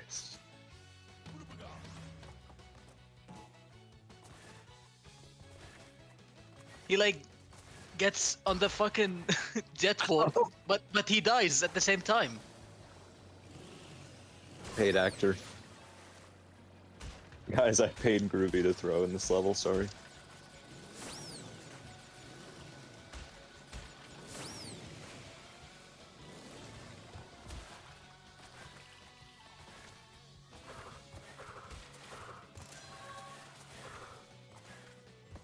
Yeah, this level's a run killer. Like most runners, like kill runs in this level. It's really hard. My fucking eyes.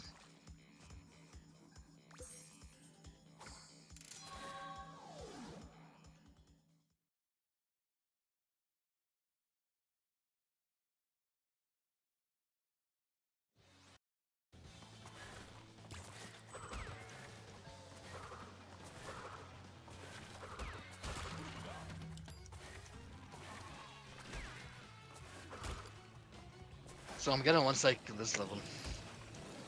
Uh, with the death route.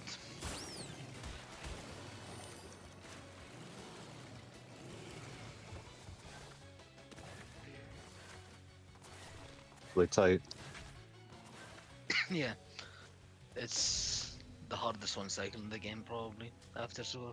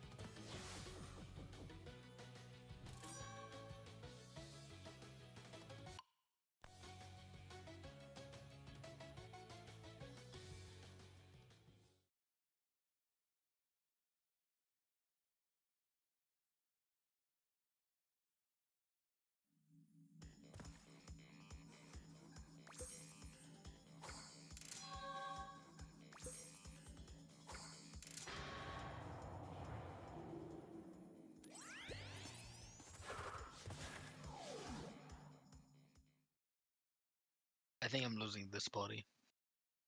You think Like, so? there's no way. Yeah, I lost 2 minutes in their crash too.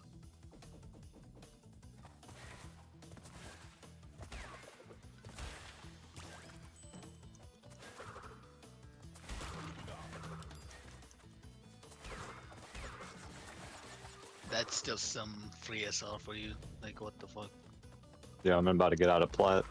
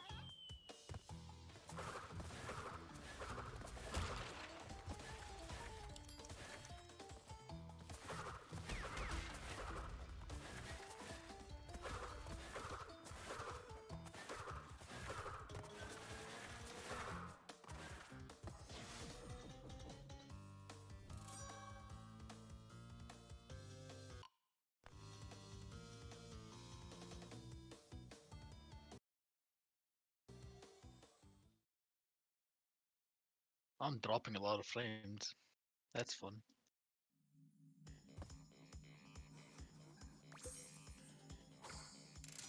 At least you're almost out. Yeah.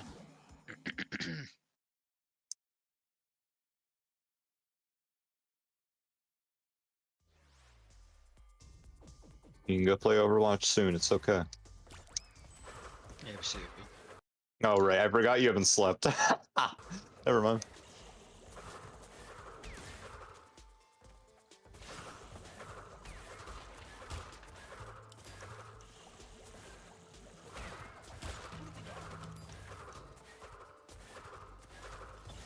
I was actually too fast. Okay.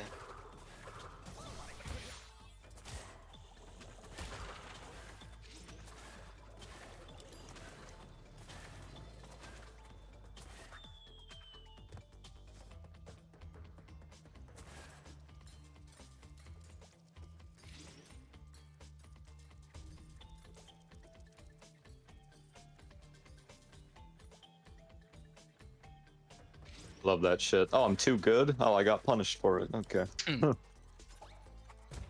Yeah, that was for ELDL God cycle. Oh, I was too fast. I got hit by the barrel and body slam. Yeah, man. nice.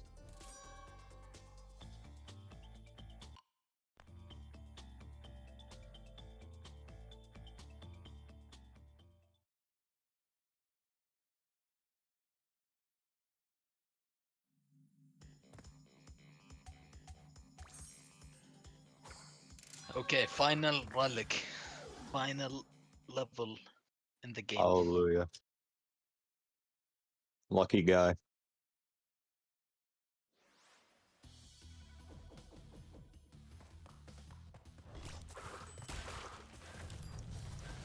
Hallelujah.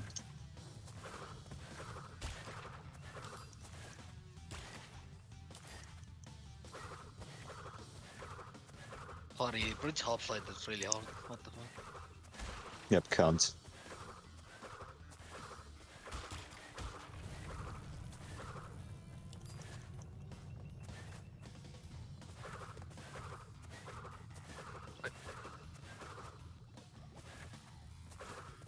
Alright. Yep, stuck.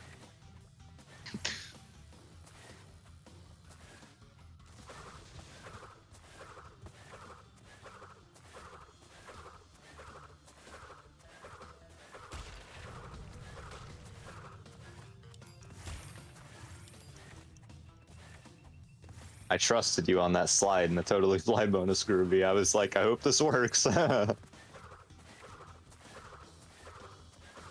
trusting me in 2020 fucking one, yeah. Yep, you were just a fucking cunt 2 seconds ago. Trusting you.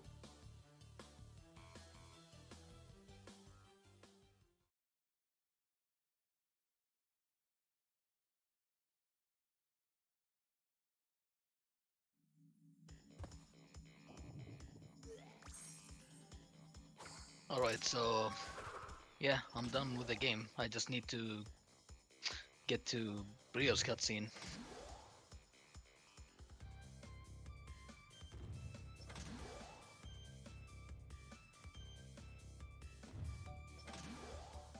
Yeah, that's time for me. GG's, man. GG's, man. Yep, 205. Good. Wait, Potty.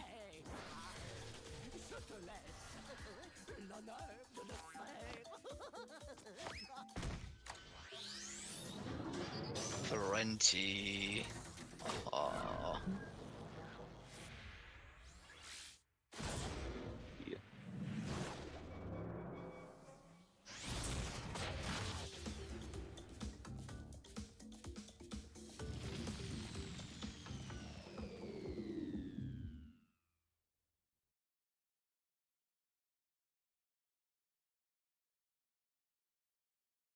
What's your best possible, Potty? I don't know. Ah, yes. Probably sub 2. No, probably not. I don't know how Nah. long work 2 takes. Definitely not sub Air 2. crash takes a year. Never mind, I forgot about that. This is like 202 probably. Wait. Totally fly? Relic, right? Yeah. Okay, we're having some technical difficulties on Murcaz's side, so the C3 race on Groovy's side won't start yet. They can just talk some smack, but I guess it makes sense for the RTA difference, but the C3 race will have to wait for a little bit while Murcaz tries to fix everything up. Yeah, that's fine.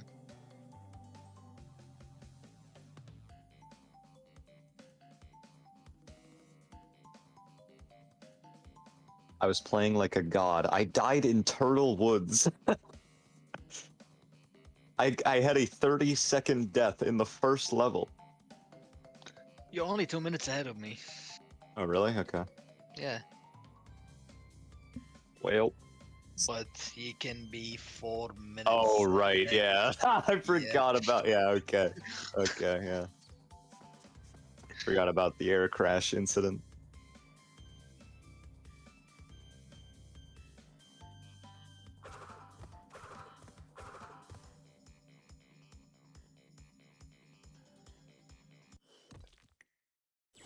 My loads suck. What?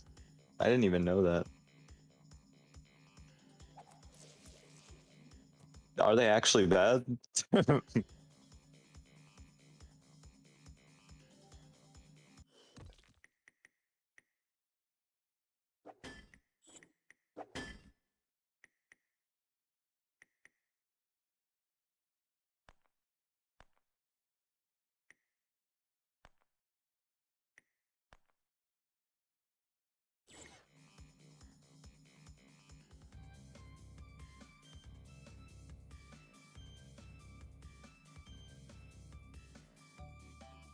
semi-hootist.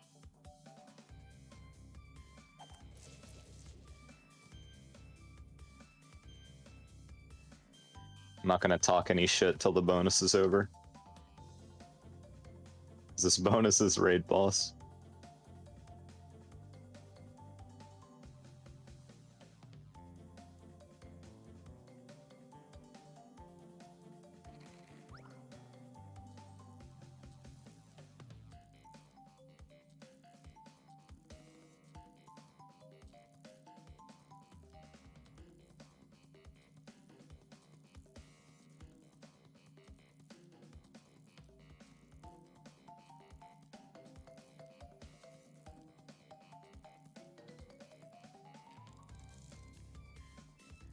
I'll BRB.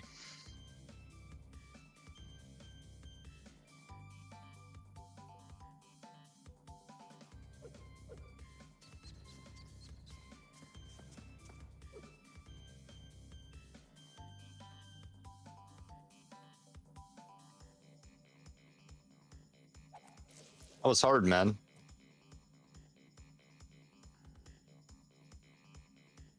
That was a tough one.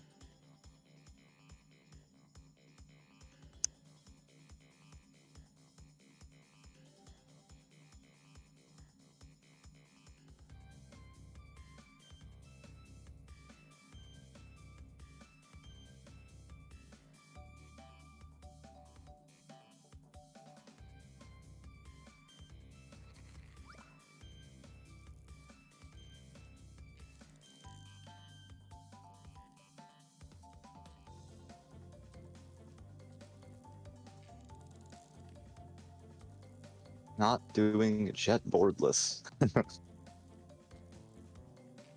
No.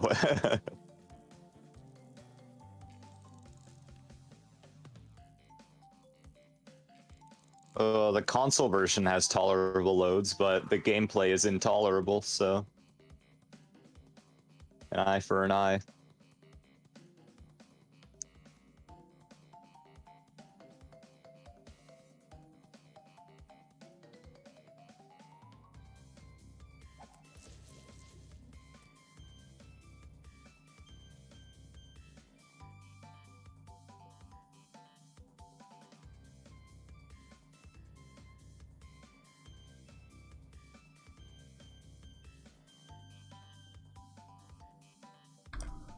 Alright, I think we have everything set up. We're actually going to be switching over now. Alright, I'll move Groovy out and we'll bring Gaffy in. Okay. Alright, we should be good to go on the C3 side. Gaffy, you there, my guy? Yes, hi. Oh, hello. Okay, cool. Apologize for the technical difficulties, but we seem to be all good to go now.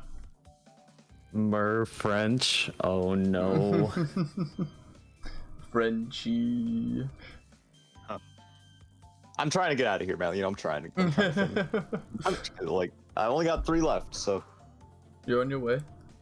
almost out. On my way out the door just to not leave. What do you mean? I'm thrilled for it. Get to see a little bit more Crash 2? Let's go. Crash Crush, though. One of the left.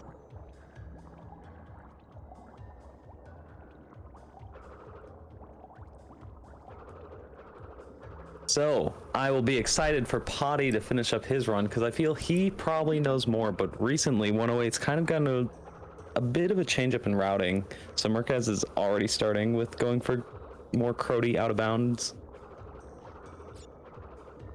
in a race. Kind of bold, kind of love it. Kind of terrifying and makes me glad I didn't do 3.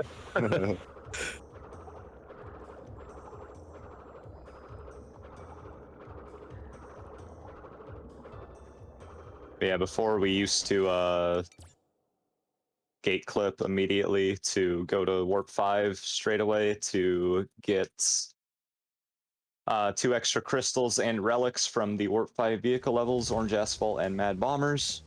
But there's been a recent development that has made us want to do it later in the run and instead go straight to Warp 1 to do this under pressure, out of bounds shenanigans.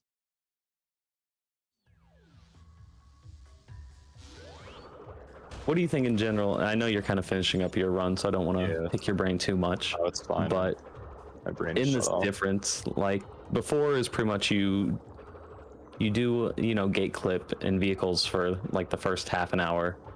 Does this seem like a harder thing to try and push it if you're doing this? My only concern with this route is messing up gate clip and then entering, like, you could mess it up and just kill your run outright, but there's also entering the wrong stage when you gate clip, like entering Flaming Passion or Bug Light instead of Mad Bombers. That loses like the amount that under pressure saves. Oh, yikes. That's real bad.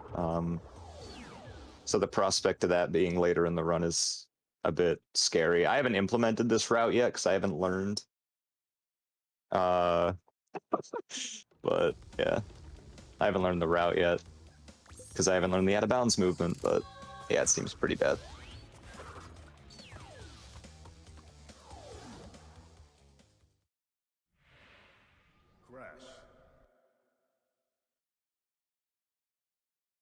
Merc is pulling it off so far, though. He's already done 2, and I think, is this now going for Relic in the same thing?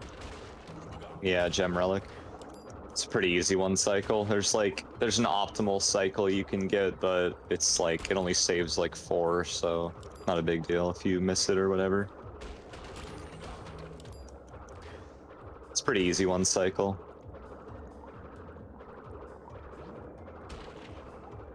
There's not really a threatening split until the gate clip later.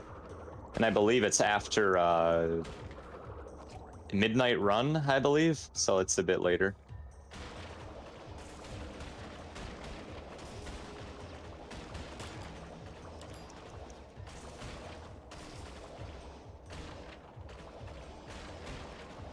Something I saw kind of interesting in watching runners kind of prepare for this run is, I guess, your muscle memory gets a little messed up since you get double jump later than you would in the old routing, which can kind of make things a little more difficult, gets rid of that safety net.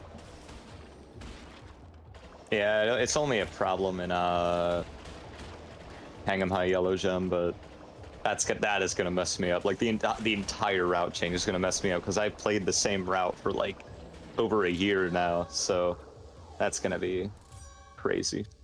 Does this mean you're pushing 108 again? If that strat isn't the worst thing on the planet, then I can see it. I can see it happening.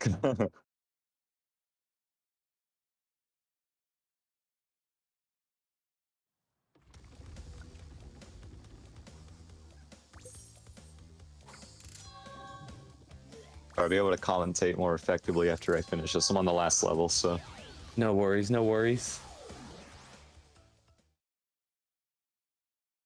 Just shy of sub 2.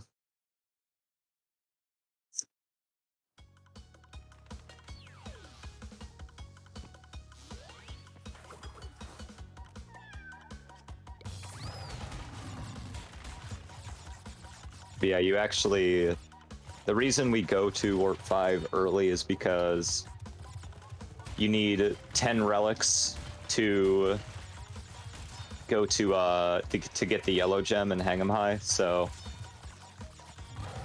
you exclude the relics from, you exclude the entire visit of hang 'em high, like the normal pass and tomb time, because those levels are actually faster to complete with the Death Tornado Spin, which is like the power-up you get after Entropy. So we can actually fight Dingodile without visiting those 2 levels if we get those 2 extra crystals. And those 2 extra relics allow us to get the yellow gem before Warp 3, which is important for Dynamite, so that's why the route is like that. Really interesting to see, and it almost makes me wonder how long the game would be if you couldn't do gate clips and you'd have to do all the revisits. Yeah, there'd be so much extra stuff.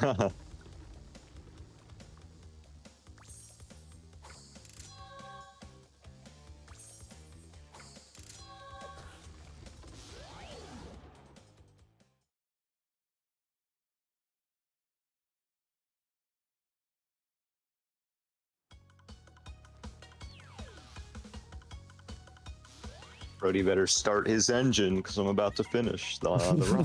Just better get ready.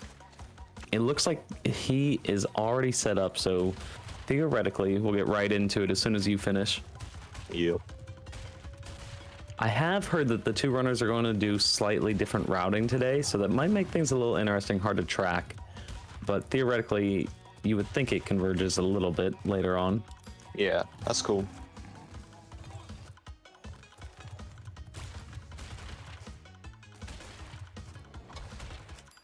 Oh.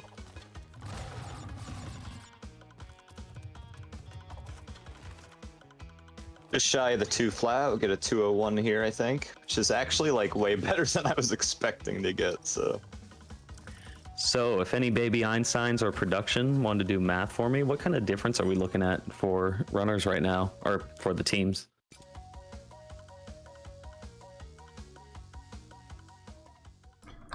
I'll be able to Good look game, at Potty. that. GG point. I'll be able to do that super quick. I'll get back to you on that in like a minute.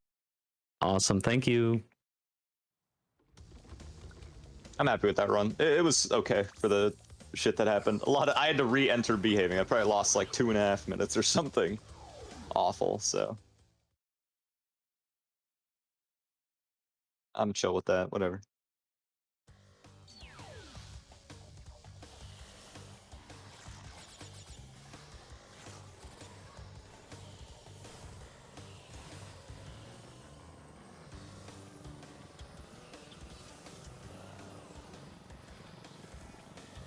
All right, I gotta throw them my people. Yeah.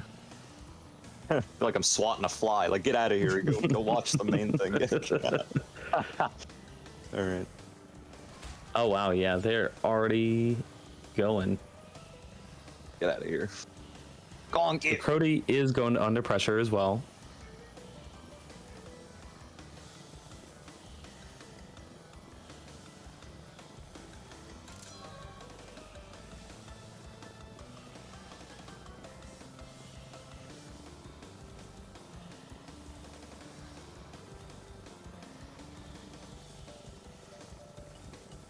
And I think he just got it almost instantly. So this will actually pay off.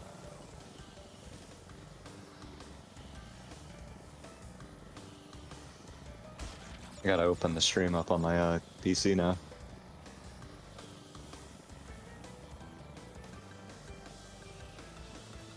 I don't know what kind of delay difference there is, but you can also pull up the Discord broadcast to get a little bit less latency.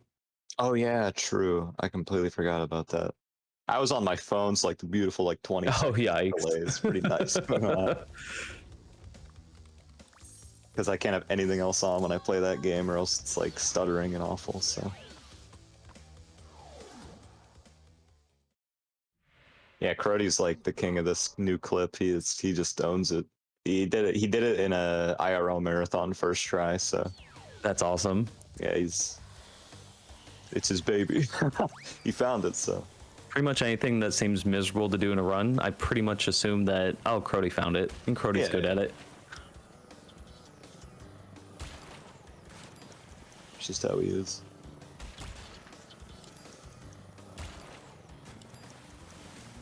So Murcaz is in Making Waves 1 cycle right now, which is I hate this level because so you gotta get a sub like 103 something, and if everything goes correctly, you get around like a 56, like a high 56.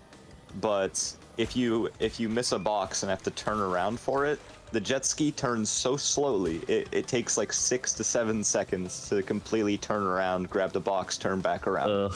So like if you miss one and have to turn for it, it's so stressful because you could risk getting a sapphire, which isn't the end of the world in a marathon setting, but in like a PB attempt, that's really bad. Now in a race, if you do get a SAF, I know there's at least one level where it's okay to intentionally grab one just because of DLC level. Would you re-enter a level this early on, or would you potentially just come back? If I got a sapphire, like in a marathon at any point, I would just take it and keep going, because like I can't talk. It gets put in the place of Buglight's Sapphire, which is what you're supposed to get normally. Right. So you opt to grab the when you do the normal pass of Buglight, you grab Crystal Box Gem, and that's it. But if you got a Saf before there, you could get both gems and then just come back for the relic later, instead of doing the entire level again if you get a Sapphire, etc., you know. So that's what I would do, personally. I just popping in here super quick just to say, so I did the math on it. There is a 9-minute and 16-second difference between the teams, the cumulative time, and I think the prediction for both runners is about 10 minutes. So I think we're in for a good race here. Yeah, this will be huge. Obviously, Lightning McQueen does have potential to even PB in this, I believe. Oh yeah. I don't think he's pushed 108 too much, and he definitely has the skill for it. Really good start as well, so we could definitely see that happening for sure. As always with these full completion categories, Relic seems to be the real decider, so we'll see how that goes. Yeah, like this category in particular, it's like Warp 3 can make or break you completely. Warp 3 is so hard in this game. It's crazy. Like, it's hard. The only easy level is Road Crash. The other 4 are just merciless. it's so insane. We'll see how they do with it, though. I don't know, the other 5 or 6. There's 6 levels in Warp 3. There's Eggipus and not Coco. Oh my. Yeah, that's a yikes.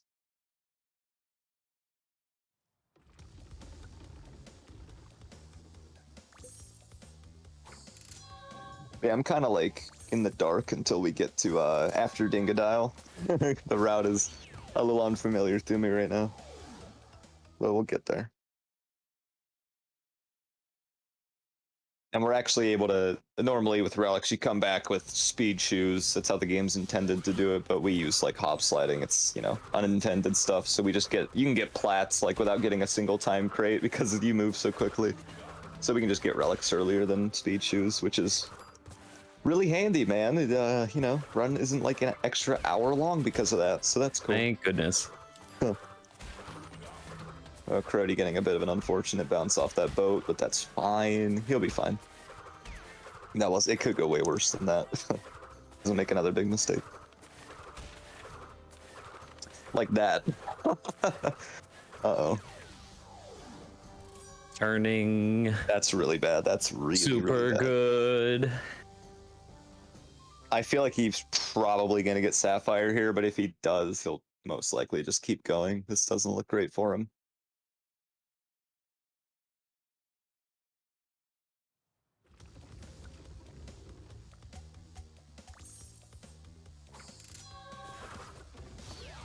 Yeah, he has to beat a 103, and he's definitely not going to beat it, so he's going to take his Sapphire here and just power through the rest. It's not a huge deal, to be honest. It probably loses like less than a minute, but... Still, like, just that one turnaround would have been the difference maker there. Yeah, just don't have the freedom. This split sucks. Like, stand by it.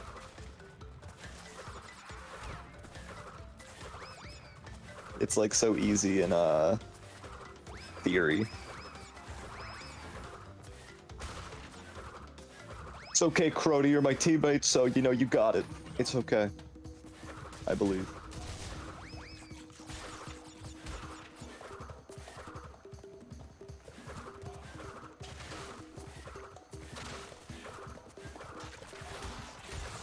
I guess one kind of nice thing is that it alleviates the stress of messing up the Buglight 1 cycle, which I don't know how well these runners are at that anyway. I haven't seen it too often. I think I'm pretty sure Murcaz will go for it. The cool thing about, like, if you don't want to go for it, you can just do a 1 cycle in Hot Cocoa instead, which is pretty handy because you don't have to do Nitro Clip, but I don't Plus, know. who wants to spend more time in hot cocoa? Yeah, I'm not sure if Crody was planning on doing that or not. I don't think he does bug light in general, so I don't think it's a big deal for him. But like, there are some future things that you can mess up, like high time 1 cycle. That's very easy to screw up, and it's nice to get the Sapphire there instead. So, not having that like safety net is kind of scary, but should be fun. I'm actually gonna BRB very briefly. I grab food, and you know, I've been playing for 2 hours. I'll be right back. Yeah, for You sure. got it, See you in a little bit. Yep.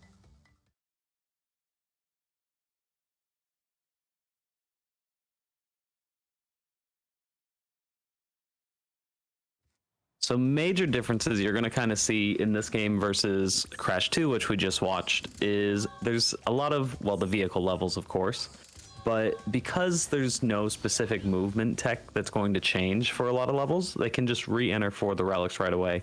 Save time from, you know, actually going around the warp room, things like that. Crash 2 did have the shoes, so they kind of pushed the relics until the end.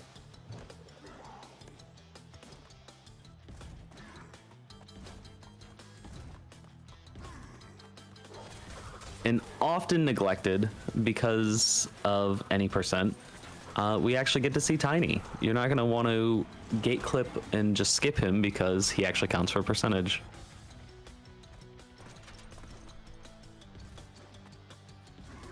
As always, crash bosses are never the most creative things, not very entertaining, so you just have to dodge lions and then dodge Tiny, and you guessed it, either slide or spin him.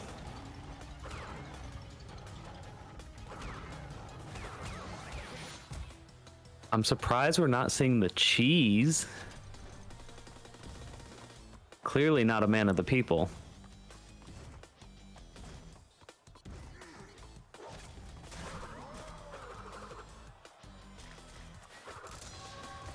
Since there's a decent amount of people here who might not know this, if you stand in the top left corner, in the original, you just couldn't get hit, and in this one, the crowd will throw physical pieces of cheese at you. Kind of a neat little Easter egg.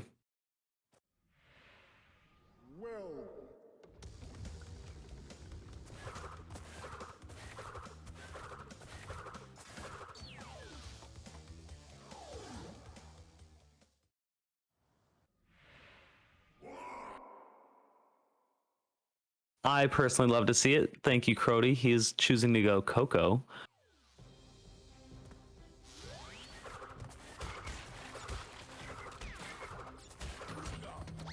Arguably, it is a detriment because of animation exiting a level, which is very minor, but over the course of a run, it can add up. But cosmetic, way better.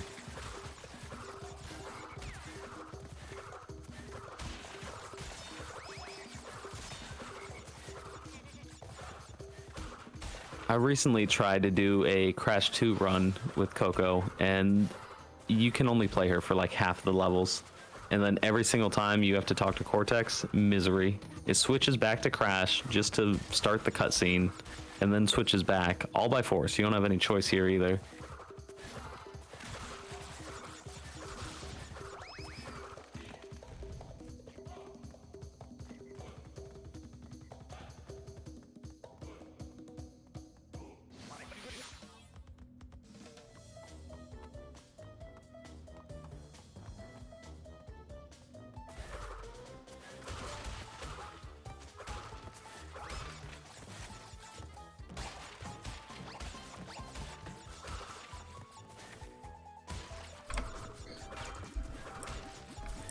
I guess while Potty's gone, I guess I could ask you just a quick question, Gaffy, regarding the run we're looking at right now.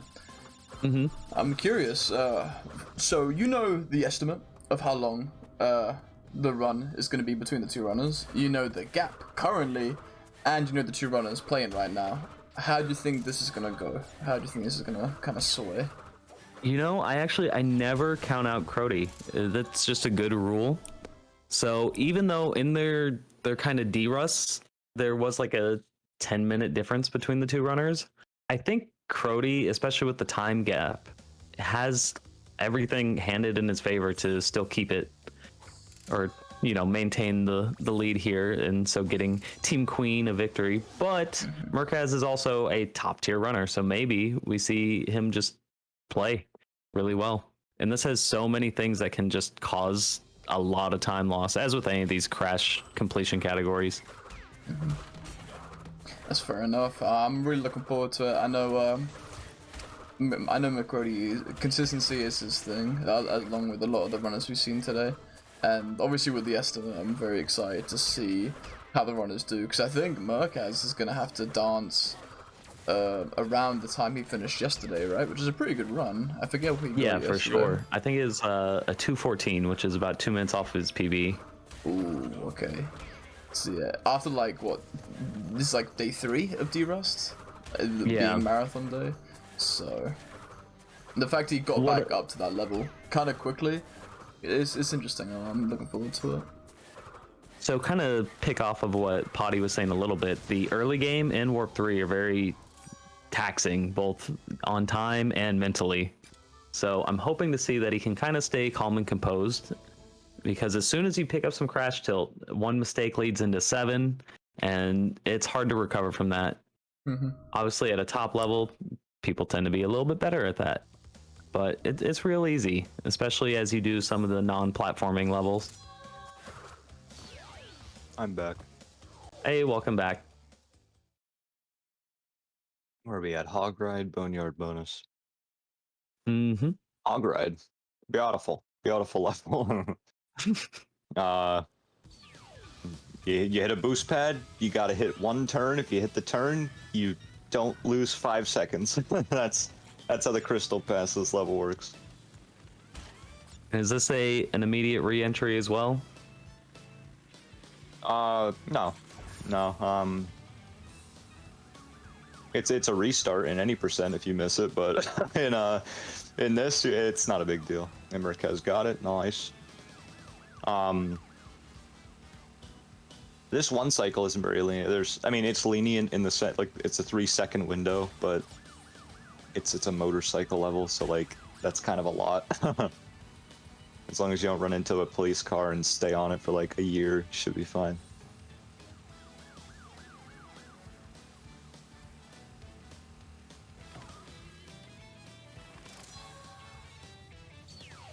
Very harmless level in 108.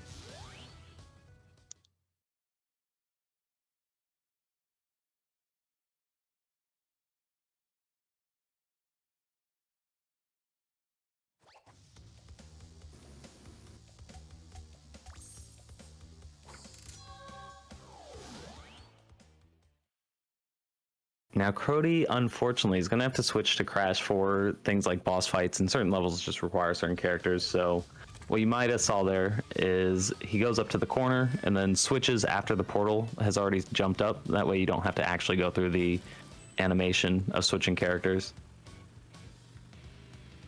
That is a very nice thing about Crash 3. You don't have to watch an animation every time you play like a character exclusive level, which is very good. Like Crash 2, that's why I didn't play as Coco in Crash 2, because like half the levels force you to switch to Crash, so it just would have been terrible.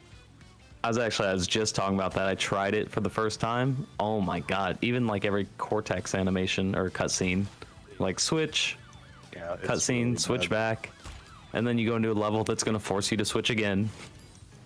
She was definitely like an afterthought in that game.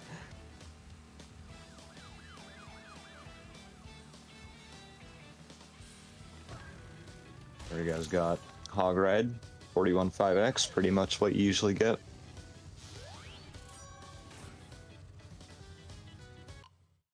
Run of the mill.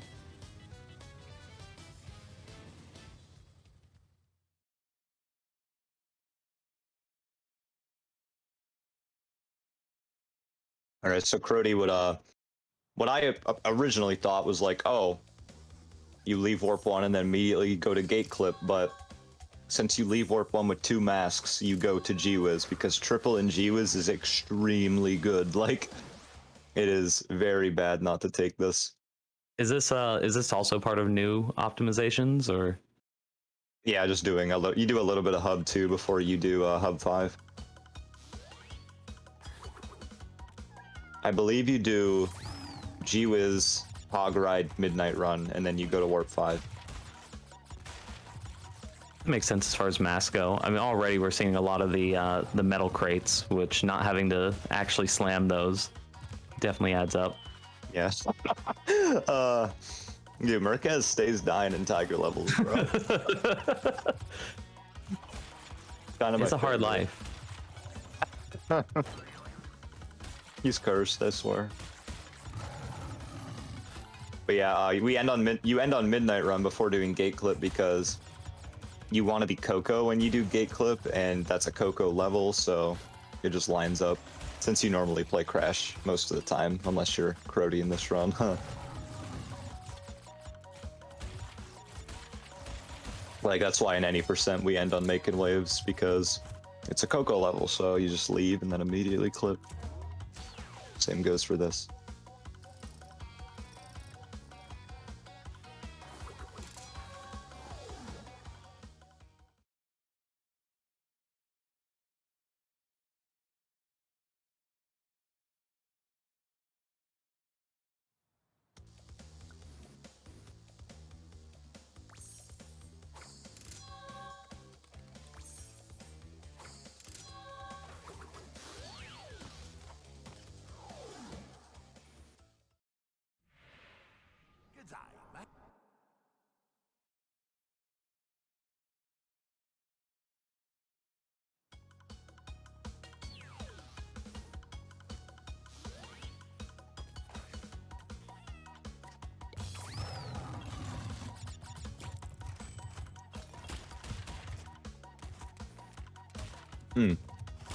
I just realized there's a pretty vehicle-heavy portion of the run now. You do Hog Ride, Midnight, Bombers, Orange Asphalt.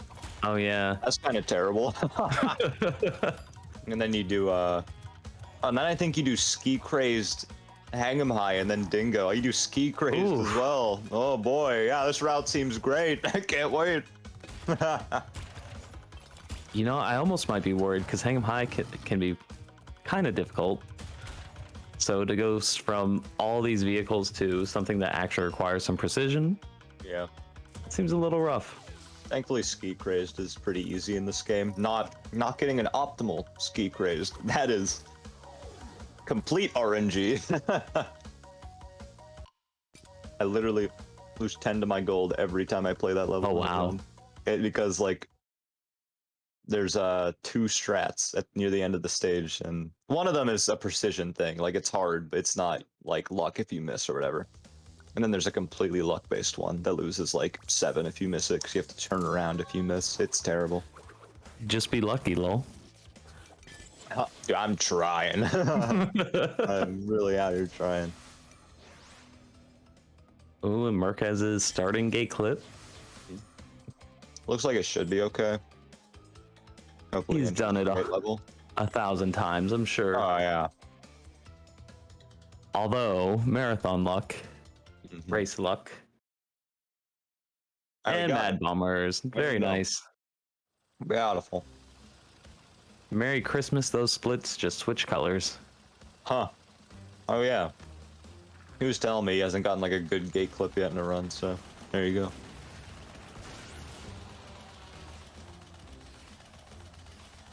At least he got Not that. sure how I feel about these glowing pink ones that Crody has.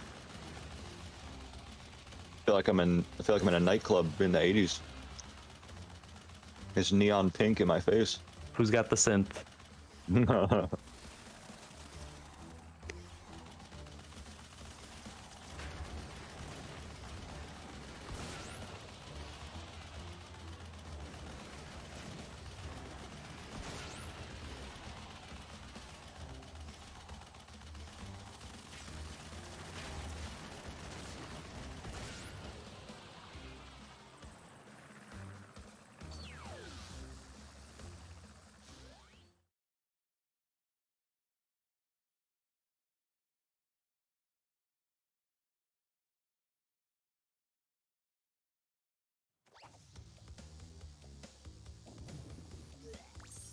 So yeah, I'm not entirely sure. How does the re-entry work? Because normally you're spit out like way in front of the portal. We saw Murcaz just kind of stand right in front of it. Yeah, so for some reason when this applies even if you don't have double jump for some reason, but when the loading text when the text on the loading screen disappears and the screen is just black, right when that happens, if you press jump and then body slam, he just like he body slams in front of the portal. This also doesn't work with Coco for some reason. Oh. So Coco, you have to do like a well-timed slide and jump to re-enter quickly, but yeah, it's really easy. You just time a jump and body slam. Sometimes you aren't paying attention and you miss it, and you're like, I'm an idiot. Like, I messed up the freest thing.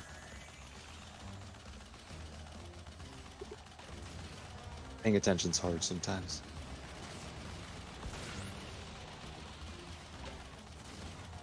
Yeah, that's a nerf to Coco players.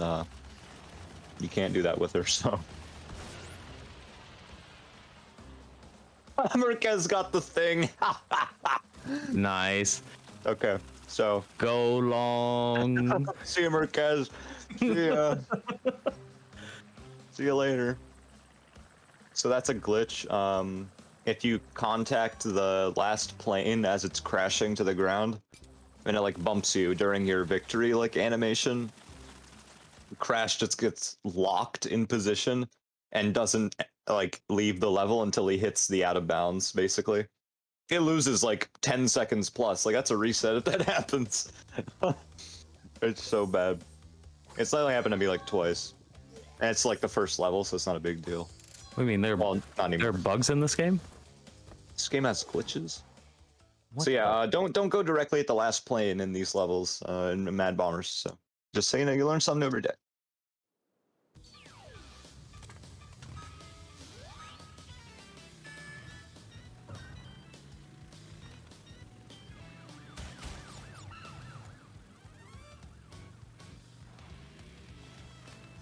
This would be very obscure knowledge, but I know in any percent Mad Bombers, if you don't take like a specific route, you lose just an insane amount of time. How is it for completion? Is it almost the same as OG at all, or? Well, for like the one cycle, I mean, you kind of just miss the one cycle if you don't do it a certain way. But Oh, yeah, it's ridiculous. Like if you don't know what you're doing in that level, you lose like 45 to someone who knows what they're Yeah. doing. Like, it's such a big level, and the planes fly in like opposite directions eventually. Like it's abysmal. So like that, if you run any percent in this game, you have to learn that level. Like it's gonna your life. It's really simple, anyways. It's not even like hard to learn the any percent pass. I actually One feel cycle. really sad about it. My my any percent right now, I just kind of did one out of the blue, or my PB for it, and I kind of forgot how the cycle went, so I got super sad bombers. I'm like, great, this is a PB still. Very Yeah. fun.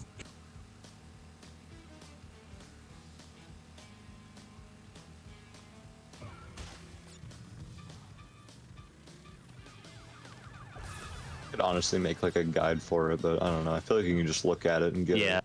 figure it out. At least I did, so I'm pretty Yeah. dumb. Oh, you same. Relatable.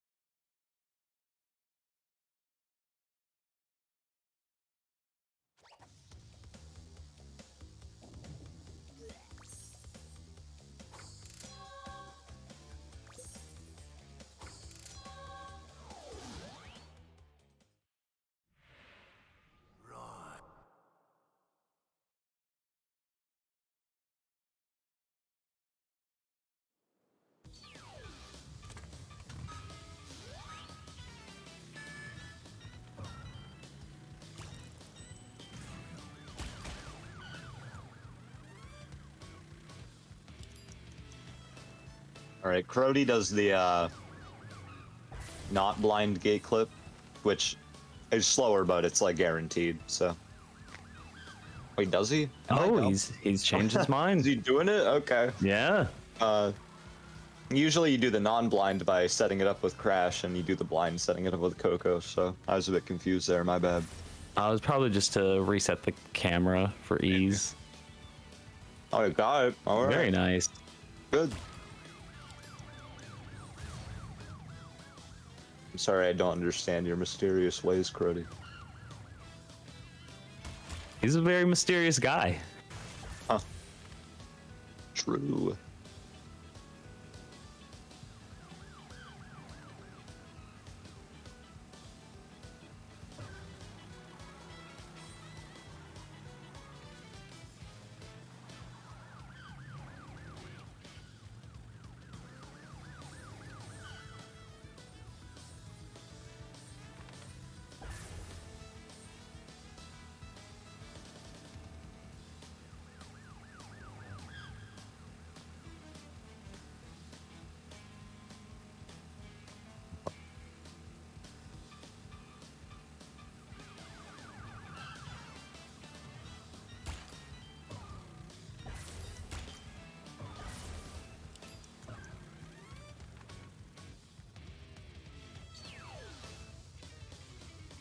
I have not paid any attention to what kind of time difference they're at, just since they started so much different. So I guess let's check at the end of Relic for Orange Asphalt. Merc leaves at 33:09. So soon enough we'll see what kind of time difference we have. I can like reference my splits and try and do math to figure it out, but Ooh, that sounds like a lot of work. I don't know about that one. That's some scuffed NA math. I don't know.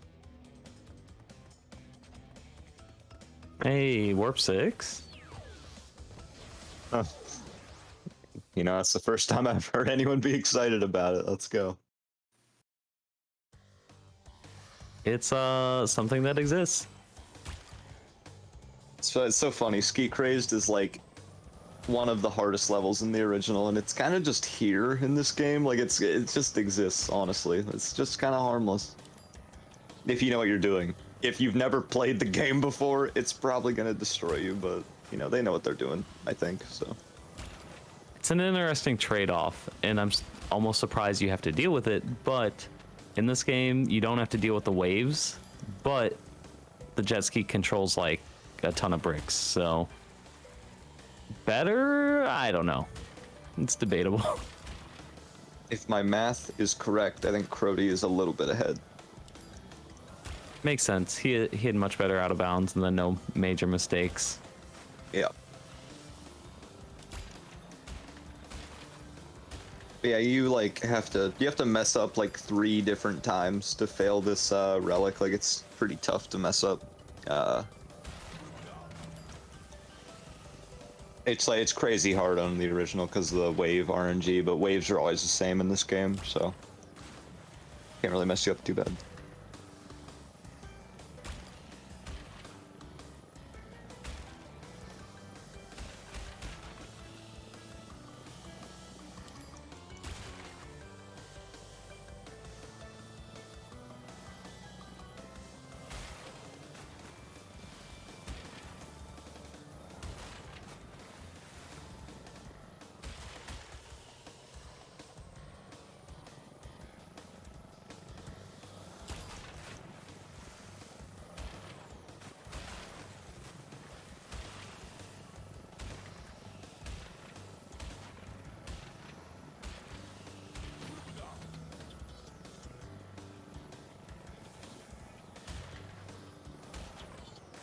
Aw.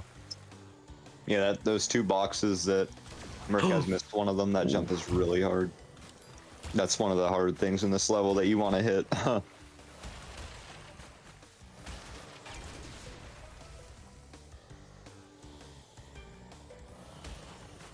Do you happen to know what is like the gold timer for this level? I feel like it's pretty generous, but I think it's like 50 something. I can check.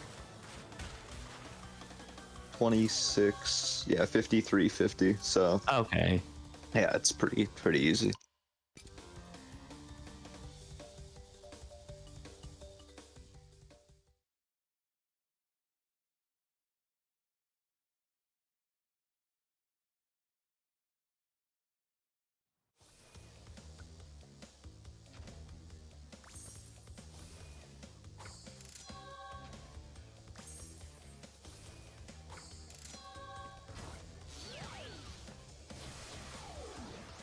See if Murcaz remembers that he doesn't have double jump.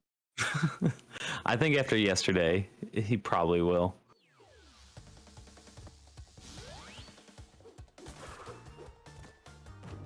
Nice.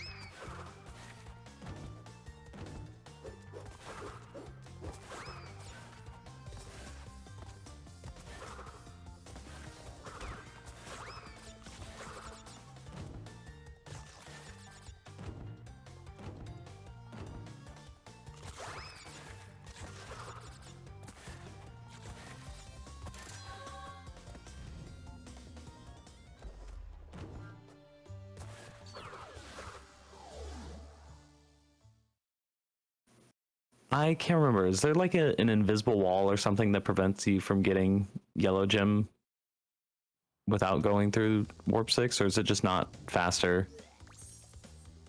I think there's an invisible wall. Yeah. Okay. I was just thinking about it. I was like, hey, you could probably Death Tornado spin over there, but there has to be an invisible. There's no way there isn't.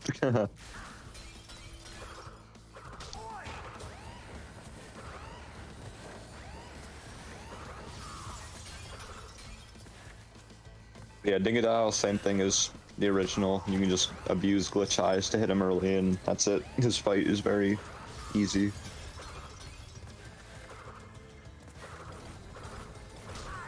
We're about to enter the fun portion of the run.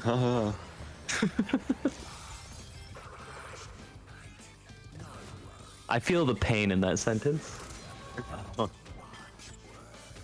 It eases you into the fun.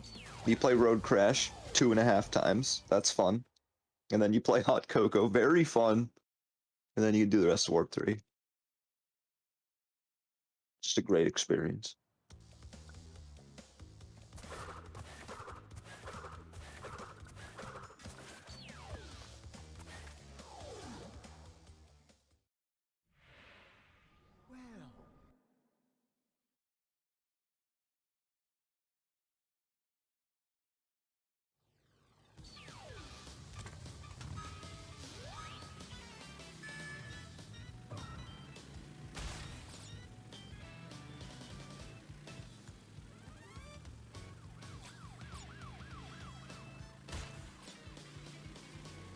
To you, kind of differences are there in the motorcycle levels?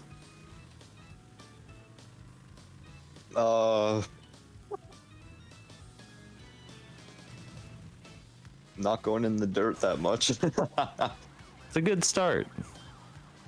This level, the Crystal Pass has like one really hard turn at the start. Murcaz didn't get it. It's really tight. It doesn't even like save that much. I don't know.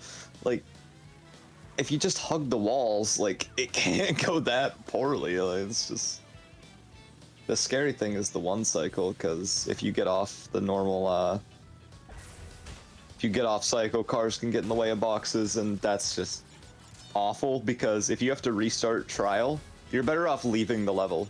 By the way, if you miss a box in this one cycle, because when you restart the trial, the ramps stop working properly, and you like fly over the box at the start.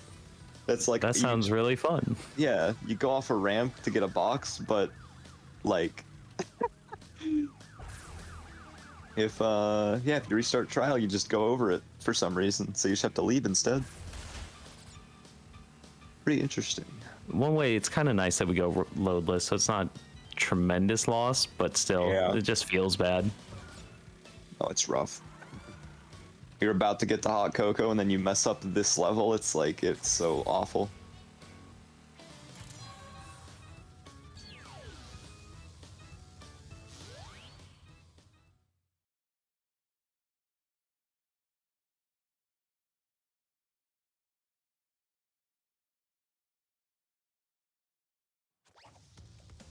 In Hot Cocoa, are you going to be doing the nitro clip, or is it better to just one cycle it? You do the clip, yeah. Because doing Bug Light compared to Hot Cocoa one cycle saves like 45 or something. It's a lot. Pretty massive. Yeah, Nitro Clip first try only loses like 20 to just getting the sapphire, so.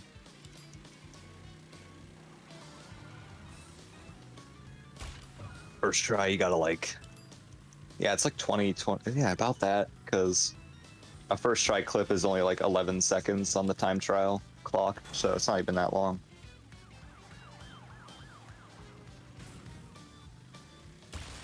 Oh, McCrodi having a bit of trouble in Skeek Race right now.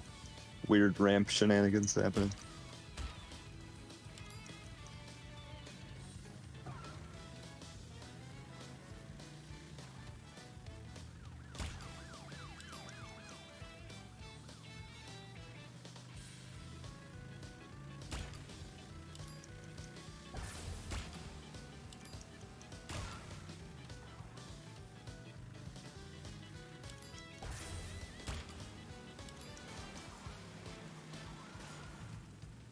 Oh, Murcaz bumping into this car a bunch. It's kind of scary because makes some The total bullies. yeah. This car is going to be right in the way of this box. He's slowing down just so it doesn't ruin his day. Oh, this is terrifying. Oh, I'm more scared. bumping. I'm scared. Yeah, he's slowing down. He's just being safe. I don't blame him. I would not want to play this level again.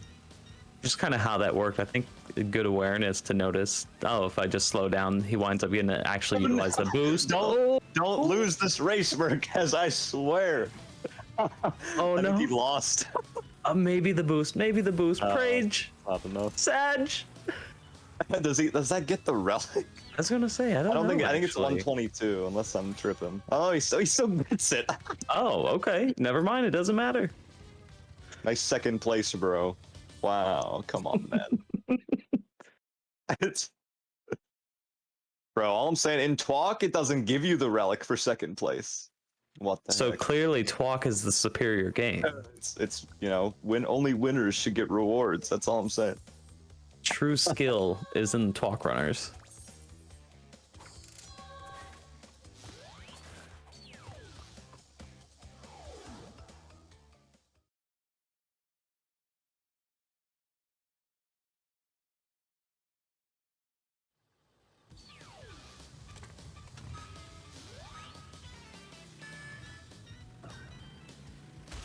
Oh, I get it. Hypno Shark shows up when there's a racing level. Oh. Oh. Oh, I get it, man.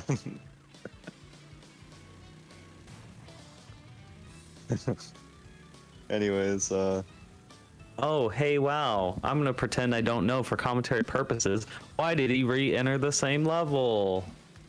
well, you see, this level's bad, and they hit a worse level in the bad level, so he's gonna go pick a worse level now. Wow.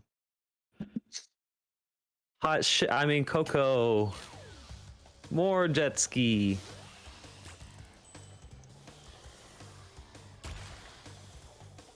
Yeah, this level, it's fine. Unless Oh, you die. Not fine. I just think this level's, it's funny because like this level's not bad but you need to have an insane understanding of how the jet ski controls. Like if you don't have that shit down to a science, you're gonna die here like 20 times. It's so bad.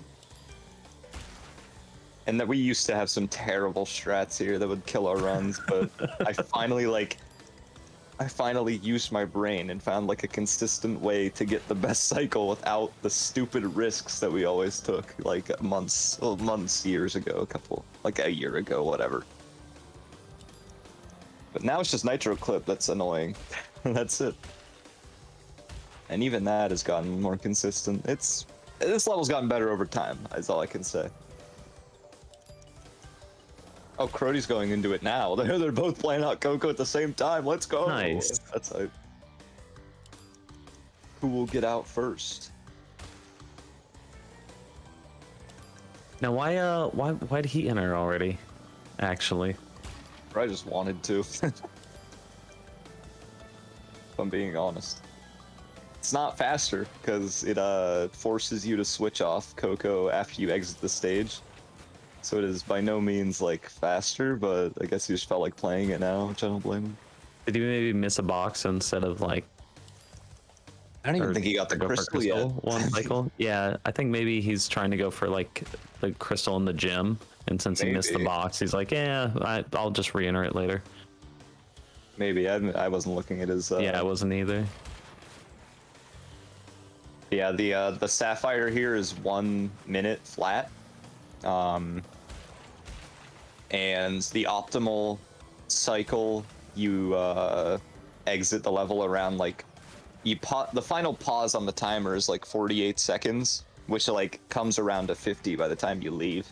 And then like it's actually brutal. Every cycle you miss in this level is 10 seconds. Like that's a lot. Like you either get a 48 or a 58 most Oh, times. jeez. So that's pretty crazy. If a box trolls you, it's like, oh cool, I lost 10 seconds. Like, that sucks. And in this case, I think Murcaz is 2 cycles behind, so probably get a 108 on the last box. Just how this level is, bro. It's crazy. Really punishing. And then you have to do the fucking clip.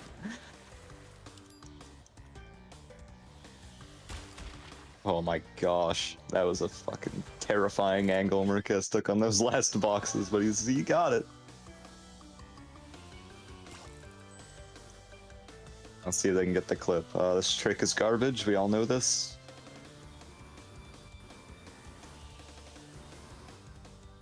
The gold is like 30 seconds, so you get like a couple tries before having to restart. Yeah, this might be a restart. Rip. Oh, McCrodi's doing a fucking scary thing right now. This is actually monk as fuck, holy shit. I'm terrified. I don't want to watch. It's like pulling teeth. You know, just kind of watching it, it doesn't look that terrible, but man, this jet ski just controls so miserably. The repercussions of dying is insane. Like, you do not want to play this level again. McCrodi might leave first, though, because he might get the clip first try. I don't know. That's kind of what he does. He might just do it. Oh. Yeah, McCrodi's being extra safe on those boxes because he's being extra safe because the island next to the bombs can actually bump you and throw you off course. There's like, I feel like every 108 runner has like had a moment where they run into that island, get bumped left, and they just die because they didn't know the island had collision. Man, Murcaz is really fucking struggling on this nitro clip right now. So correct me if I'm wrong, but the theory here is that they're using the back half of their hitbox because it doesn't have a hurt box against these nitros. It does, but it like gets out of the way fast enough before the explosion triggers, because the explosion isn't instant. So you want to clip it with like the very edge of the vehicle before the explosion kills you, because you can like hit it with the back half and still die. Hey, finally. Yeah, but if you're like, it sucks because like world record, if you don't get it like at least, if you don't get it like second try or better, go back home. Like it's so fucked up, especially if you die. Oh my god. Yeah, I gotta say, it seems really fun running this category. You know, you're 40 plus minutes in. Go back and play that 20-minute auto scroller again and try to get like oh my gosh. Never grind this. Do like one run a day. Never grind this. You will go insane.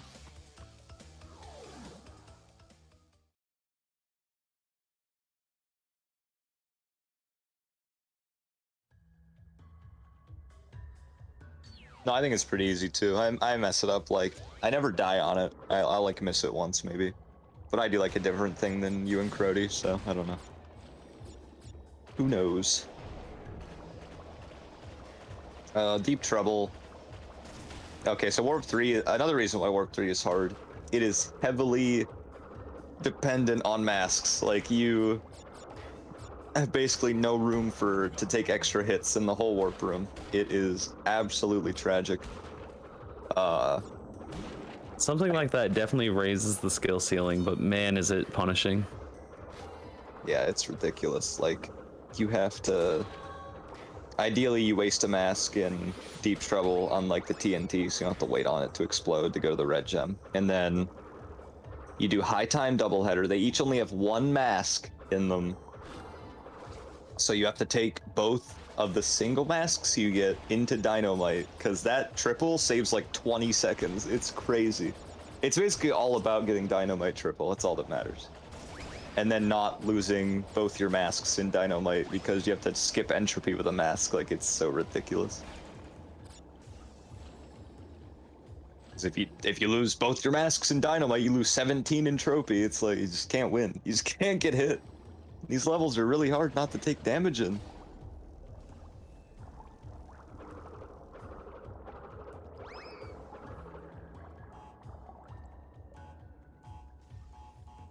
Right now, Murcaz is going backwards. Is it still faster to just...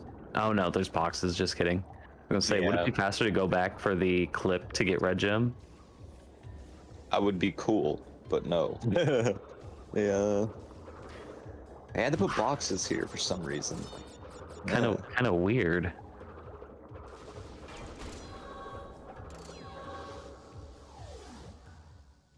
So in the most saddening turn of events, when the Deep Trouble Out of Bounds was discovered, we were like, oh my gosh, this is a gigantic time save in 108 because we can do it in the Relic.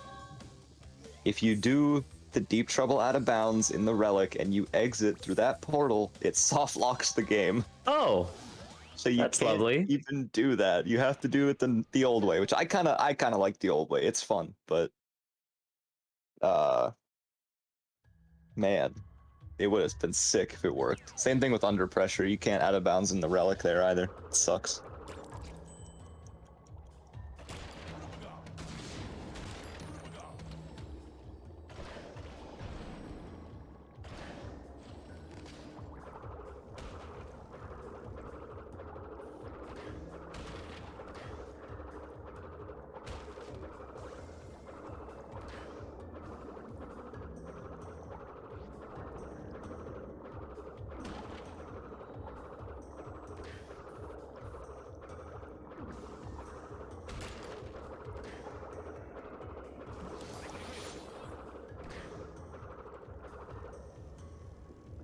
Also worth mentioning, the way masks work in relics in this game is stupid.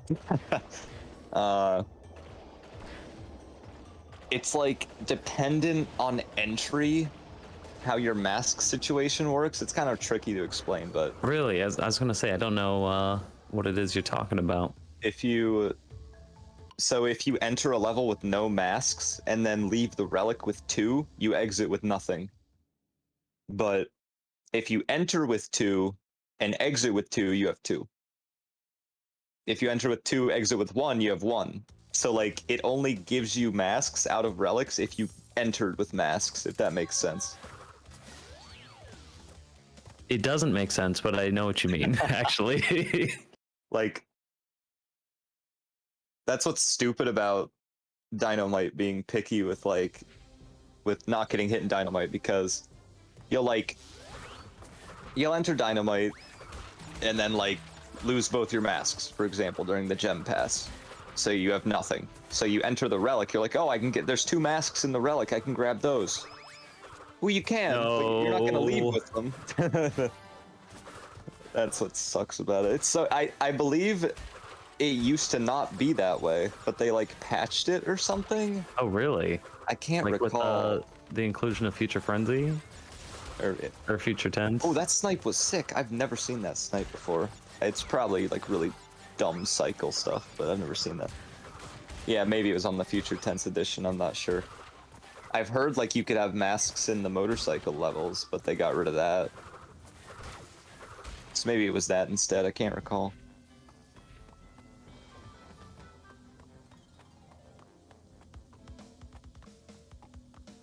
But yeah, if you could in TWAC you can like take masks out of time trials and keep them forever.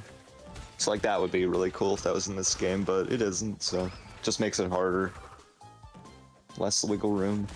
Man, why do we not have a talk race going on? That'd be much better. he's spitting.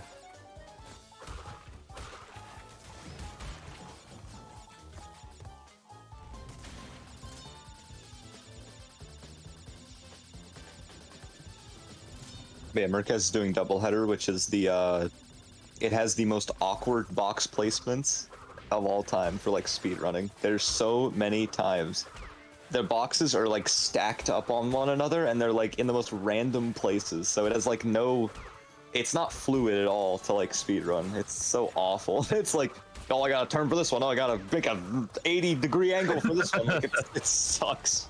Which is so unfortunate because, like, especially in an any percent speed run, like these levels are just so nice and fluid to go through.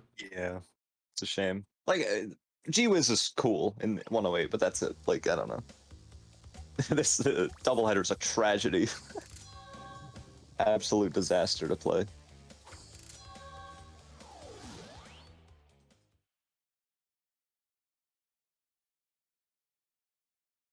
Oh?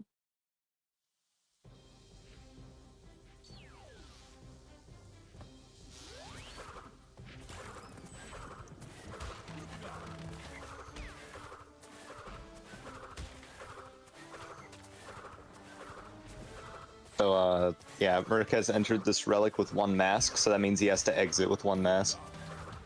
At least. Or else he won't have anything on the way out, which is just... The game is just hypocritical at that point, like...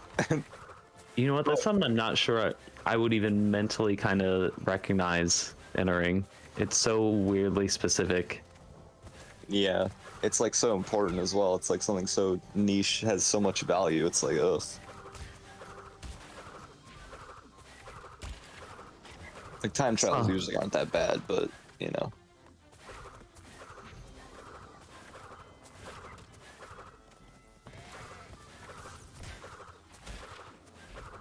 Yeah, I don't know. It doesn't look like he's going to intentionally take a hit. But yeah, he's fine. He has more than one, so. Oh, I thought if he... Yeah, it's not exact. Yeah, it's just like at least, basically.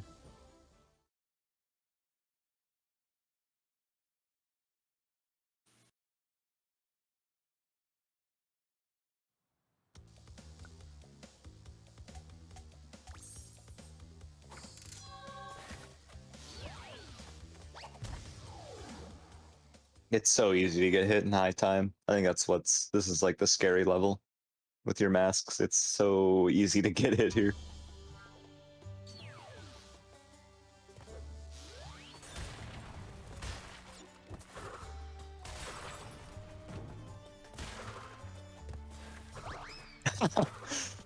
Carpets are good in this game, by the way. Just ignore that he slid through the carpet. It's fine.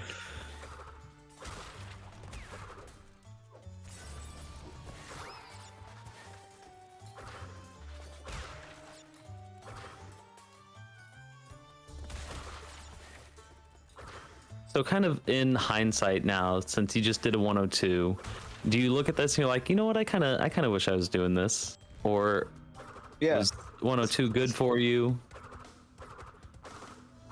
I think this category is way better than 102. Because the original enlightened me. Very fair.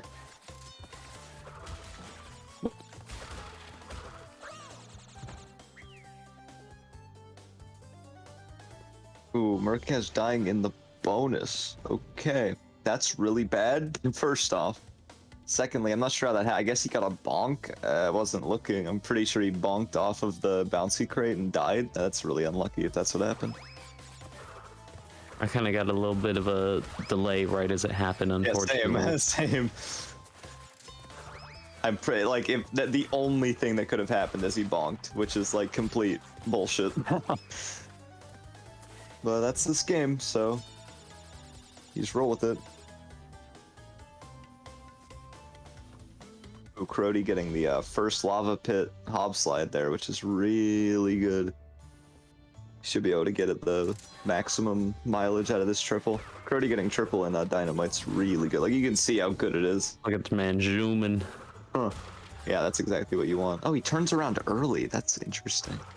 I go farther up and then turn around personally, but Why is that? There's more boxes up there. Oh. I guess he just turns around after the yellow gem. It's interesting. There's a lot more, but there's like, I want to say 11 or 12 more. I guess he just turns around. I don't know. Never seen anyone do this.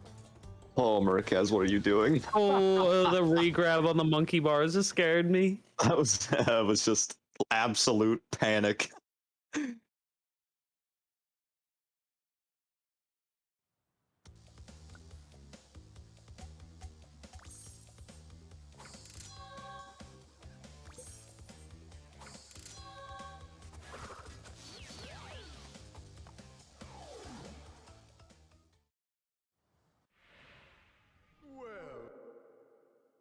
It's really cool that the game wants to show off the super body slam. Oh yeah, Very neat. wait till the bonus. McCrodi took a hit, so now he has to be careful to not lose that mask. He'll probably take things a bit slow.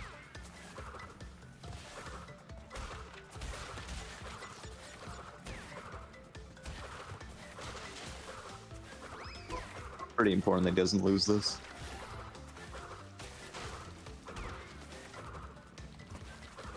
And you kind of tell what we were just talking about. Murcaz not getting Trope Mask in the beginning here, so kind of having to respect the environment. Can get some nice hobbing, but it's not nearly as efficient. Yeah, and box breaking is a lot more miserable. These boxes are in stacks, and that is not good. I don't know why Crodi's still going backwards. I think he has all the boxes. Oh, that checkpoint. Right. I don't know why he does the level like this. Interesting. I would Normally guess you it's go, probably just a knowledge thing. normally you go like all the way up to where he is now and then turn back, but I don't know. Maybe it doesn't lose a lot or something.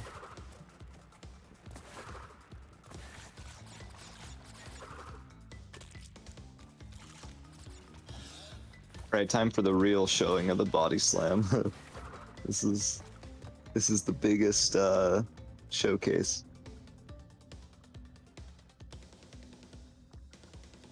Wow. 1, 2. Oh, we get an extra one. An extra.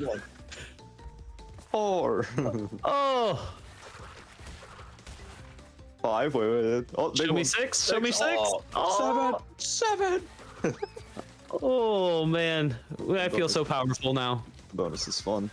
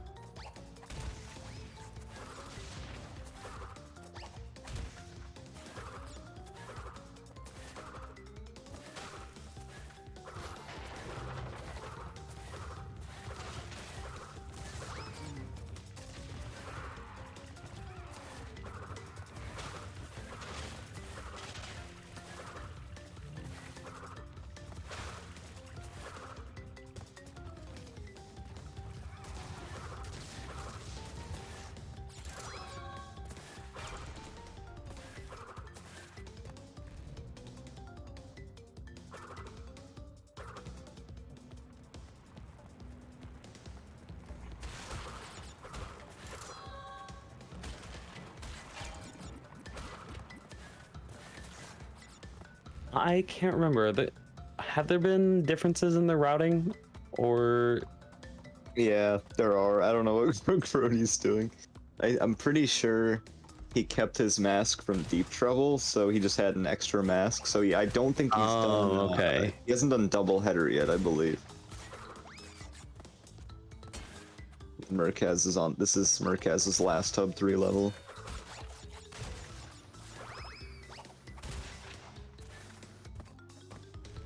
Now, a level like Dynamite, is it faster to have hop slides versus a mock tornado? Yeah, it is. If you normally you do Dynamite, like gem pass, then relic pass, then trophy, but sometimes you forget the body slam, so you have to do trophy and then the Dynamite relic, and it's a bit slower. Because like you're forced to have death tornado spin after you beat trophy, so yeah, it is a bit slower. Because you can like hob slide most of this stage, and like you can mock the whole thing too, but mocks are like longer to set up, so that's why they're good on flat levels where you normally can't hob slide.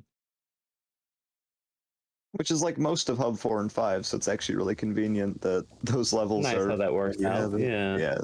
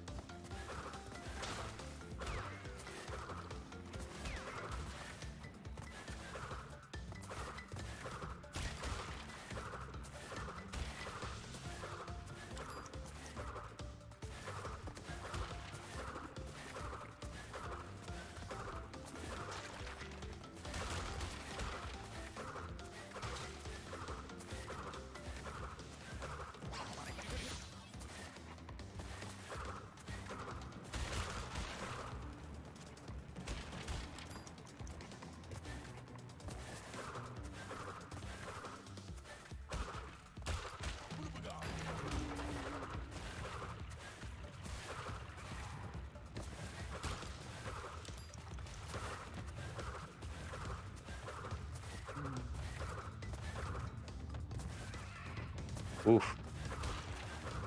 Murcaz getting a little caught up on this level. He's trying to initiate Hobbs off of the environments, but that looming pressure of death makes it a little scarier.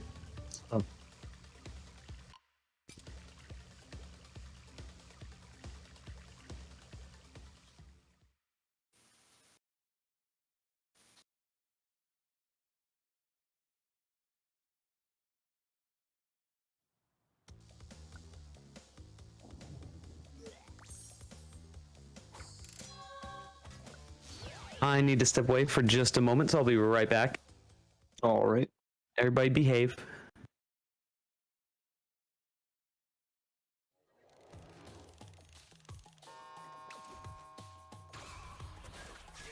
Alright, so Murcaz, in the entropy fight, you just do a simple glitch high, delay your double jump, and you can just make the gap, because sure. And he has this mask for phase 3. He will wait for the first shot to reach the iron tile, and then he just slide jump, double jump, spin, and he's done with the fight. Wow. Insane. This saves around 17 seconds to not damage abusing and doing that jump, so it's kind of valuable.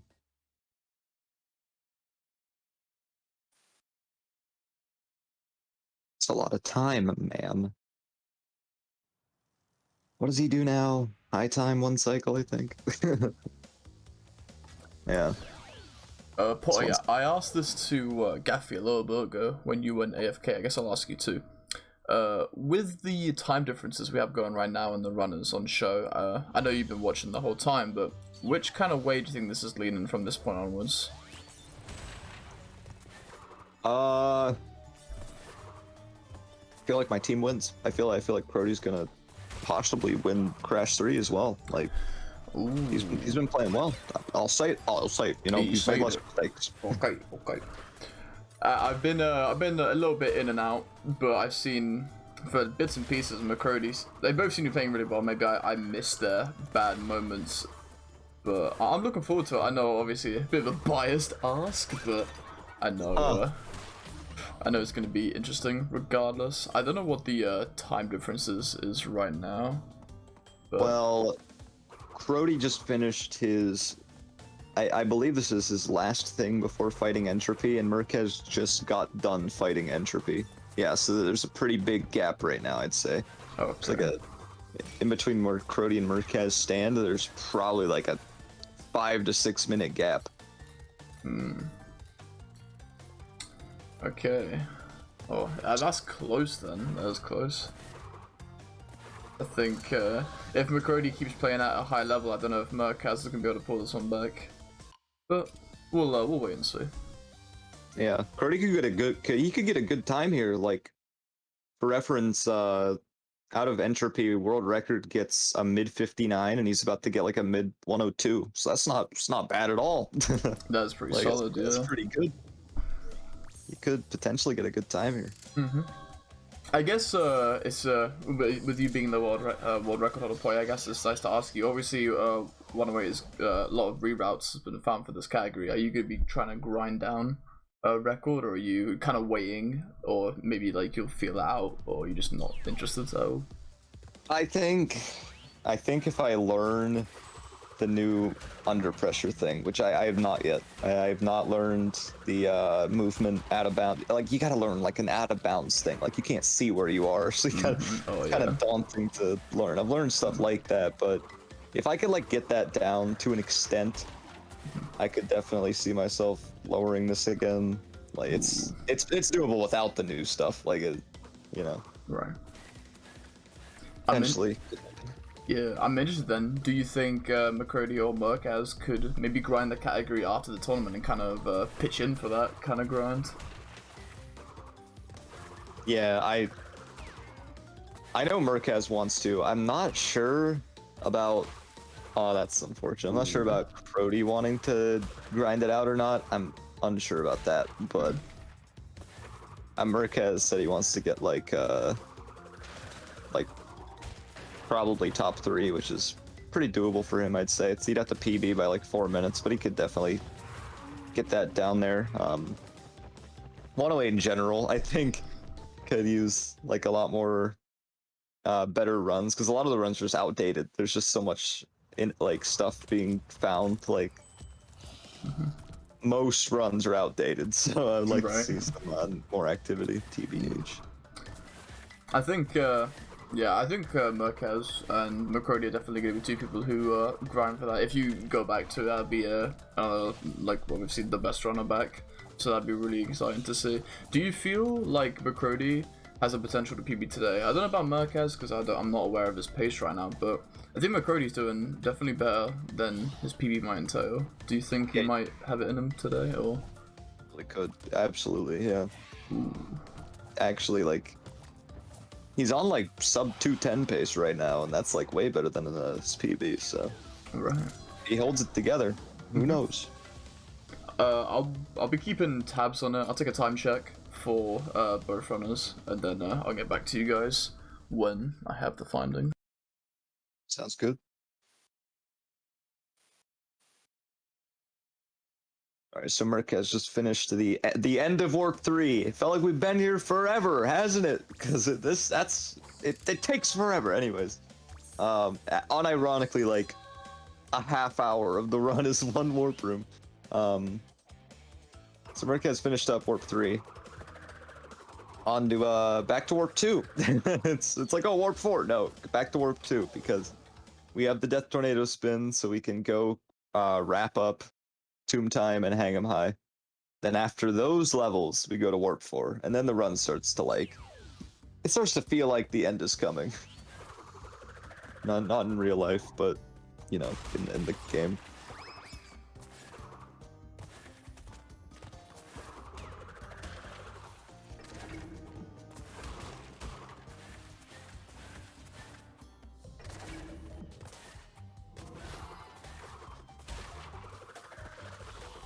But yeah, once we are finished with these 2 warp 2 levels, we're like back on track, back to just doing warp rooms normally.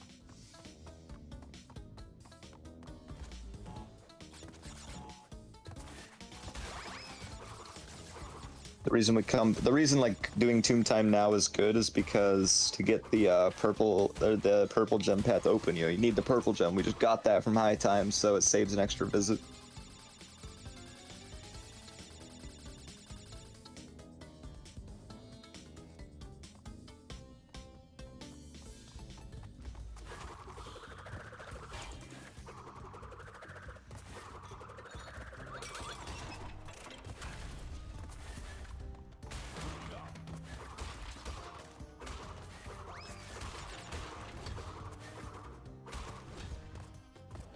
Tomb Time is like, it's like kind of a whatever level. Hang 'em High is cool though. I think Hang 'em High is really sick if done like really well. It's very satisfying, I would say, like, because you get triple mask and you can like do all this, like, you get like a perfect monkey bar cycle and shit. It's so satisfying. I'm not playing Crash 4. Holy fuck, no. I would rather do 10 Twalk 106s than one Crash 4 run. Hold him by that. Clip it, by the way. Clip it. I would. Hey. That's facts. Yeah, clip it. Clip it. We're gonna get that documented.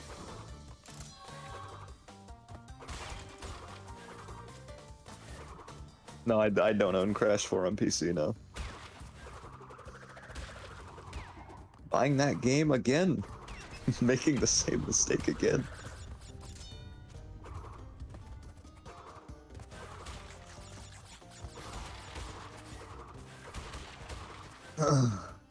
Talk about you. Okay, so Crody is in Deep Trouble Relic, right?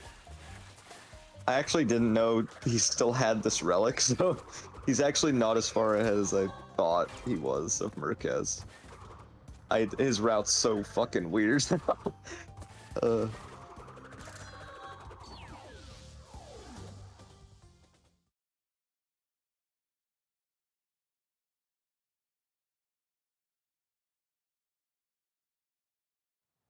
Yeah, I've come to realize.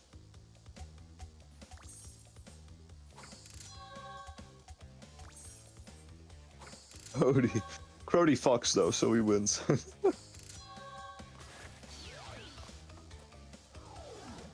I thought he did Deep Trouble Relic already. I'm so lost.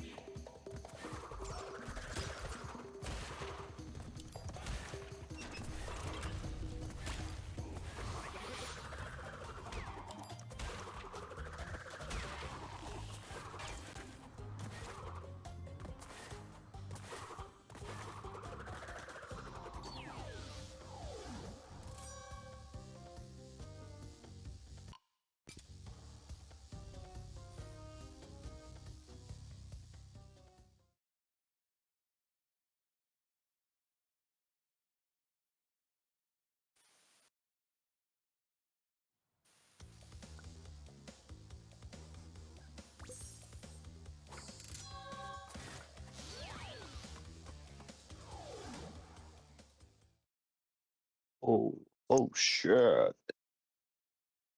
Murcaz with the 2 mask and Hang 'em High though, what will he do? Hopefully, have triple for the monkey bars.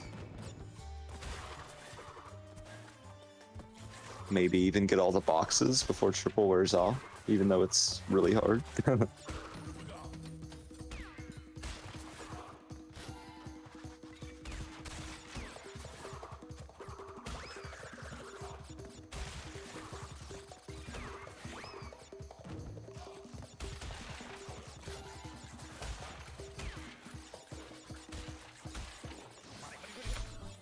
Hello, I'm back. Sorry about that. Okay. I missed anything spicy? Good, bro. Welcome back. I was just about to like fill some air and then you got back just in time, so Oh, that's okay. You can still fill me. All right. Well, whoa, I mean, let's mute the Discord real quick and Oh. I was gonna ask, obviously for me specifically, I'm not too well educated on the route, so I guess I'd ask, in the other Crash games, there were the habits of getting the gems while also doing the relic. And they were just kind of killing two birds with one stone kind of deal. Is there a lot of that in Crash 3, or let's say for the relics and getting the clear gem for that? Is that something that's like not possible, or something you try and do as often as you can? It's doable in some areas. Like with High Time, you get the purple gem and the relic at the same time. And like Bug Light also at the very end of the run. Not in. I think Murcaz going for it actually. Yeah. Oh my god, just to flex, Crody's getting Golden Monkey. Yeah, he's doing Golden Monkey. There it is. Oh my god. Wow. What a Chad. Truly my queen. I don't know why that's in the game. That is a gift. I love that. Yeah, Crash 3's got some one cycles just like the others, but does it have less? Does it have more? I don't even remember. Well, one cycles. There's Sphinxinator. Oh, there's Sphinxinator one cycle, Tomb Raider one cycle, High Time one cycle, Bug Light one cycle. There's some. I think about it. Have we already done Tomb Raider? Hmm? Have we already done Tomb Raider? No, not yet. We're about to. Murcaz is about to get to Warp 4 after this run. Awesome. I guess something else I can ask as like a follow-up for that is obviously that's the dream, to be able to like one cycle those things. Are there levels that are so close to being one cyclable, but there's like one or two small things that make it impossible, or is it just a very clear distinction between what you can and can't do? Ones that are close. See, I feel like just the way these levels are kind of laid out, it's the only way that it would be something that you would even think to be different would be like, oh, there's a colored gem path, and most people have pretty much explored the avenues. So like the Bug Light one cycle, because a lot of them, I mean, there's a decent amount of vehicles which don't change the speed tech, or the boxes are just weirdly placed, something like that. I can't think of ones So that it like wouldn't save enough to risk missing out on the relic. I can't think of ones that like aren't doable, like barely doable. The Bug Light one is barely doable. It's like it's a 2-minute relic like time trial, and you have 2 seconds of leeway. So that one's that's and it's the last thing in the run, by the way. Oh wow. That's a fun one. That's the tightest one I can think of in this game. Obviously, there's stuff in Crash 2 that's like that, like the sewer layer one cycle. You have like a second and a half of leeway, shit like that. If my memory serves correctly, when I first kind of came here, I don't think people were doing one cycle Bug Light. Do you remember who kind of first was like, hey, this is worth doing? Well, we found out that you could get a sapphire from a casual player. Oh, right. A casual player was like, I don't have all the golds, but I still got the gem at the end and got 108%. We're like, what? We're like, what the fuck? So we were trying to find a way, we were trying to find things that would, like, we could implement the sapphire on. Hot Cocoa was, like, one of the first things. But then we were like, is Bug Light possible to, like, one cycle with the sapphire? And turns out it was. I'm pretty sure Rico was the first one to figure that out. Or to do it, to pull it off. That was a development. That's like, that was a big 108 development at the time.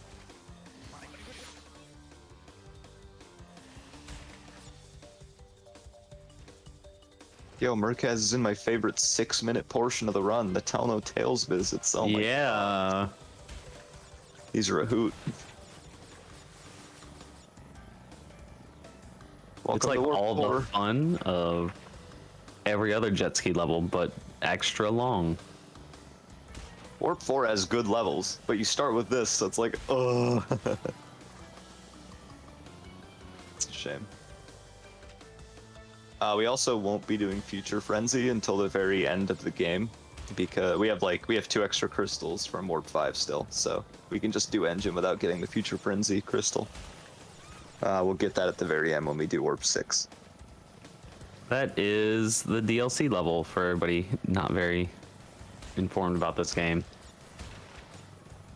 It's Future 10, Scaffy. What the heck? I'm bye. both in the future, you know, it's whatever. What if they crash in future? I think they have autosave on to account for that, actually. Yeah, I saw the pop-up while we were waiting for Crody to start today. I don't know if Murcaz did or not, but... I'm sure he did.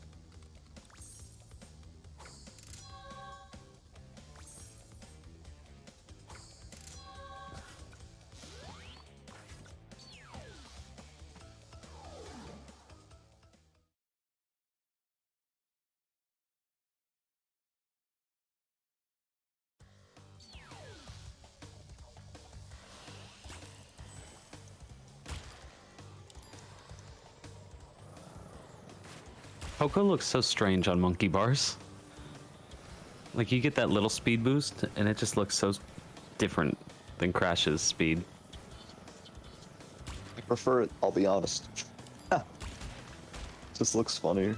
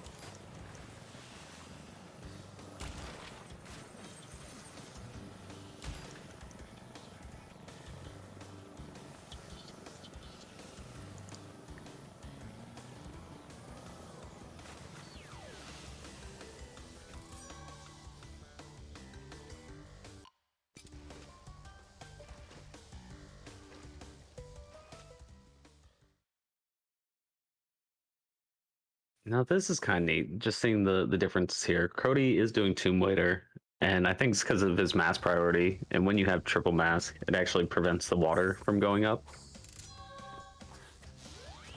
True. It's Maybe at least actually two like, of those areas. I don't know if I'm just bad, but it like doesn't. I don't find triple making a big difference in 108 from my experience. But maybe I'm just No. not good at the level. Like, I've had like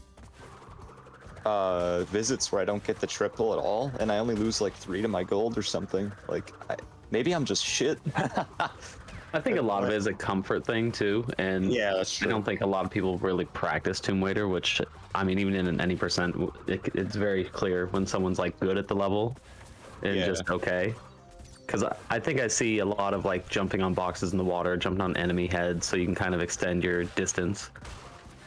on a top runner, whereas like waiting out the cycle is pretty safe, so pretty nice sometimes. Yeah, that's true.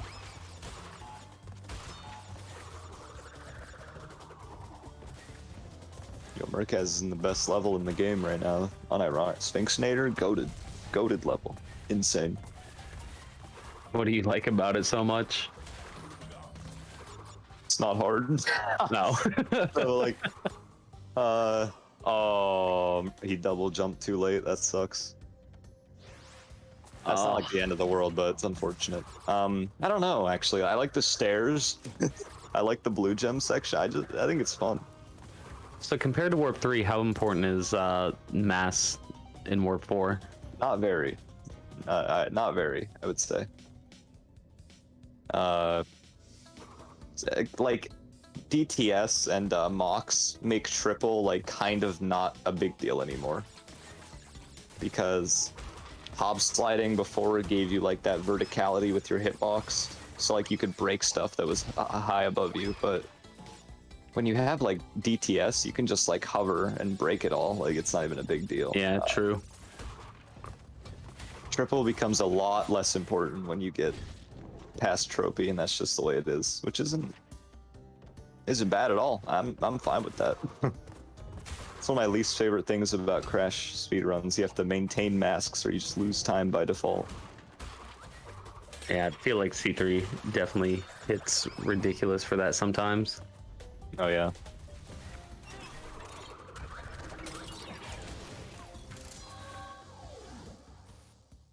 The only like important triples in the rest of the run are not even triples. You want masks for Flaming Passions bonus, and you want triple for future tense. That's it.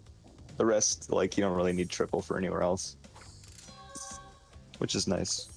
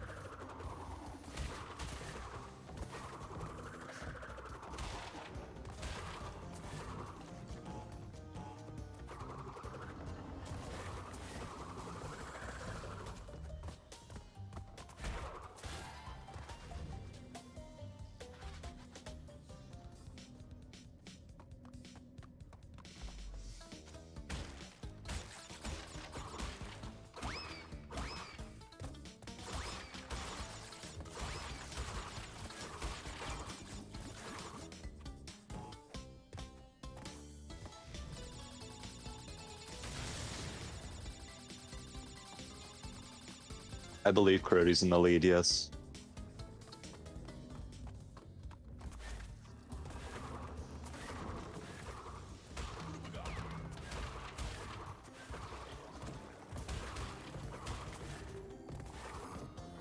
He was at least earlier, and he hasn't really made major mistakes, so it's pretty reasonable to say. His biggest mistake, quote unquote, lately has been the golden monkey. So, yeah.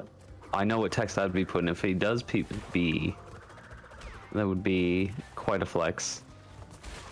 True. No, it's actually true. I can't remember what is his PB in this category. He doesn't run it very much, so it's not like Yeah. it's not up there. I'll look. It's like 224 maybe. I'll look. 108.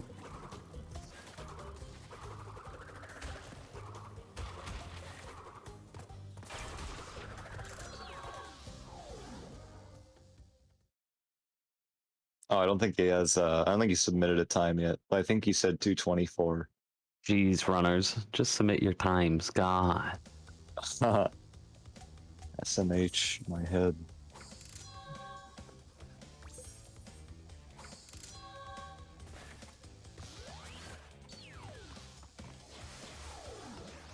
Murcaz fighting engine. I can't say anything. I don't know how to fight this boss. I get flamed every time I fight him, so. By the boss or by your chat? Definitely the chat. The boss isn't too hard.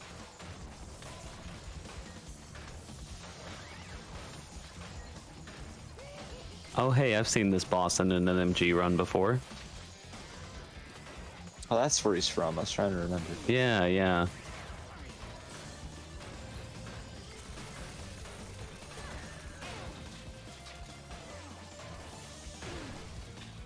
In case you don't have a brain, this boss, it has big glowing orange spots and you have to shoot them. Incredible.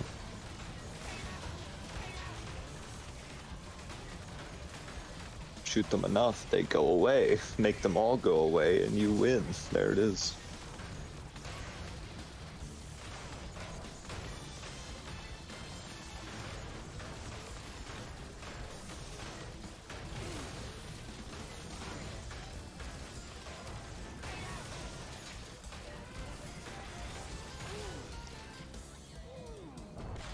Oh, I'm sorry. In case you don't have a brain like me, haha, relatable? I can relate to this now.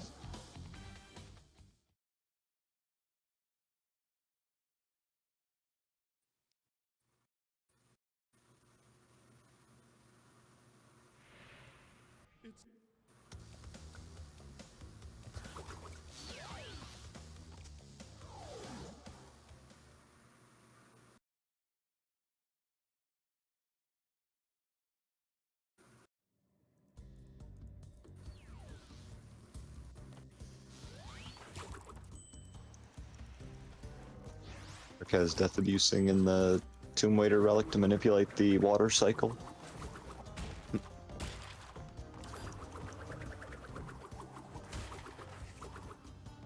It's also funny because they didn't like put a proper death plane at the start of this level, so you just fall and there's no death animation. The screen just fades out for some reason. So that's interesting. He also died, which is tragic. Yeah, I think it like ate his double jump or something because he just started spinning. I think he wanted Didn't to get the bounce height. off the mummy, or Yeah, for sure. He probably got sucked by the water, most likely.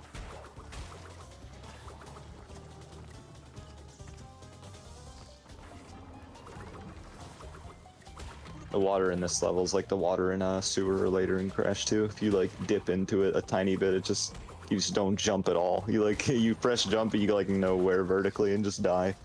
It's so annoying. Great ice, great water. Good game. Well done.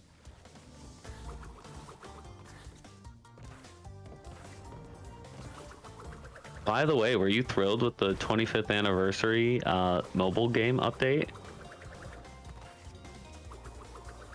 As a Crash fan, As a true Crash fan, yeah. I was overjoyed. Because at least it wasn't Crash 4 DLC. You don't want to run 120%? You don't want the game to be longer? Oh my god. Imagine inverted, but also another filter. They make a new inverted for the whole game. Oh my gosh. $60, boom. Made by Beanox again. Dude, Cookie would love that. Cookie would run it, yeah.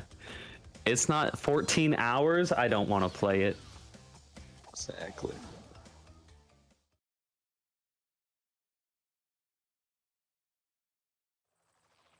%100% want the gem. Don't give them ideas now. Awful, awful idea. The Actabobs, they might listen.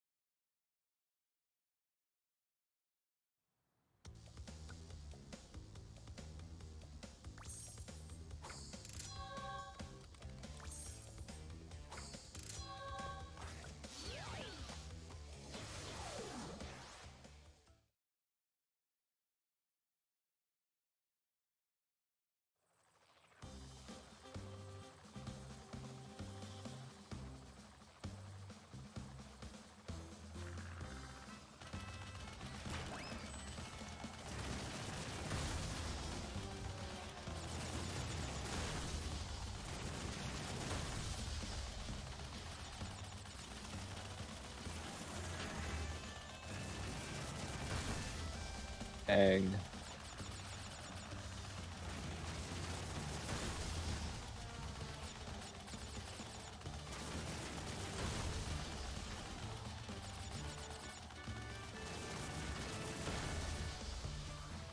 Murcaz is shooting blimps. I don't know. That's cool. He's done shooting blimps now. 34, bro.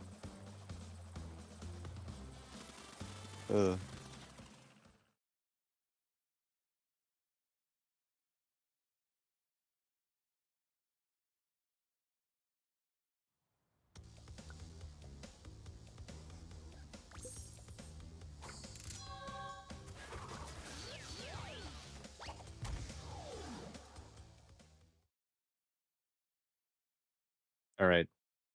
This is Murcaz's final Warp 4 split, and then it's over to Warp 5. And Warp 5, like 40% of it's already done because we did it at the start of the run. So Warp 5 kind of flies by a bit.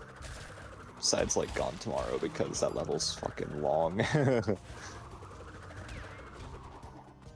Yeah, like this last bit of 108 tends to go by pretty quickly, I think.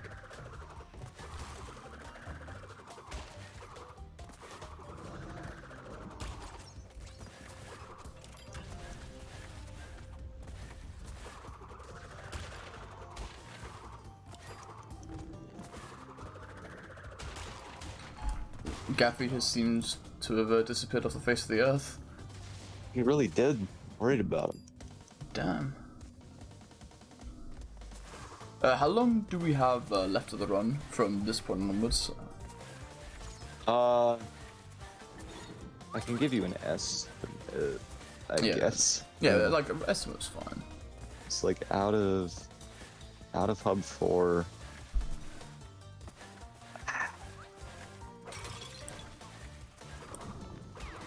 I'd say like I don't know. It's 35, 40 minutes, something like that. That's I fair. would say. That's fair.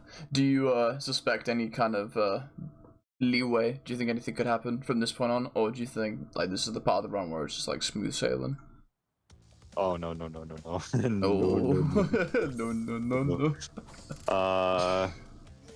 Endgame's pretty tough because like, okay, bug light kind of free. Flaming's kind of tough, I gotta say. Flaming's a bit tough. Gone Tomorrow's pretty tough. Future Tense is pretty freaking hard on both visits, the gem and the relic visit. Then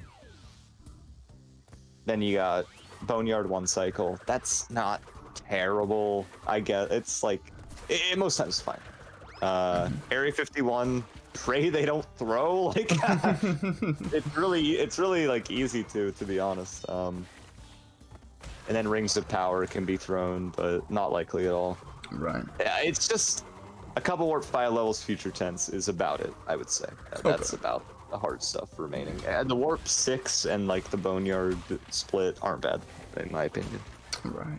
I think it was either yesterday or 2 days ago. I was watching a bit of Murcaz and he was practicing the end game. And he had this one split, I don't remember the name of it, but it was a light level like the one he's on right now. And he just couldn't get this god cycle that he was talking about. He was resetting over and over and over. Yeah, So- that's Bug Light 1 cycle. Oh, it's bug light. Oh, okay. Yep. So I'm hopeful. I got my fingers crossed for Murcaz. They'll hit that today, but I guess I just have to wait and see. Like, if he messes it up, he can just go get the gem, restart, go get the relic, do it separately. That's what he'll do most likely. I'm sure he won't just ram his head against the wall if he doesn't get it. Right. Because it's like, you know, a race scenario, so. Well, McCrodi did get Golden Monkey, so I think it's out the window. True. Oh, Gaffy, you alive? Yeah, that's Can you really hear me? cool. My net just decided it no longer wanted to live. Oh. Thanks, Spectrum. Big up Spectrum. Big ups. Yeah, you said that earlier, Murcaz.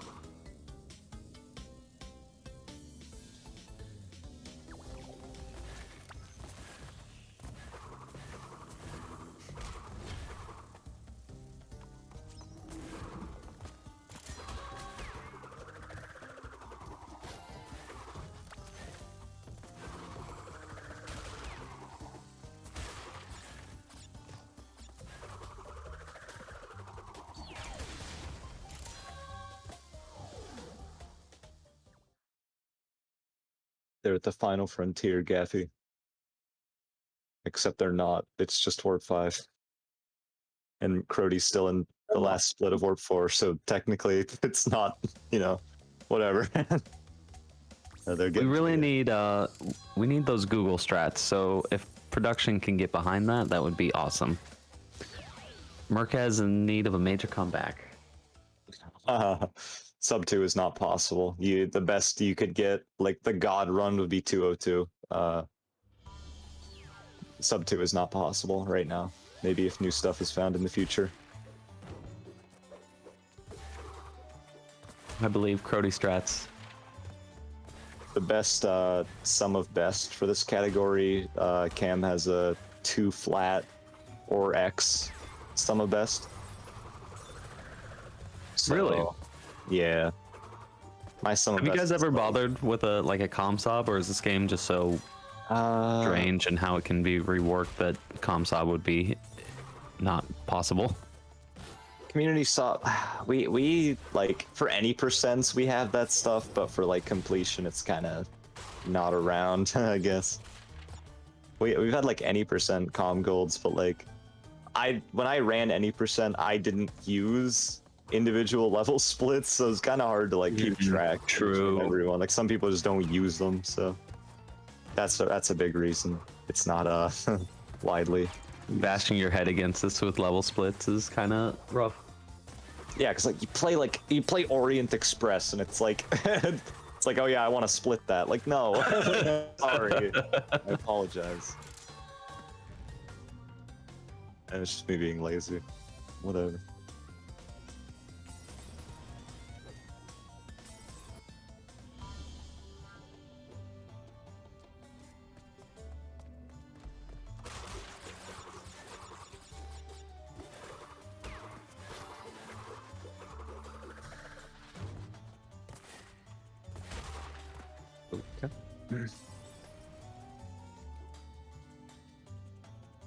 Oh, Crody does oh really? That's Is it interesting. doing- It's doing future tense before Warp 5. I do it Interesting. after personally. You can potentially bring triple mask, like 2 masks to this level, so that's interesting. Did his game crash? No, you're capping. There's no way. Did he tab out?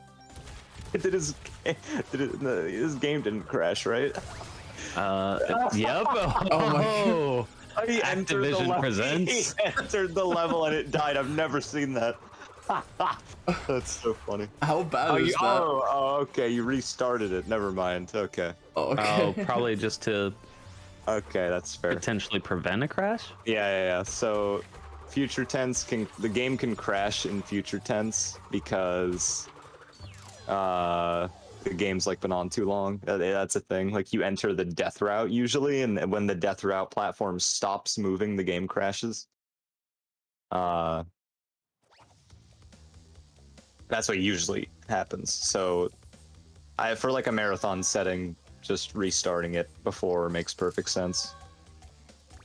That was just abrupt. Like he entered and was playing the animation, and then it just died. I was like, what, bruh?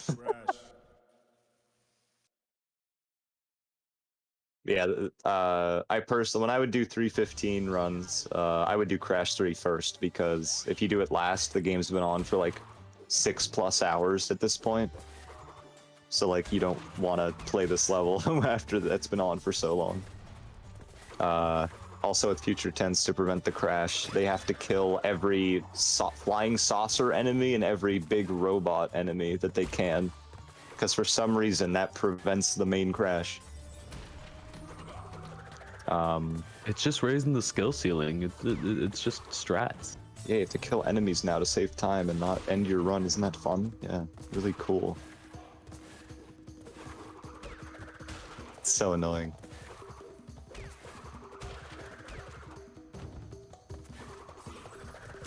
But I mean, it's pretty consistent if you kill those specific enemies.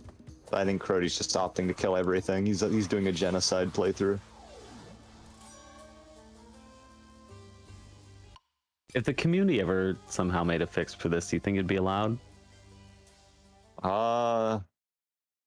I mean, it's kind of late in its life cycle now, but It's like, thing is, like, the enemies are like on the way through the level, so it's not like a big inconvenience. And you have the bazooka, and that's OP, so like, I don't know. But sometimes okay, so like Murcaz, for example, he death abuses before he does the part that normally crashes, and that works for him. But like, I don't personally do that. I just try and I was gonna say, what's your computer like? Because it's really good. yeah, it's really good. No, it works like everyone else's in this level. Like, oh, also, if you die in this death route, the music goes away. For some reason, when you respawn, the music just doesn't come with you. So you just play in silence. It's like, you just get time to reflect on your mistakes, I think. He's not dead? That's crazy. Oh, what a shot. Sniper.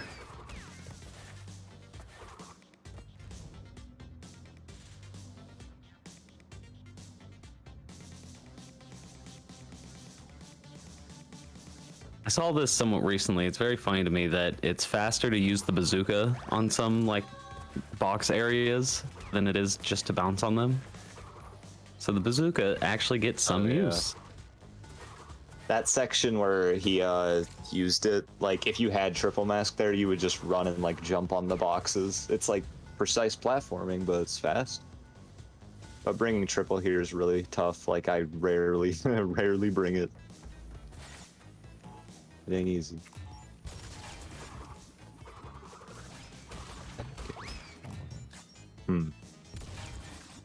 Interesting.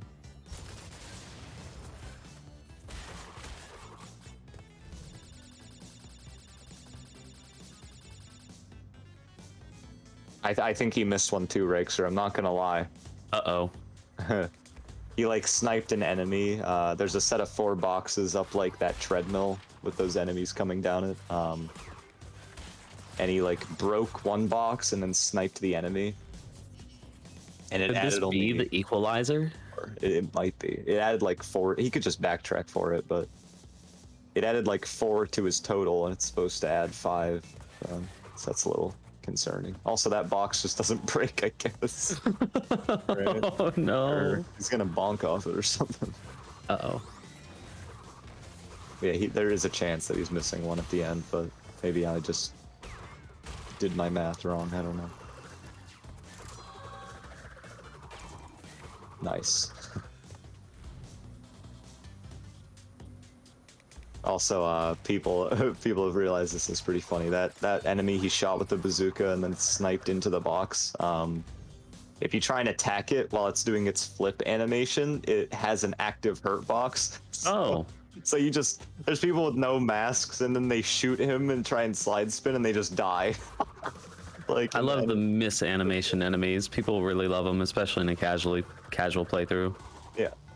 I did get all the boxes next. Squid bots looking at you. Worst enemy in the trilogy in this version. By far. By far.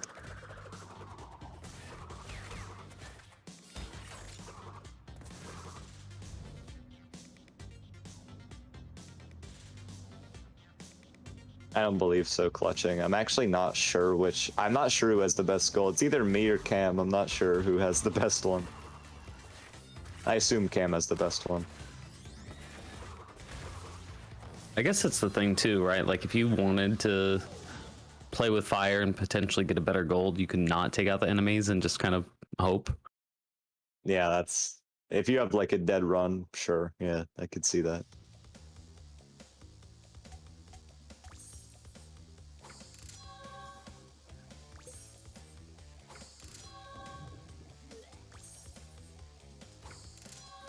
That could totally work.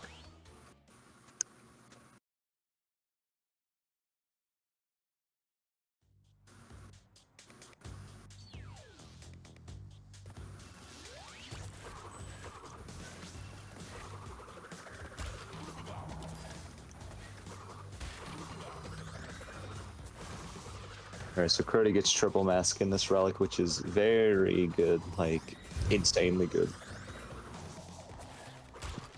You just like plow through everything with it. It's pretty based.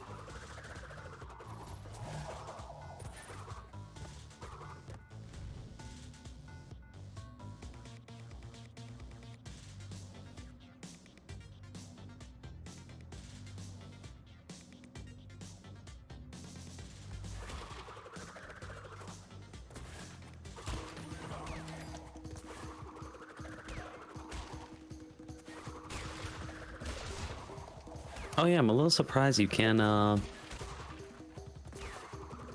just like one cycle this.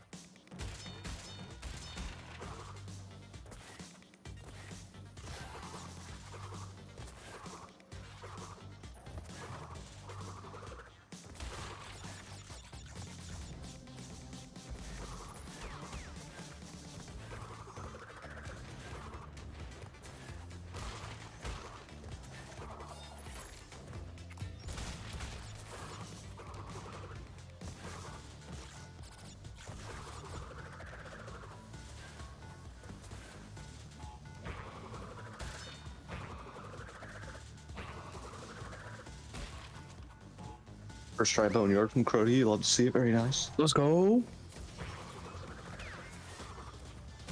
It's actually pretty lenient. It's just kind of easy to like snowball hits and die in that section. All my homies love to see more Boneyard though. Max.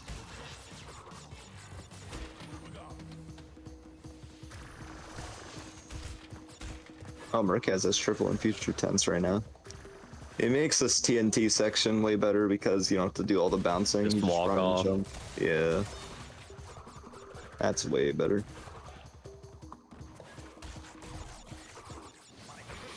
I saw you got it in practice yesterday too, so that's good to see.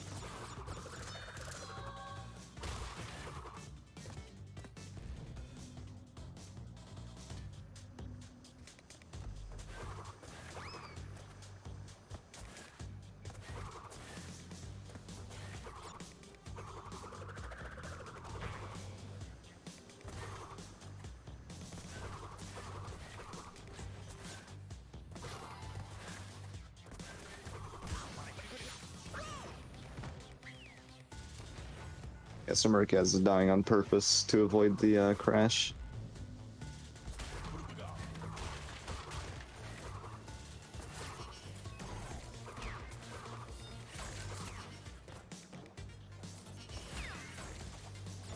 Yeah, so McCrodi is getting the second gem in Bug Light right now since he's not doing the one cycle. This is just what you'd like normally do if you're not doing that stupid shit. But wait, he didn't have the gem that he should have had to cross that gap. True. He's hacking. Cheater.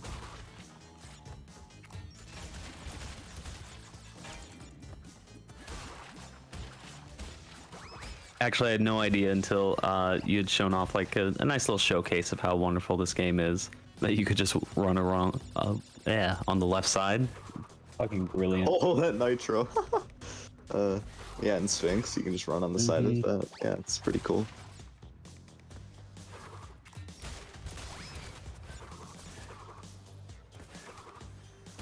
Yeah, just dodge that nitro, man. That can just happen to you in like piston it bonus, and you can't even jump out of the way. Like, it sucks.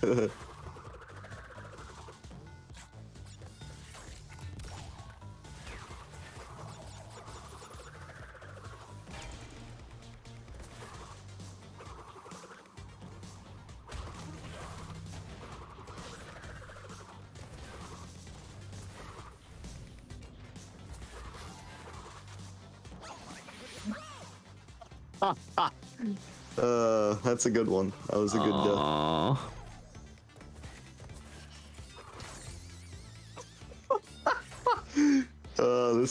These are good deaths, Murcaz. Keep them coming, honestly. For content. Ooh, deflatey. This is good.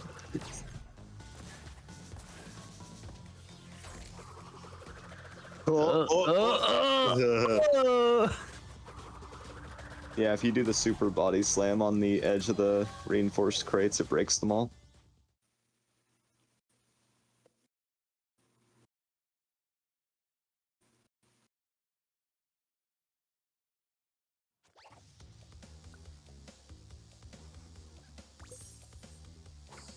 Was Wasabi talking about file fusion? I have no idea, maybe. No. Maybe. Maybe it's something else.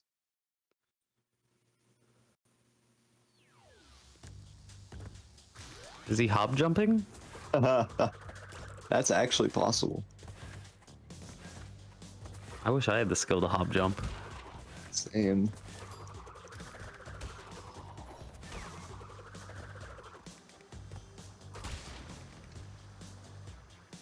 Yep, dead.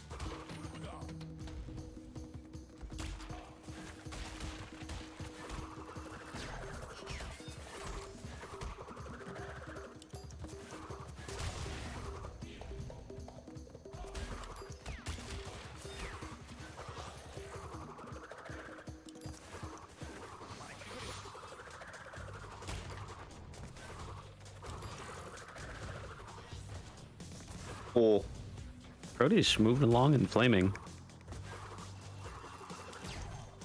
yeah, he's got to keep that mask for the bonus.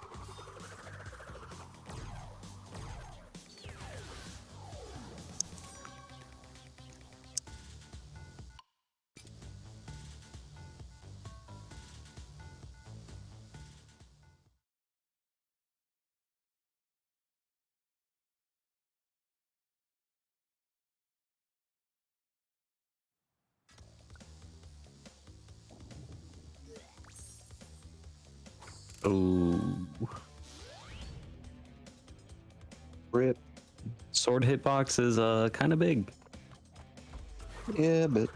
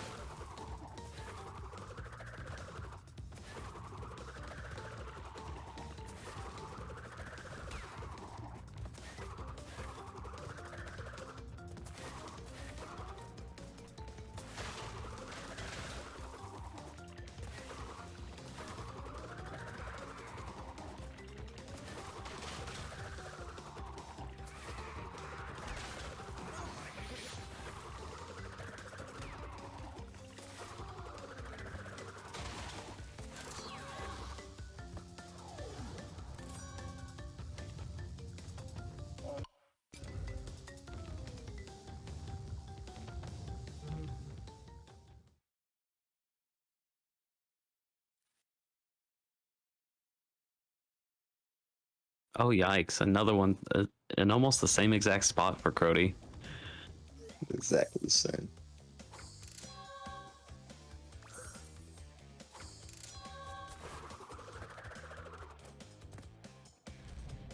Murcaz moving down. Oh, that's what it was. 6.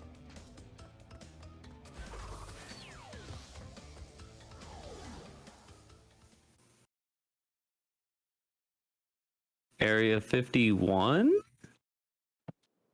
Question mark?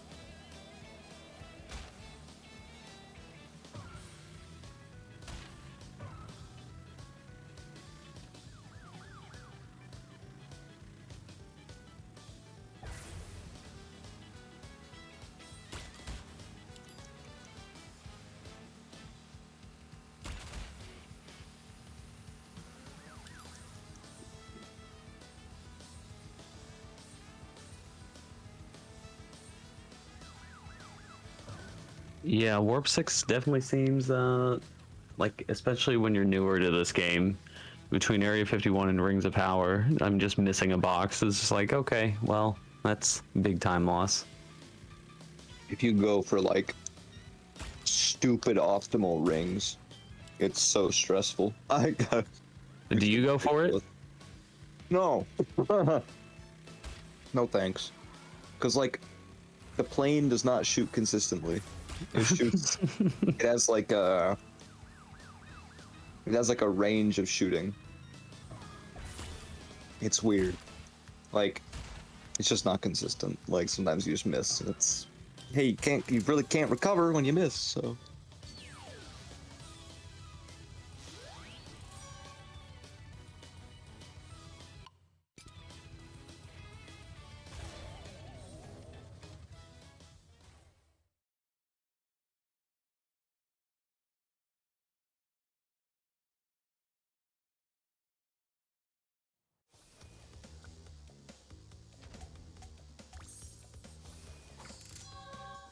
So I just cannot remember what all does Murcaz have after Warp 6.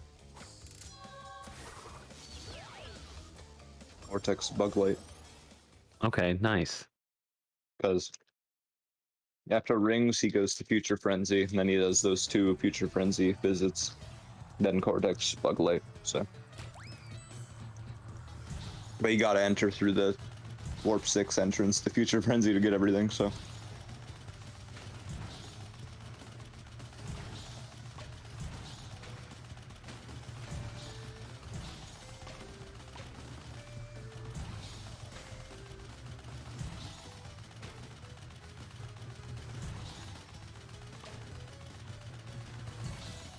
Oh, the bazooka jump onto the box? Okay, Crody, I respect it. Did he just kind of zoom off the platform? Was that a weird camera thing? Maybe. I will not hold it against NST platforms. True.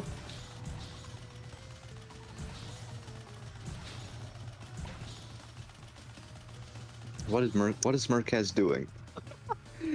Big ringy. Just flew above a box for some reason, I don't know.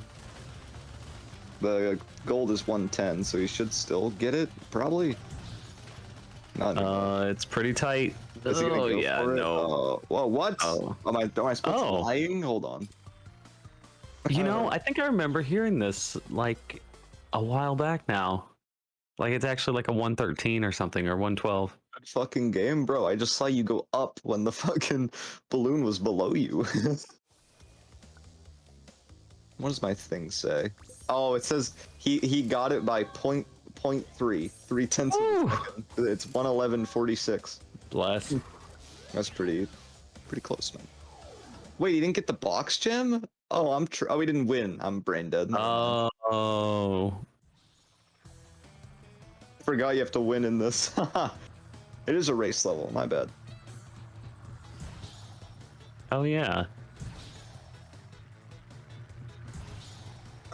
Yeah, I forgot about that.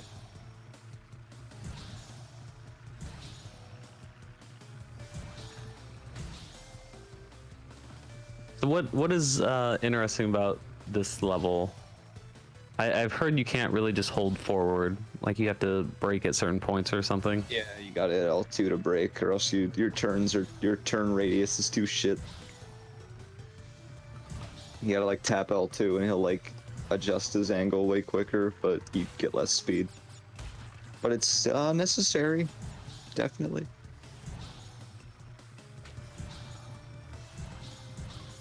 This level's like pretty simple, all things considered. I don't know. It's just kind of here, just like Area 51. They just kind of exist.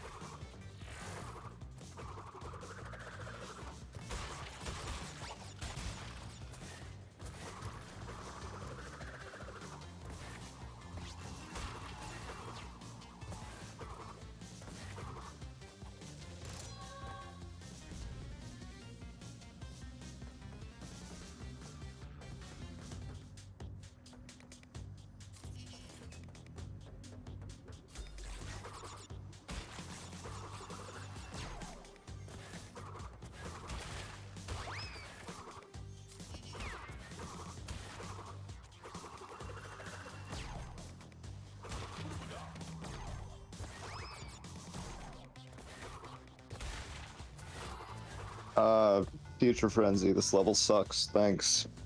It is the worst backtrack in the trilogy, and Seems like a very awkward backtrack as well. Like there's you like need audio. Like if you aren't playing with audio, you're dead. Like you have to listen for the lasers, because you can hear them before you can see them.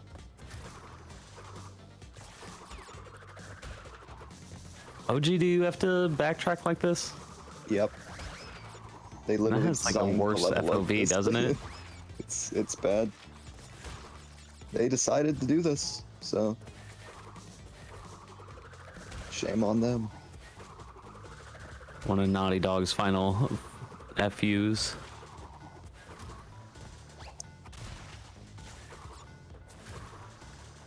Yeah, really bad level. Like holy shit.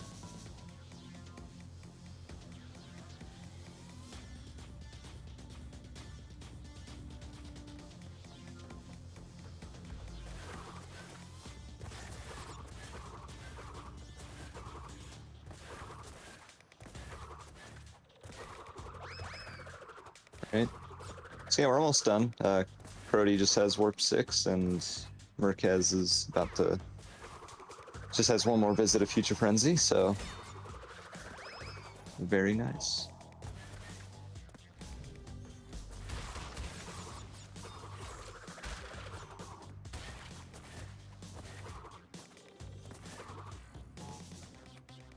Yeah, sorry guys, I misspoke earlier. There can't be TWAC here. This is Sprash HD, and that's clearly only 480p, so not gonna happen. No high def. Mm-hmm.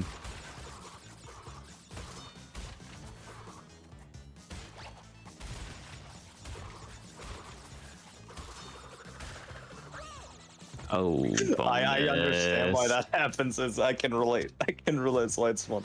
Holy shit. I get what he wanted. He wanted to like pepper in his spin inputs so he would like lower and then hover the rest, but he just dropped like a fucking ton of bricks. Oh no. Tragic.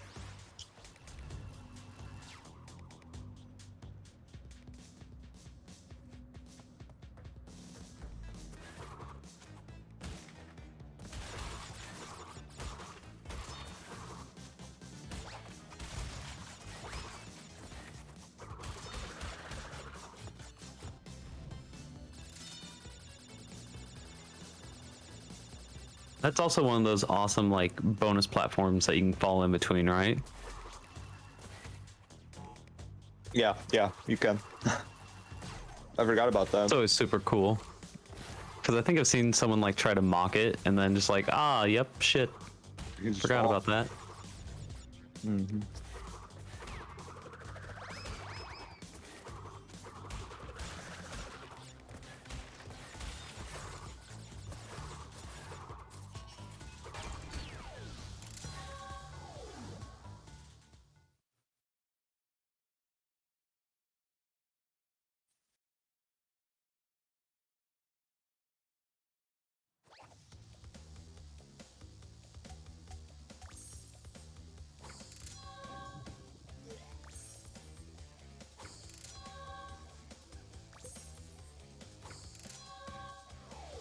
You get to Area 51, you'll just see it.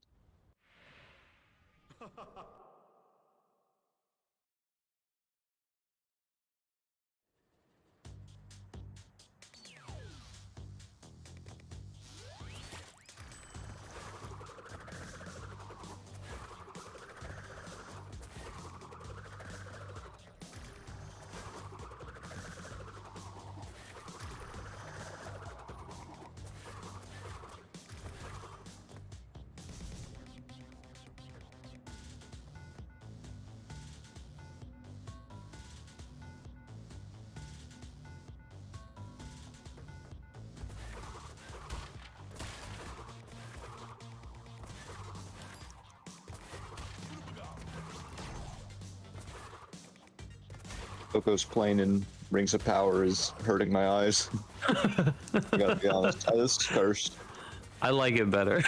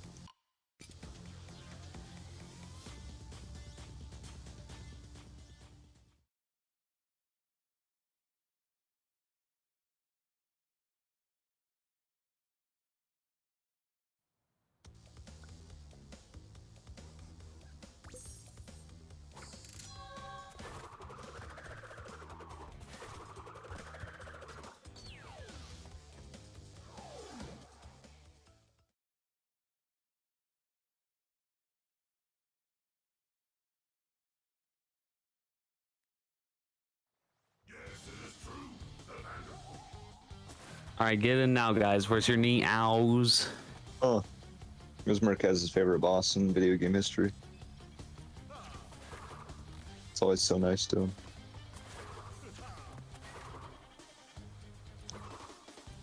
Let's see. Any predictions? Do you think shoes are going to be good shoes or shit shoes? Good shoes, bad portals. I'll say that. Nice. You love to see it. Last mine, top left corner. Amazing. My fucking eyes. Incredible.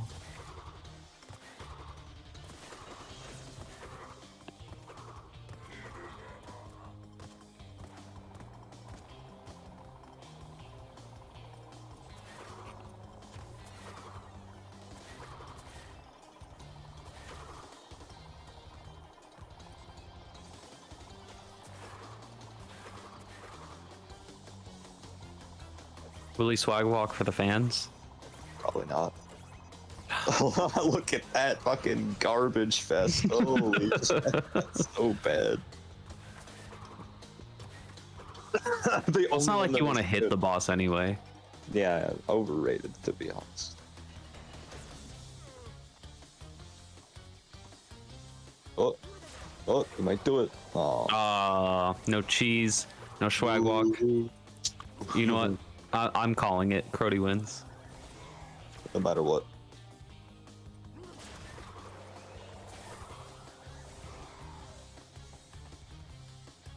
This is actually close, to be fair. All right, one good phase. We take those. Heyo.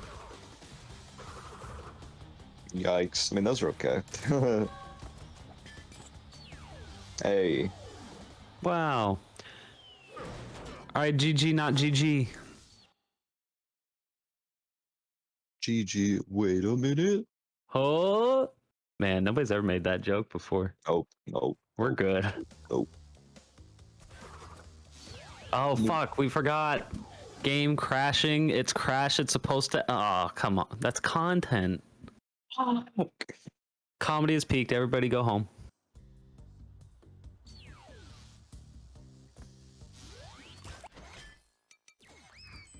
This is the hardest part of the game. Let's see if he can do it. I believe. He missed his shot, so restart. I never do that when I miss. I don't know. Maybe it matters. I just might be an idiot. Oh, I guess for cycle of like the croc or something, maybe. The cycle that matters the most is the spears near the end of the. He missed that time. Maybe he has to restart. Yeah, that Cobra like not sniping a box on that section is so bad. It'll be hyped to see. But yeah, the one cycle that matters is those spears in the purple gem section. Those. He's like dead set on getting this on the perfect shot. Yeah. I'm just like, fuck it. I just don't care. Doing it live. Yeah. No Cobra snipe. He has to do some weird shit now. Okay, he got everything.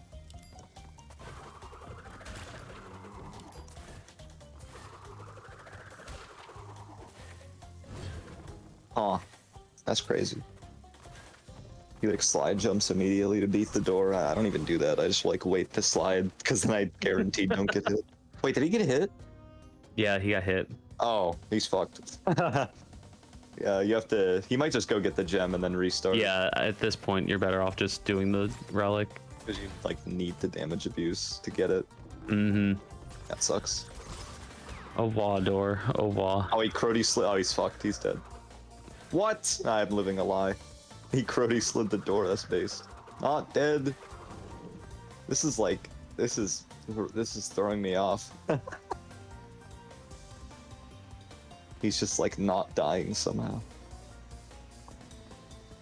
It was the RNG manip at the beginning, the resets he may have thought was for timing. Actually, it fucks up the cycles because this game, I'm making this up, is broken though. Oh. I still don't think he makes it. No, I don't think it's possible. Oh, he's scared of that guy. You want to hit the red gem platform by 133. That's like the time. I think he gets it still. What the fuck? What? I figured the door alone was like enough to mess up. Same as. I think because he Crody slid the other door, it made it like irrelevant, which is kind of crazy. Okay, Mr. Big Jaming over here. This makes it poggers. Let's go, Murray.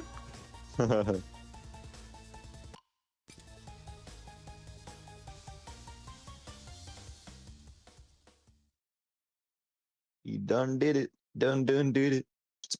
It done did it.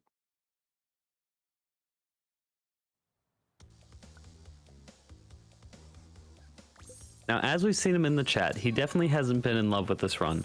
But it's still only, I mean, like, minutes off of a personal best, which 7. in a category like this is pretty nuts. 7, yeah. So GG's. And he did lose 2 and under pressure at the very start, like 2 whole minutes, so that's fair. Also true. Yeah. GG. As the French say. Sub 220 Pog. All right, so what time do we need for Crody to get for him Well, to throw? Crody is about to fight Cortex, and he's already done Bug Light, so he's kind of just done. Cortex is like Throw for the team? it's like 2 minutes. It's like 2 minutes 20 seconds. Sprash economy in shambles. Imagine just stand still for 15 minutes, please. There should be a PB for him though. I think if his PB is 224 or something.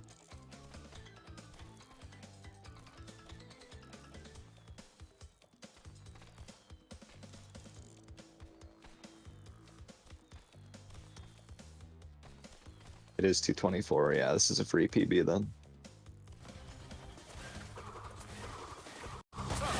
That's good. This is a good run for Crody then. He got the fucking gold monkey too. Oh yeah, and gold monkey. Great. Ah, dead. Oh wow, I can't believe that hit went that way. He likes to live life on the edge. Apparently.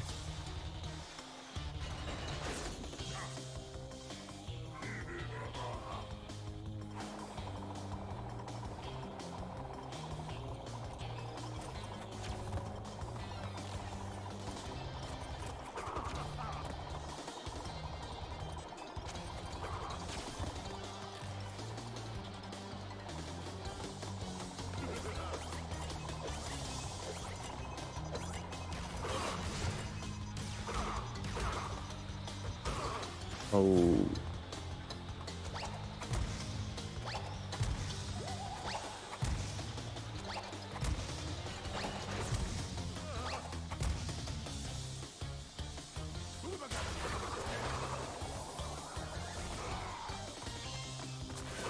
Clearly the seating here was stacked inside cheaters.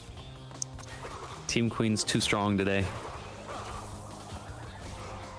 Should fail, we'll get him next time.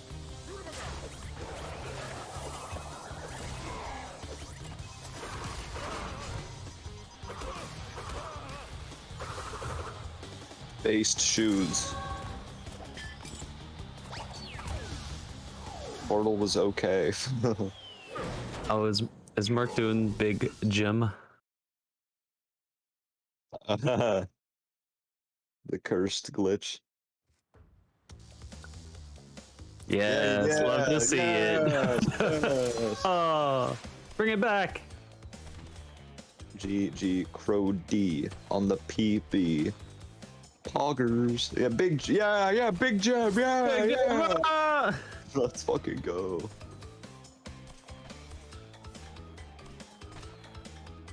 It's the Tangway gem right there. Brody, submit this run, please.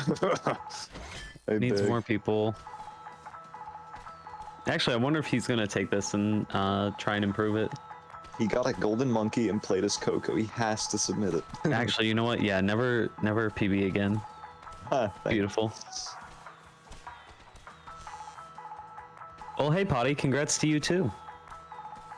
Thanks, man. What happened? What did I miss? Your team.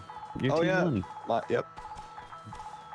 And I know We did you it. prepared quite a bit for this race, so yeah, you love to see the hard work pay off and determination. Absolutely, yeah. As a celebration, are you gonna dress up like a queen for us, or? Guys, it's been great being your commentator for the past 2 runs. I gotta go.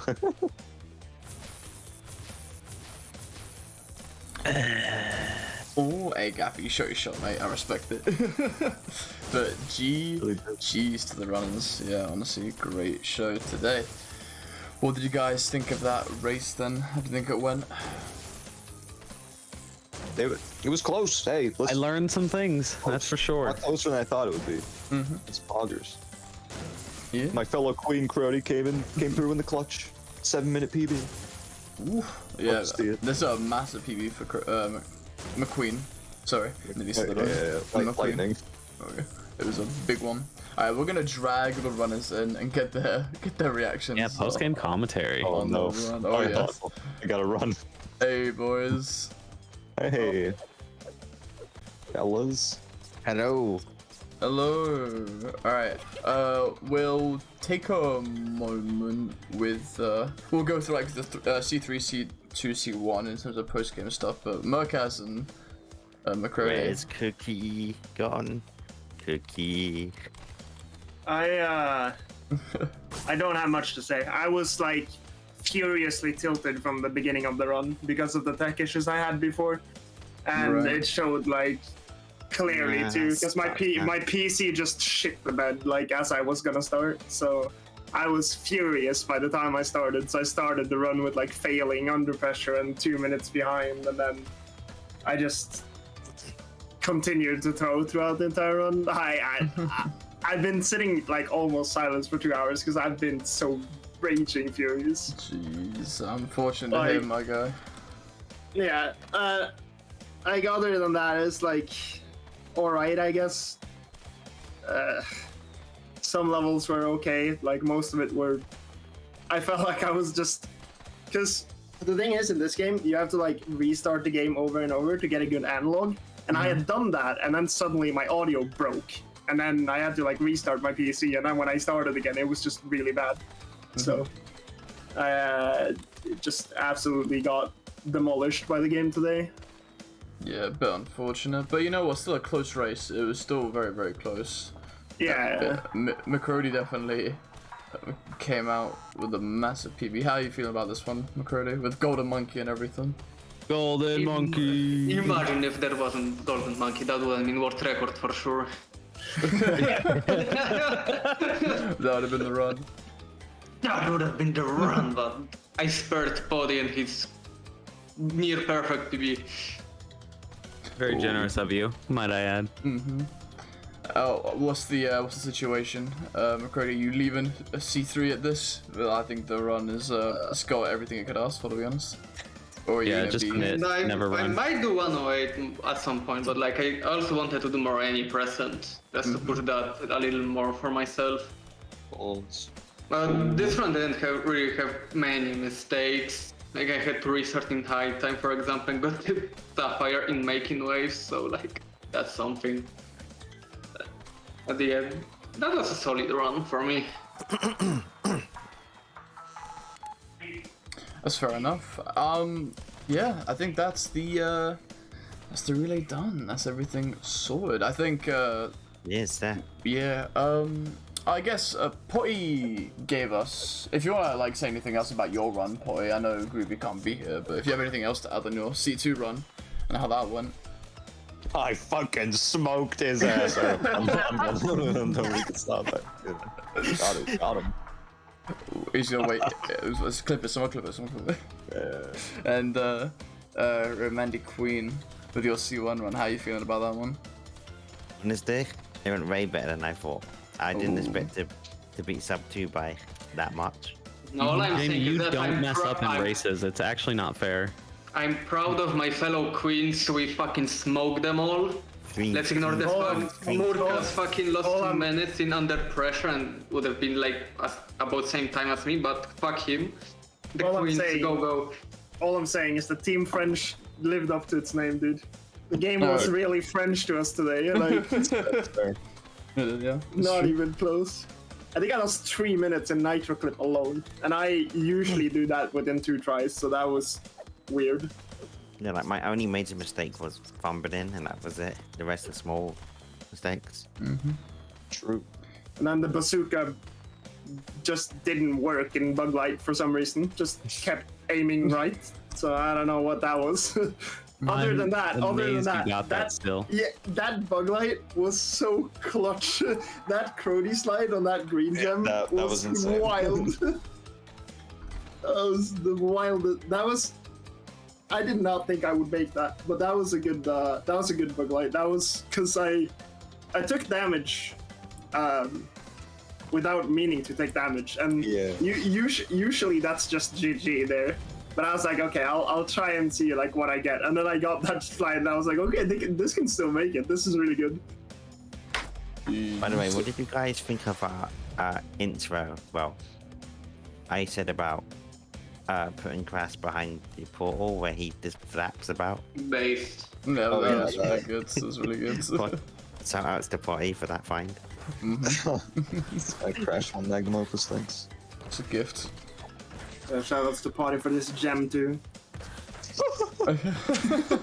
Dude, Tanguay's gem is my favorite glitch, honestly. Giant gem in the background. It was fun though. Just wish like my PC wouldn't shit the bed like 5 minutes before starting. Now it's like everything's been fine all day, and then it suddenly just. It's just very unlucky. Yeah. You know, technical difficulties is just part of the process, to be honest. Nothing crazy. We got the runs in. Everyone enjoyed themselves, I hope. So. Oh yeah, it was a great event. And thanks for having me.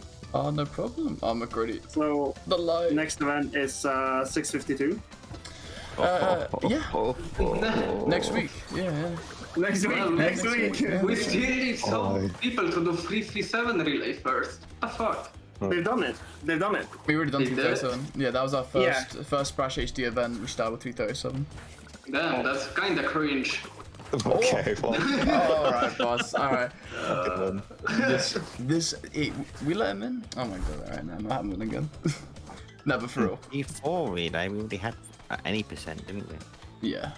Yeah, we did crash any percent relay. I don't think we've done a Any Spyro. percent into ACG? You I did, don't know. didn't you? Didn't you do that not long Did do ago? that. Yeah. The Spyro one. For any Any percent. percent into ACG? Oh, Didn't you? 80%. I feel like you did. But not any percent into ACG. We did both categories. No, but that's an but- idea. Oh, an Okay, idea. but we can do like Splash Fecta any percent like relay. Oh, that'd be kind of nice. Some sort of. It's a cook behind the scenes, I think. It'd be good to kind of get this all written down. Yeah, true. But yeah, alright. Well, thank you guys for the performances today. Loved all the effort from everyone. I'll be closing the event now. If you guys want to have any last words before we go. Queens. Queens. Grateful. Thank you. Queens, let's fucking go. Ugh.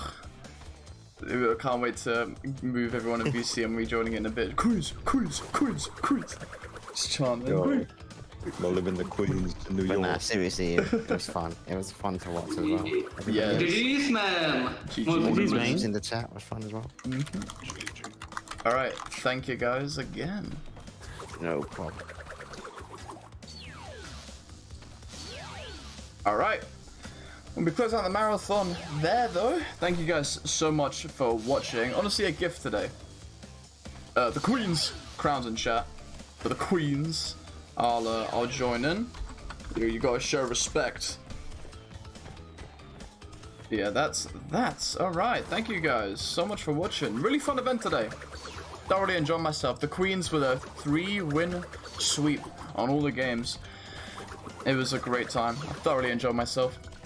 Thank you guys for watching. It was a lot of fun. Thank you for the raids too, the people who did it. Really appreciate it. We're actually going to be messing with something next week. We have a fun idea that we'll be implementing for the Spyro section, which should be a lot of fun. I hope you guys look forward to it. But yeah, thank you guys so much for vibing. I love hosting. This is our longest Splash event. We've been streaming for 7.5 hours. So this has been our longest one, for sure. And oh my god, McCrodi is blinding us. Okay, I need to tap out before I'm blinded. I lose my eyesight. Yeah, thank you guys so very much again for watching.